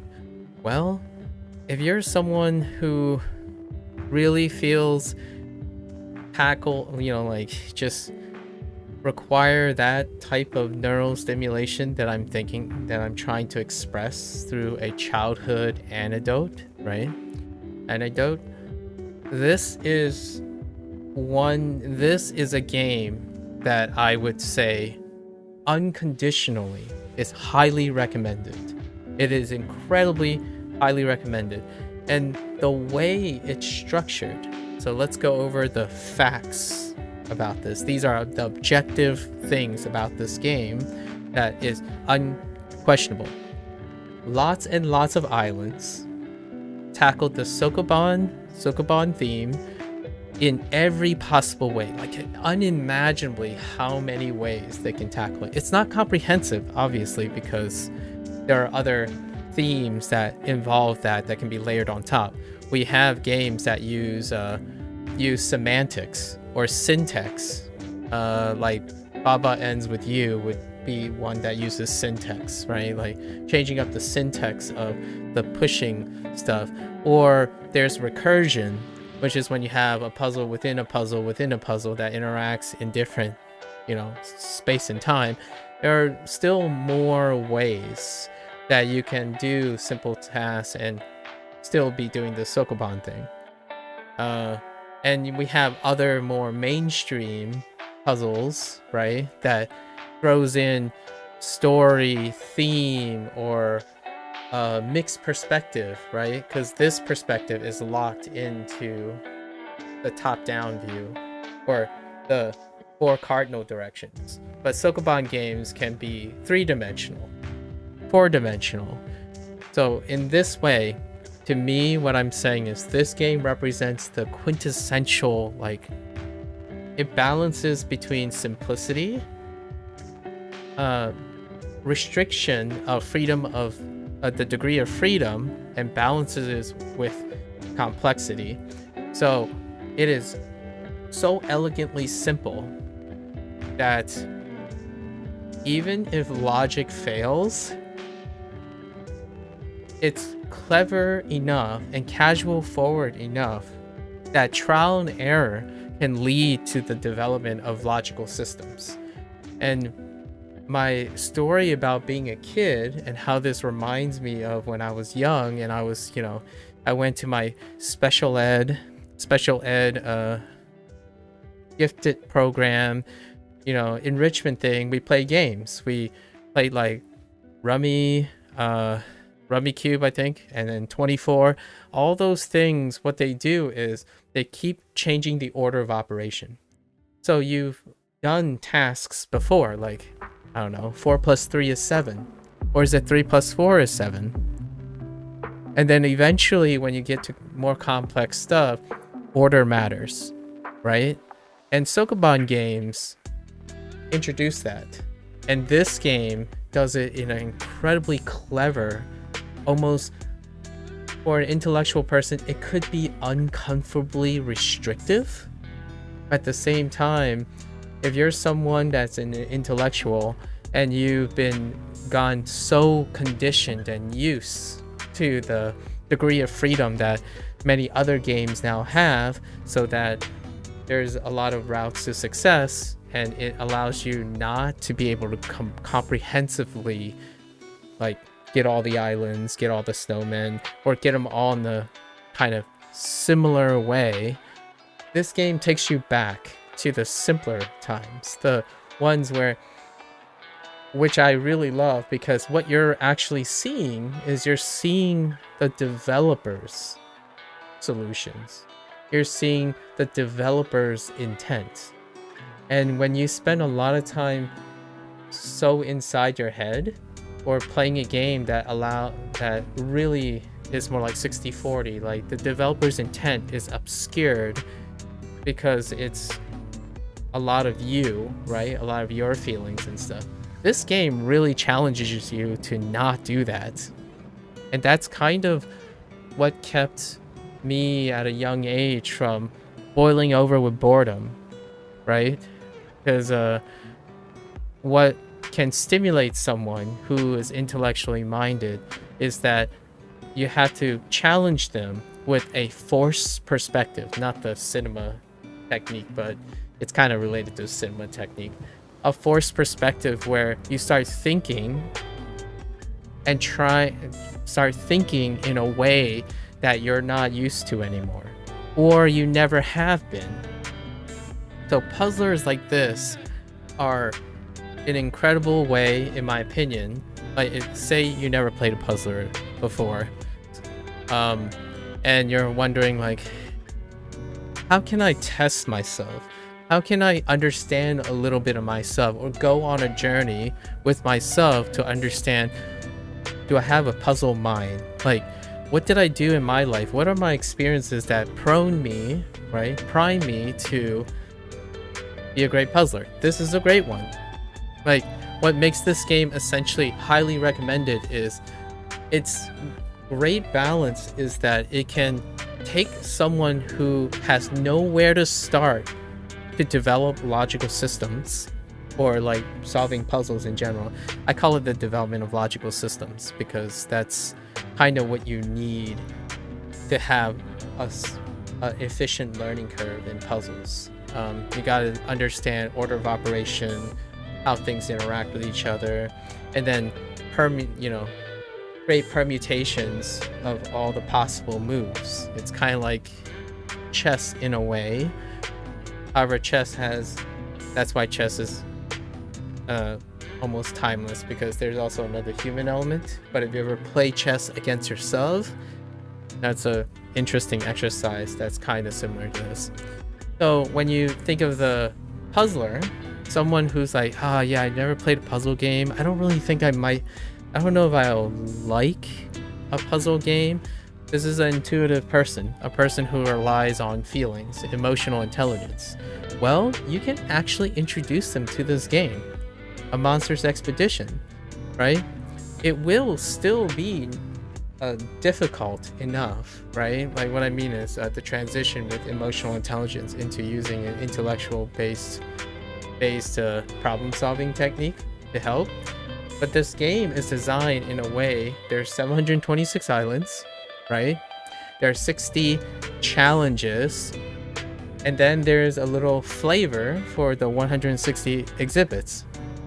What it does is it cleverly breaks up the tandem, make it feel like you're exploring something big, while at the same time you can drop and go, drop and go. One island a day keeps your brain oiled for your day, right? So the idea is it's so cleverly made so that it gives you a feeling of growth literally with your eyes. So like you can literally see your growth, right? Because you started with one island. Literally see the growth, feel the growth, and process the growth. And all this creates a compartmentalized into islands, and those islands are thematically part of that exploration thing. The puzzle game could easily just be each island in isolation with no form of connectivity, right? No adherence to the emotional intelligence, the emotional visible need for reward. So this is a great, clever way, minimalistic way to show you're forming new neurons, right? Each of the islands are color coded or thematically coded, right? The surfaces are thematically coded. Each of those things are different themes. The clusters are different themes of the Sokoban mechanic. And you can think of it as this is where I have to get a little I have to pay a little homage to neurology, right? You can even imagine this is almost figuratively and metaphorically kind of like how your neurons work. When you develop a new logical systems, like a new idea and associate it with something, you're creating new connections, right? And this map metaphorically, literally, I don't even, like, all of the above show you that you're legitimately forming connections. Islands form connections like the neurons in your brain, right? Our neurons are fluid. How the neuronal connections grow, get pruned, get changed around. That's kind of how we store memories and understand like critical thinking and skill building in general. So this is so poetic. Like, so in a way, to me, it's clever in both a pragmatic way, a lucrative way, a pragmatic resource way, and it's also emotionally intelligent design, because it allows you to feel like you're accumulating something visually, and at the same time it compartmentalizes all of it so you can stop and go. And by the way, like a lot of these clever indie puzzler games, it's available on your mobile platform, so you can do a little bit of enrichment and logic practice, because it's kind of humorous that I'm throwing this word logic around. However, it's an incredibly misunderstood process in puzzles, right? A lot of times, I'm going to do a slight digression that I usually bring up when it comes to puzzles. Puzzles are incredibly wonderful and satisfying, and possibly an enriching educational tool, is because they're designed incredibly logically. That, however, is often misunderstood as intuition. Yes, puzzles can be intuitive. However, the ones that you garner the most enrichment for are ones that weren't originally intuitive. They are logical, and logic helps you discover and create intuition. The vast majority of games, when there's a puzzle game and the first thing you think is, this is really hard because it's not logical, quote unquote not logical, typically most people are talking about how they're not intuitive. Well, puzzle games break that wall all the time, and this game most definitely will break your intuition. Sokoban games break intuition all the time. For example, the first thought would be like, man, why can't I just like step up on this rock and pull this over? Well, I mean, the rules are you can only push. You can't pull or lift, right? They're not intuitive. They're very logical if you know what the rules are. So why is that important to mention?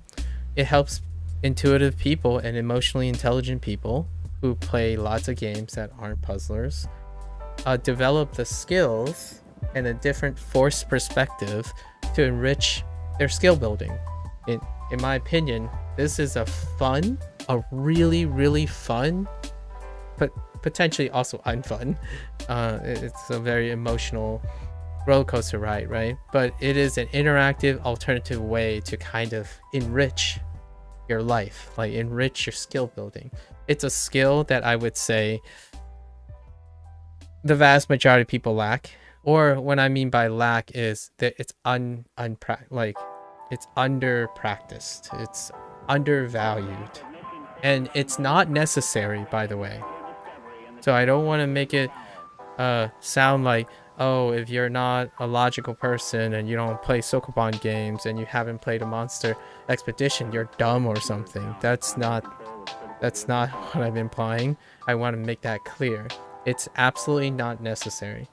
However, if you're up to the challenge and you have some time, right? It's so dumb. So if you have some time playing one island, and here's another facts, right? Let's bring in another facts of a Monster Expedition. The main route, when you cross the main route, so when you get from your starting position, which is somewhere here, right here, and you make it to the boat, the boat up here in the middle of the screen, that is, to me, they designed it in a way that that's the 80 percentile mark. So I know I don't know, most people who play games and stuff think about the 80-20 econ thing, but generally my rule of thumb in terms of like intellectual skill building, not emotional skill building, but intellectual skill building, which is the thing where it requires abstraction to take an abstract idea and be able to apply it with enough proficiency to other things. I usually go by the 80-20, which is when you finish this game, the puzzler, and if you leave the extra stuff there, which is the snow friends, right? The snowmen, are you competent enough within the 80th percentile for completing it? And I feel this game did just that. It's incredible that this developer, I don't know if it was an intent or not, but decided, and I believe they decided because it's in the design, it's so quite obvious, they decided that the cutoff is to only integrate like 2 degrees of freedom max. So maybe an interaction point between 2 mechanics in the Sokoban thing in order to cross the finish line, the ceremonious finish line of exiting this game. And that to me is an exercise in discipline and understanding where's the line for people to complete this game. And it is set slightly high because I feel like they're very optimistic about their design that encourages people to cross the finish line. And then at that next 20 percentile with the snowmen, which integrates, I would say it typically integrates 3 degrees of freedom, if not 4. Some of them, maybe 1 or 2 had 4. And what I mean by degrees of freedom, in this game is specifically depicted by an interaction point. So like, I don't know, a log sliding across a log before it hits the water, a raft being made on top of the surface, and so how many degrees of freedom you have to consider. And they picked a really elegant one, and at least just 2, if not just 1 really, And each of the zones, right, you can see clearly, even visibly, each of the zones integrate 1 or 2 degrees of freedom. That allows someone to naturally form logical intuition, right? Form the intuition from the logic at a pace that isn't incredibly exponential. And that, to me, makes this game almost universally recommendable. They exercise discipline in their design to not, pull a, hey, we can make these puzzles almost nearly impossible to make or to solve, which inherently is an exercise in poor emotional intelligence. For example, if you walk into a professor class, right, a master class, and that master class was more like a exercise in jargon and semantics from someone who clearly don't understand how to teach, right, or how to instruct. It's not like they're doing it intentionally. It's just the intent was, oh, this is a specialized place where you have to be in the 99th percentile in order to understand it. When you're designing a puzzle game, some puzzle games do end up falling into that ditch where you're close to the finish line, and it's just suddenly exponentially increased in degrees of freedom, and no one crosses the finish line, or like only the 95th or the 99th percentile crosses the finish line. And I think this game, it comes incredibly highly recommended universally, because not only for the veteran, the seasoned puzzler, it'll feel incredibly rewarding, because I believe it's like the 80th percentile cutoff. Like you pretty much have all the tools fundamentally trained to solve the snowmen if you wish. However, you've gotten the entire essence of their game and then some. A few challenges thrown in already naturally by the time you finish the game. What it does is it allows the introduction of like the uninitiated to also develop these skills. And that is why this game is incredibly well done. It's one of those things that are constantly really difficult to do, especially in a puzzler, because puzzlers are not intuitive at the start. So you have to incorporate enough intuition and emotional intelligence to compensate for the uninitiated, right? To encourage the uninitiated. So the island design, the big world map, all this stuff creates a sentimentalism and an attachment, while constantly introducing a non-intuitive component in the puzzle. There are other games that lean heavier into the emotional intelligence. For example, Portal, Valve's game, right? Portal 1 and Portal 2. It leans heavy into the emotional intelligence while still continuing to add more and more degrees of freedom into their puzzles. That's kind of the idea. The Witness, Talos Principle, puzzlers, the gold standard puzzlers found their balance to allow someone to see the finish line, pass the finish line, and offer extra. And what I did in the last 4 sessions was extra, and it felt glorious. But the main game felt glorious too. So what detracts from that is a lot of players, sure, they will stop, but they will feel rewarded, right? And it's a win-win, because the developers more or less was able to speak and show the fruits of their labor, while at the same time, most people, regardless of their skill competency, will leave very rewarded.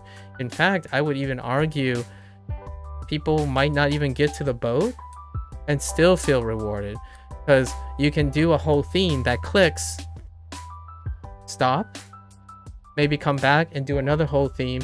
It's cleverly compartmentalized. All the top puzzle games that I can think of that I recommend over my past history do the same thing.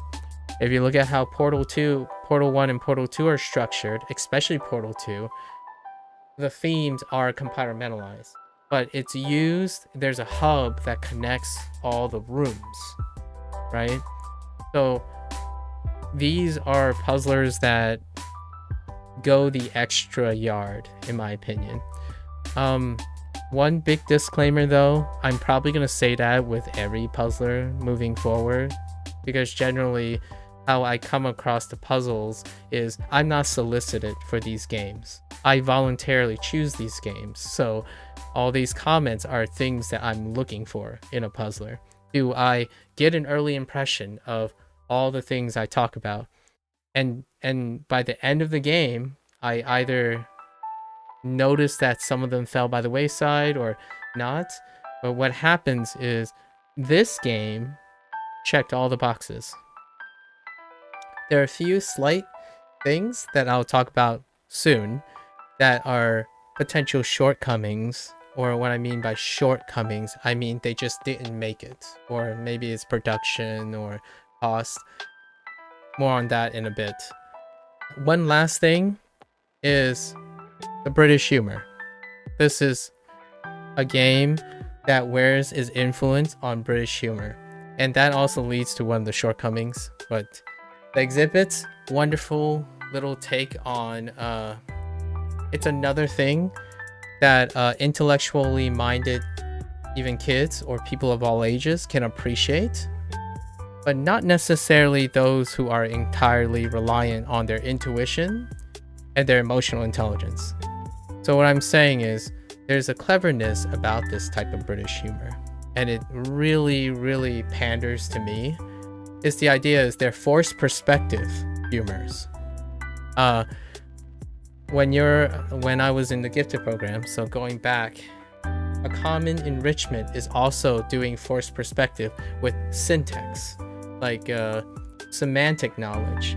So what I'm saying is a good example is a story with holes, or a pun. Pun is the most elementary and rudimentary, example of approachable intellectual humor. So what I mean is, in order to understand a pun, you need to understand the semantics, right? Otherwise, there will be a knowledge check. So there's a lot of humor that's relied on that. And one of the type of humor is forced perspective. So how that's brilliant in this game, absolutely brilliant, is because this puzzler is forced perspective. It's forced perspective based on the Sokoban genre, and its humor complements that. So when you go to an exhibit, right, it'd be, say, a TV. Well, if you're an uninitiated person, like someone who's new to Sokoban games, what do you think a TV might be? And what they did was they did a theme take on monsters, as in, what if you're not human and you looked at specific objects, and what you're intellectually attempting to do is create a forced perspective using creativity, and that creativity leads to humor. So they exercise their humor by inaccurately or inappropriately creating puns and different types of perspective on everyday objects, and that's so cleverly interwoven into a puzzle game. So when you're so the person who likes puzzle games or become receptive to the puzzle games would also likely be receptive to the humor that they placed in this game. It's incredibly clever. I don't know if they intended that. It might be like a whole feel thing, right? We like this type of puzzle game, and they pre-selected themselves for that type of humor. But generally speaking, when people are intellectually forward, they are also intellectually forward in terms of semantics. So it's not slapstick comedy. It's not, I punch someone in the butt. I punched someone in the balls and that's funny. Or someone flipped and slipped on the like that is intuition. That is very emotional forward. It's emotional intelligence humor, right? Or like, you know, that's so embarrassing kind of thing, or like cringy, that kind of, those humor elicits the other component. And they did not go that route, which is fantastic, because the type of humor they decided to employ and how it was like punctuated around the place to create like a varied experience, it's incredibly clever. It's absolutely brilliant how they did it. So what do you have as the objective summary, right? You have lots of islands, wonderfully compartmentalized, a very modest requirement of degree of freedom, casual forward and veteran forward, wonderful presentation, and in a minimalistic design that's compartmentalized for a drop and go session, right? And it's mobile friendly. It's like all platform friendly. And we're not talking about the usual stuff like, oh, is it graphically demanding and stuff? No, we're talking about the design philosophy itself is all platform friendly. As in, if you go to a mobile person, like go to a mobile gamer, would you play this game? It has the qualities and design that fits the behavior of someone who likes to play mobile games, as well as someone who wants to sit here like myself and make my brain fry for 5 hours in front of a desktop. So it's multifaceted. We're not talking, you know, just to make sure that statement is not about the usual surface level stuff where like, oh, this game doesn't look like GTA 6 or something like that, and it can't run on a smartphone. Those are very pragmatic and superficial things that, yeah, you can check them off. But we're talking about how this game was designed with the person in mind, the potential person to buy and play their game. It is still unfortunate. One of the downsides of puzzlers is the player pool is still fairly small. Like it doesn't go. It requires a intellectual investment, and even when I have this glowing perspective of this game, it's not like making millions or billions of copies, right? Because we have to contextualize this stuff. It is a gold standard, in my opinion. This game is a gold standard in a specific type of puzzle game. Because it's a specific type of puzzle game, the barrier, they try lowering the barrier as much as they can, which led to their success, relatively speaking. However, the mainstream, the vast majority of gamers are largely emotionally compromised coping escapisms, right? Escapists from reality, and typically that type of pre-selection psychology is someone who is more emotionally forward. They want to be taken for a very cathartic and exciting emotional ride, and this is not that. Puzzlers inherently don't do that. They tasks you and challenge you to do something.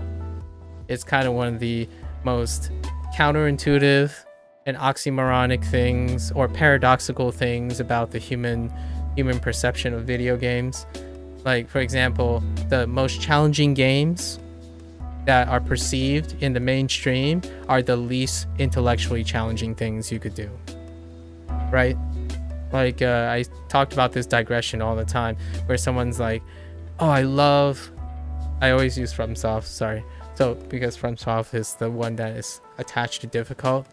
You know, those players like, oh yeah, this game is so difficult. You need to do this and this and that. And it's like, you can do it. And you even did it even better than ever, right? You can do all these things, then it's not difficult. The most difficult things are the things you don't approach. So anything that's not popular is inherently more difficult. So if you're like an edgelord going around, well, and you're still happy, that is a challenge taker. I mean, I'm kind of edgelordy, but I just spent the last 8 years playing like a dragon, so I bounce back and forth. It's not sustainable to be someone who really actually loves challenges. Like, if you're psychologically and intellectually inclined to be aware of what is considered difficult, you'll come to realize, in my opinion, most humans come to realize at some point it becomes non-sustainable. So if you're going around playing 600 hours of Souls games and then constantly going back, it's not difficult. That game is not difficult. This is. If it keeps forcing you to drop it, but they designed it in a way to make you come back, but it's constantly stopping you, that's difficult. It's not recommended either. I wouldn't go around and say that I'm a guy who like want to pick up 6 years worth of non-intuitive puzzlers so that I spend my entire life doing that. Dude, it gets really exhausting. Difficult things are incredibly exhausting in more ways than just I'm really tired, I should go to bed, or I'm really angry. You know, intellectual challenges are a component that not necessarily bound by emotions. So the puzzler, no matter how angry or sad, or there's no design that is making you offsetting like, hey, I'm sorry you're sad, but this puzzle isn't going to change because you're sad. This puzzle isn't with some strings attached. I still believe in the placebo effect. So I already described that when I came back in the second session, my mind was very healthy, you know. But the thing is, the difficulty, the dynamics of the game isn't designed to get any easier or any harder, which is what most mainstream games do in order to compensate for their difficulty. Puzzle games does not have that. It is the most raw form of this was it. So if you're stuck on a snow friend, it is only you that can use a resource that lowers its difficulty, and that's still fine. You'll still learn from having outside sources. Like one game I would say is Fez.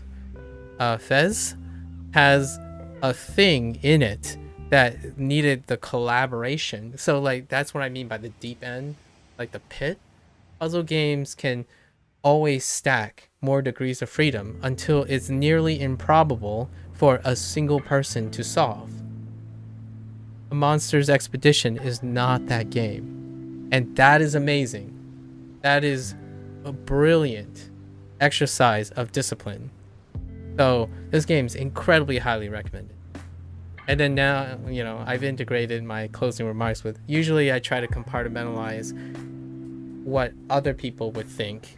They're veterans and stuff, and then my personal feelings, but it kind of all lumped together. Because like my personal anecdote is that I was a kid who was high functioning, and this is what I did for fun. Like this is the thing that kept me from endangering myself from the scariest thing, which I had a digression about, by the way, is the danger of boredom, right? And this game kind of really encapsulates what it's like to be someone who is incredibly high functioning.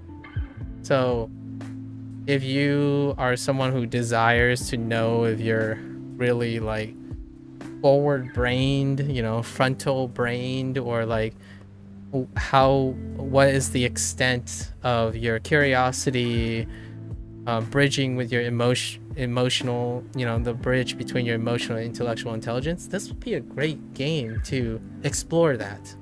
I mean, you're figuratively and literally exploring how you think.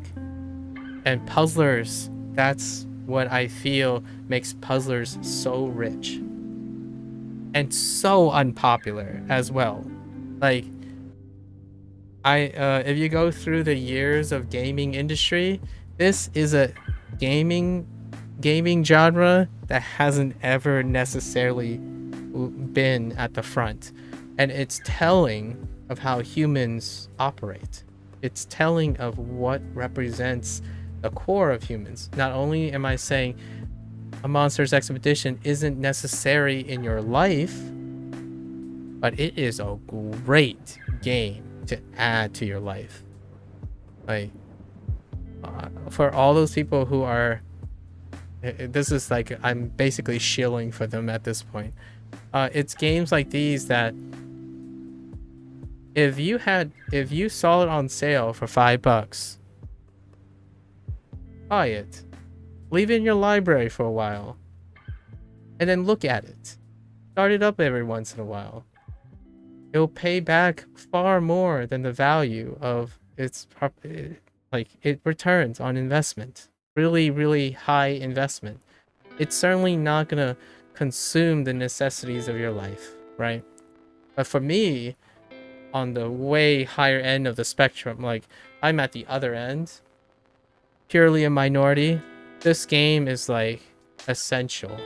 If you're a person who can relate to anything I have just said or talked about anecdotally from a young age until now, this game is absolutely imperative. It is a must play for those individuals. And then as you're going down, if you know you relate to some of the stuff I said and some of the stuff I focused on, maybe yes and no, and you can play like 40% of the game, 60% of the game, what have you. The design is impeccable. So now let's go into some of the stuff it doesn't have, and I'll highlight why it may perhaps increase its appeal, right?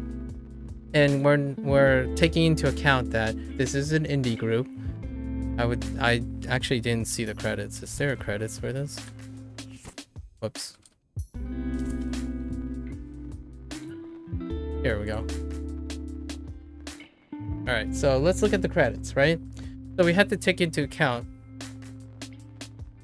they had basically one person for each role, occasionally two, and you can see a repeat of the same names. It looks like Benjamin Davis did quite a lot of roles, and then the QA is just extra people from other groups, but you can see that the group is incredibly small. And taking into account the things I'm going to state is largely being as respectful as possible to an indie game, right? You see all the testers, right? That's not necessarily a reflection of what it took to bring this game to life. You saw in the beginning credits that there were like three or four core people in the game. So with that said, there are things that obviously I'm saying because it's probably going to be in their future games, and I'm looking forward to their future games. In fact, we might actually go and explore all the other games that they make. Hopefully my brain won't fry from it. You'll see me play other puzzle games from time to time because it's always about moderation.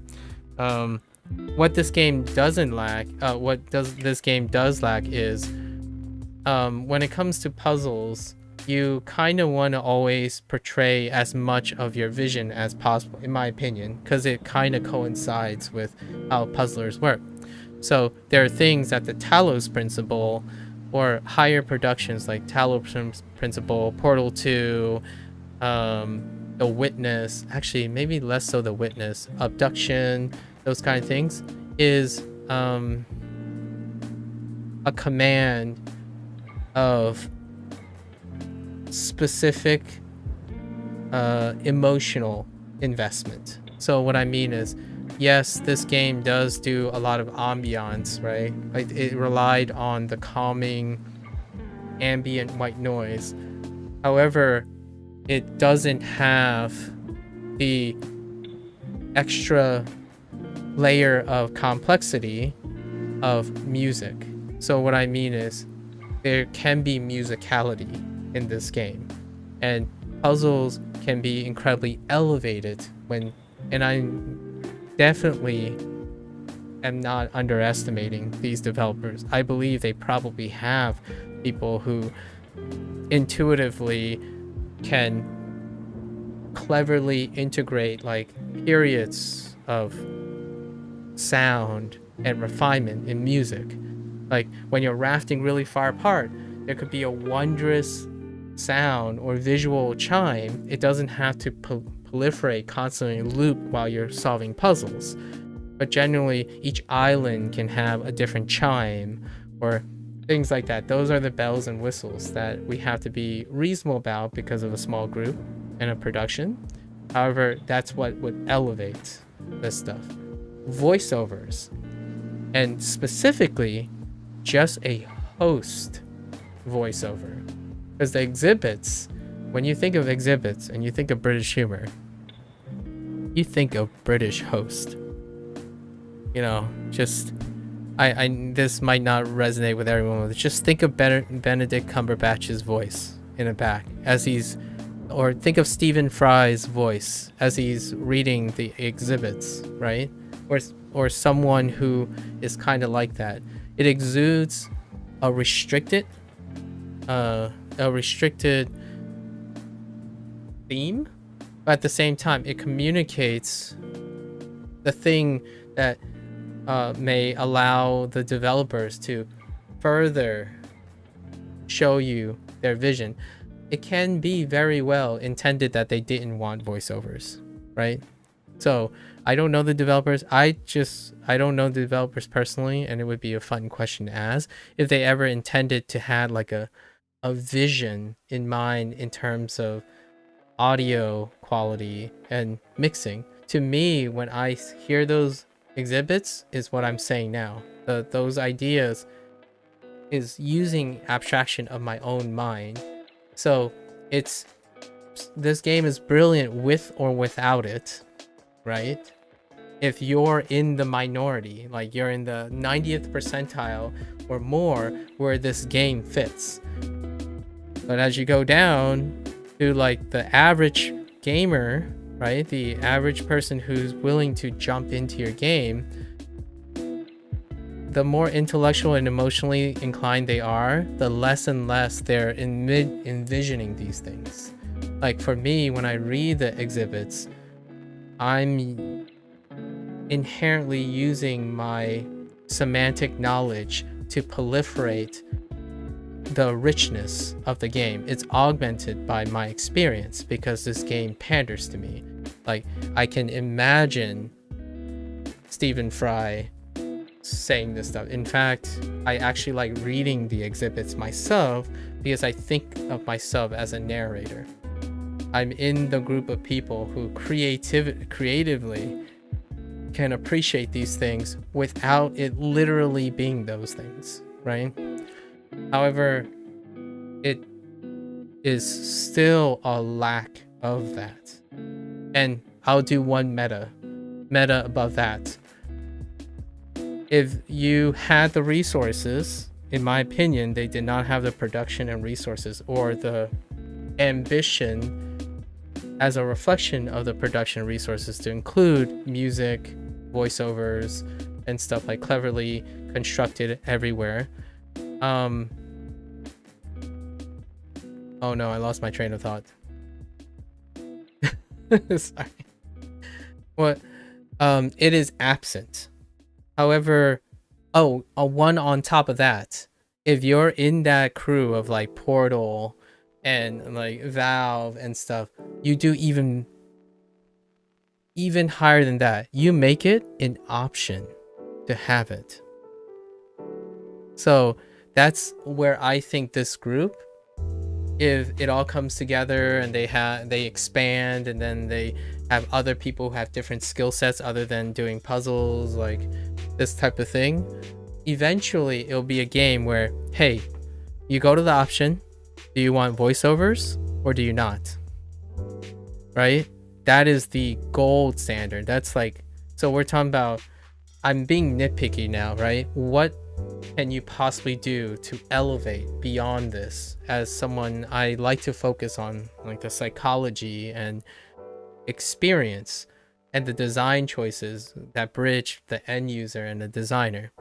What would elevate the future games like this is the idea of having the inclusion of specific music, voiceovers, which also recruits talent. Now, yes, talent costs money, but talent also makes more money.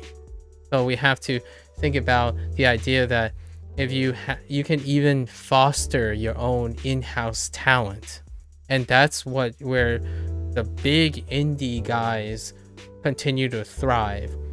A great example that isn't a puzzle game per se, but they are a gold standard in the indie genre of their sub-indie genre, Supergiant Games. They have in-house artists, in-house musicians, and they cultivated that in-house. So as you grow and become a bigger and bigger group, you start investing in talent. It doesn't have to be hired talent.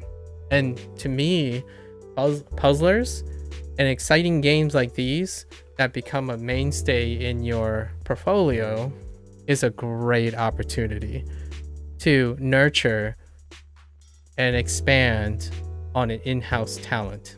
So for example, if they're going to make future games, I would love to hear a stock narrator, someone who is part of their group who does narration. It could actually end up being one of the group members now. They just take on another role, right?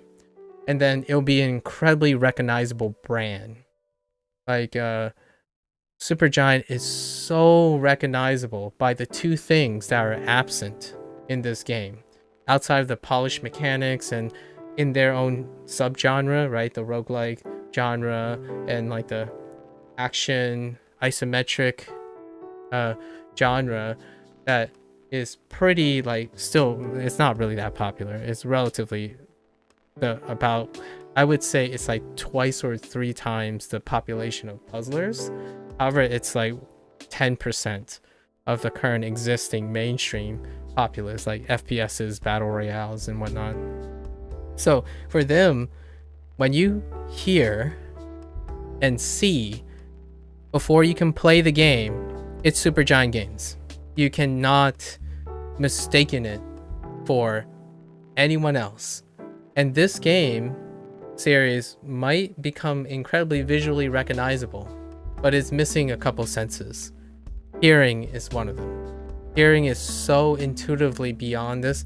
Like, I had a conversation a little bit about trying to get people to learn things that they're otherwise disinterested in. And it is incredibly profound how much more intuitive hearing something and for a long time versus seeing something for a very long time, especially an abstract thing.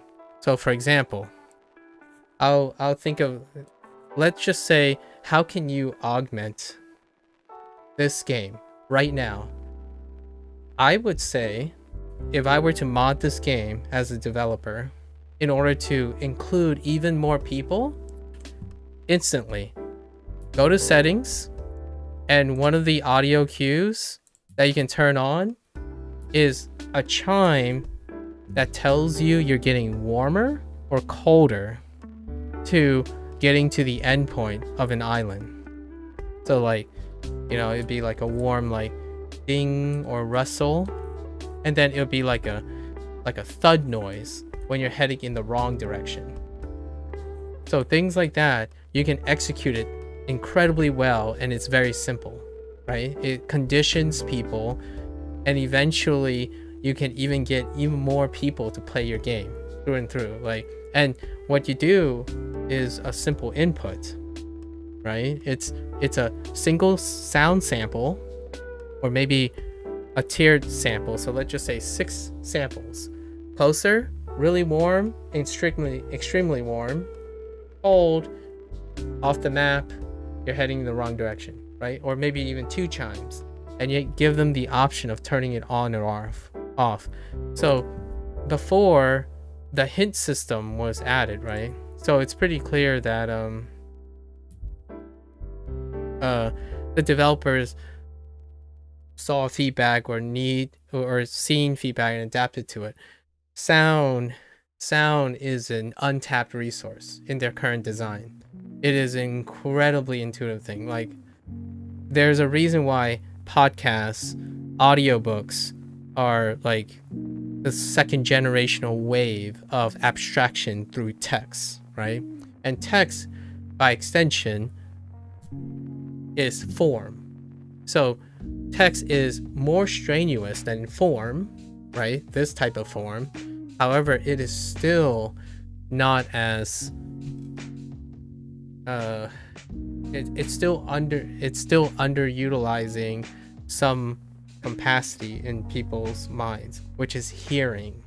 Hearing is incredibly emotionally bridgeable for gamers. And if you have a puzzle game that gives you chimes, like a great example are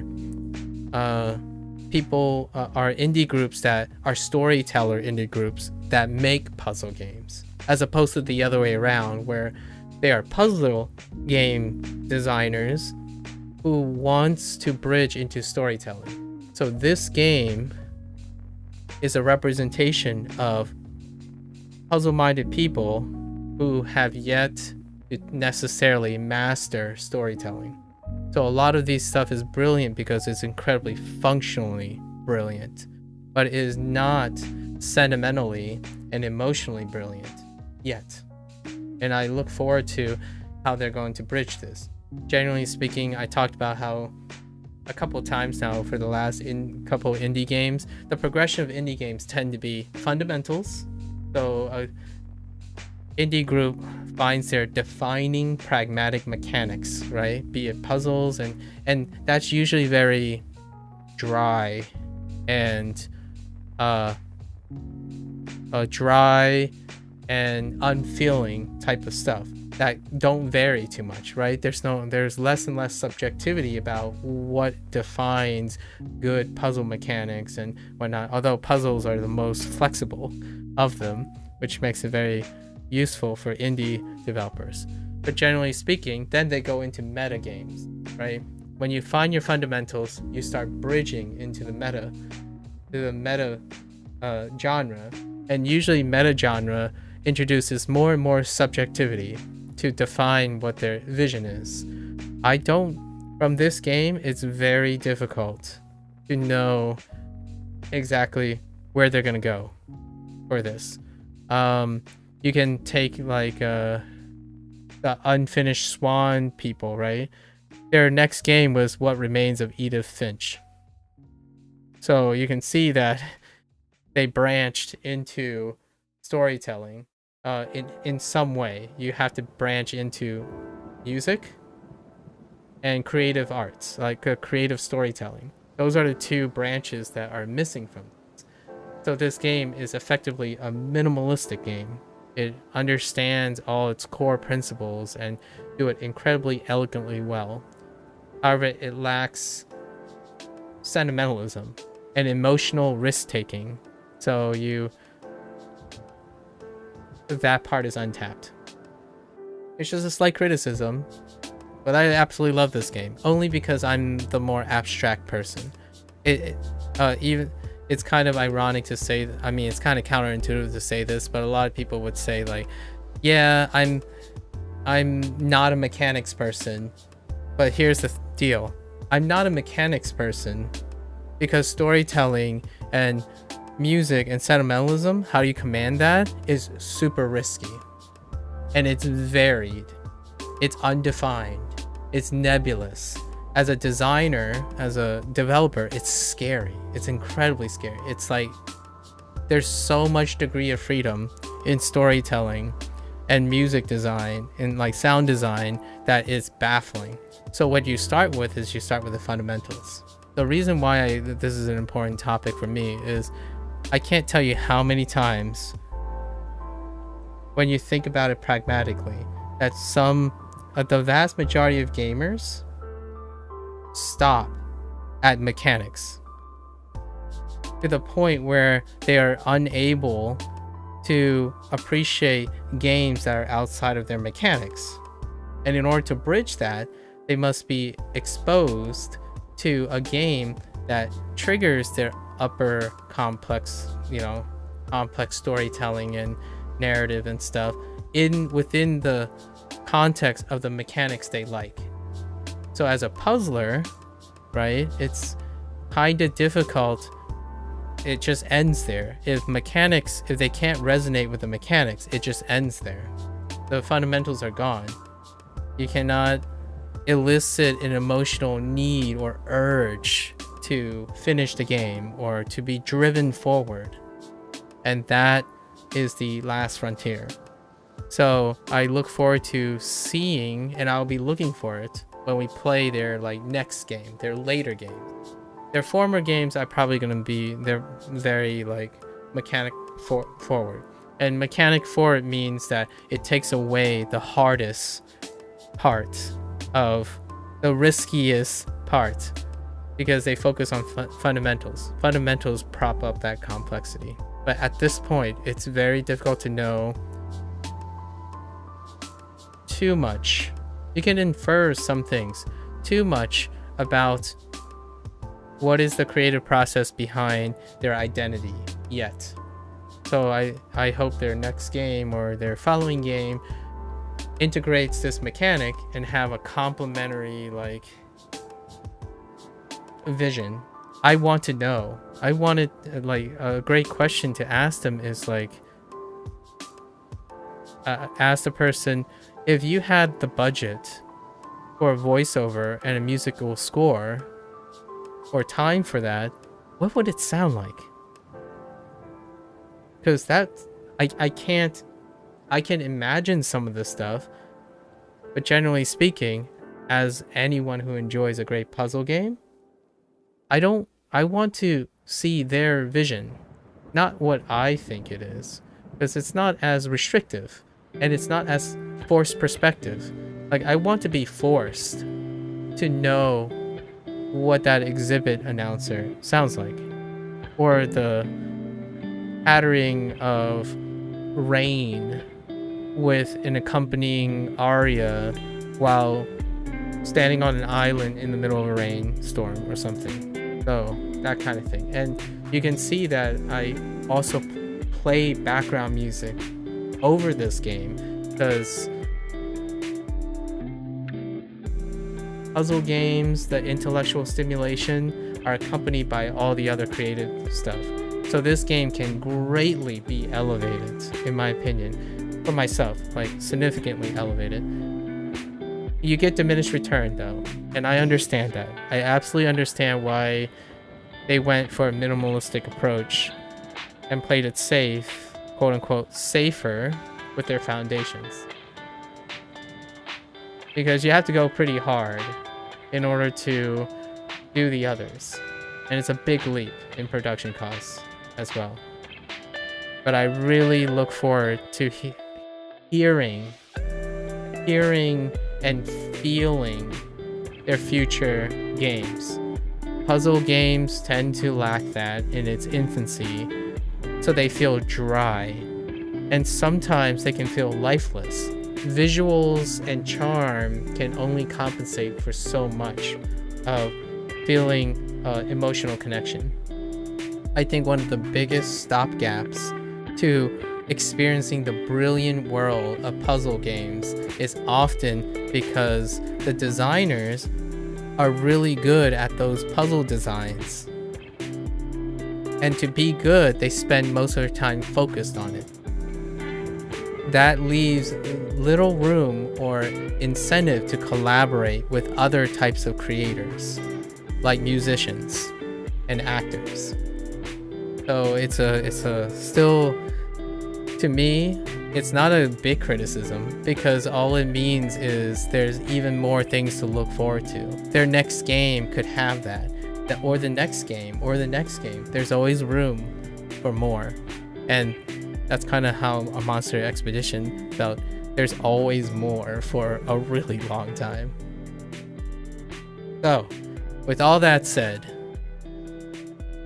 I usually give 2 numbers per se because it's a very psychologically cathartic thing to have like a wrap up number for both the end someone who's listening to me and for myself. For myself personally, this is an easy 9 with an asterisk, and that was what I was talking about.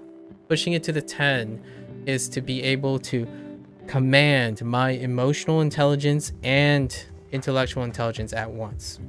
Portal 2 is a 10. Talos Principle is a 10. This is getting there. Like, I'm being like very critical, but it is highly recommended. The score to me is not a stamp of recommendation. Recommendation is either you shield for this, I will shield for this game, without a doubt. And then the rating is based on areas of improvements, areas of lacking areas, and positive pros and cons. And that has to me, is a separate thing. Like, you can be more likely to recommend something that's a 10 or a 9 or an 8, but recommendations tend to be based on how influential it can be, in my opinion. So 9, it is incredibly influential. Music and sound, that would elevate how influential it can be, to the point where your game could be identified by sound. The most influential games of at least my lifetime, you only have to play like the first 5 seconds of the game and it's recognizable by its sound alone. So, untapped resource, absolute 9. For the uninitiated, it's much like the 80-20 rule. Only I feel like this is a little bit higher. So I'm going to say like 8 out of 10. I would say the uninitiated, those that don't know what they're getting into, it's kind of an 8 out of 10. So like I would say, if you recommend this game to someone, 8 out of 10 people who are uninitiated and initiated would likely find this game through and through rewarding, right? So that's 9 for me. There's some untapped potential. It's really rare that I give 10s most of the time. However, I always recommend the games. And also, it's rare that I ever give low scores because I'm not a person who gets solicited for the game. If I get solicited for the game, then it's not something I curated and pre-selected for myself. Most of all my games that I play are between 8 and 9. Because often I don't miss the point on me until I get solicited. Then maybe there will be like 7s and 6s. I do play live service games, and those you don't know what happened in the future. So it's a balance. Like, I know when I do not resonate with something. But generally that doesn't stop me from trying to find great ways to recommend it to appropriate people and word of caution to inappropriate people. So in this case, it's an 8 out of 10 because there are at least 20% of the population that would find this very difficult to enjoy, play, or resonate with. I would drop it kind of like 25%, but I'm rounding up because I really love this game.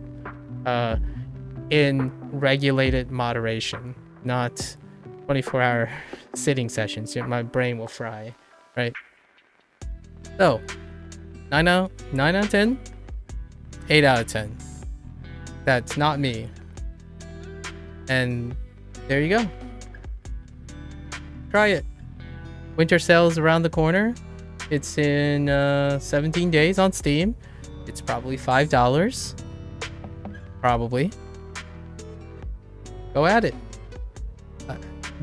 My closing remark would be if you want to go on a path of self-exploration of how intellectually forward you are for, I don't know, 14 hours in the next year, I can think of comparable experiences, but this is more or less a gold standard for this specific type of puzzler. There you have it. Alright, as always, thanks for listening, thanks for hanging out. If you're gonna watch this later, Thanks for watching. Until next time, and the next puzzle game, perhaps soon, TM. Stay safe, stay healthy, work on that net positive lifestyle, and I'll catch you guys on the next one. Take care. Bye now.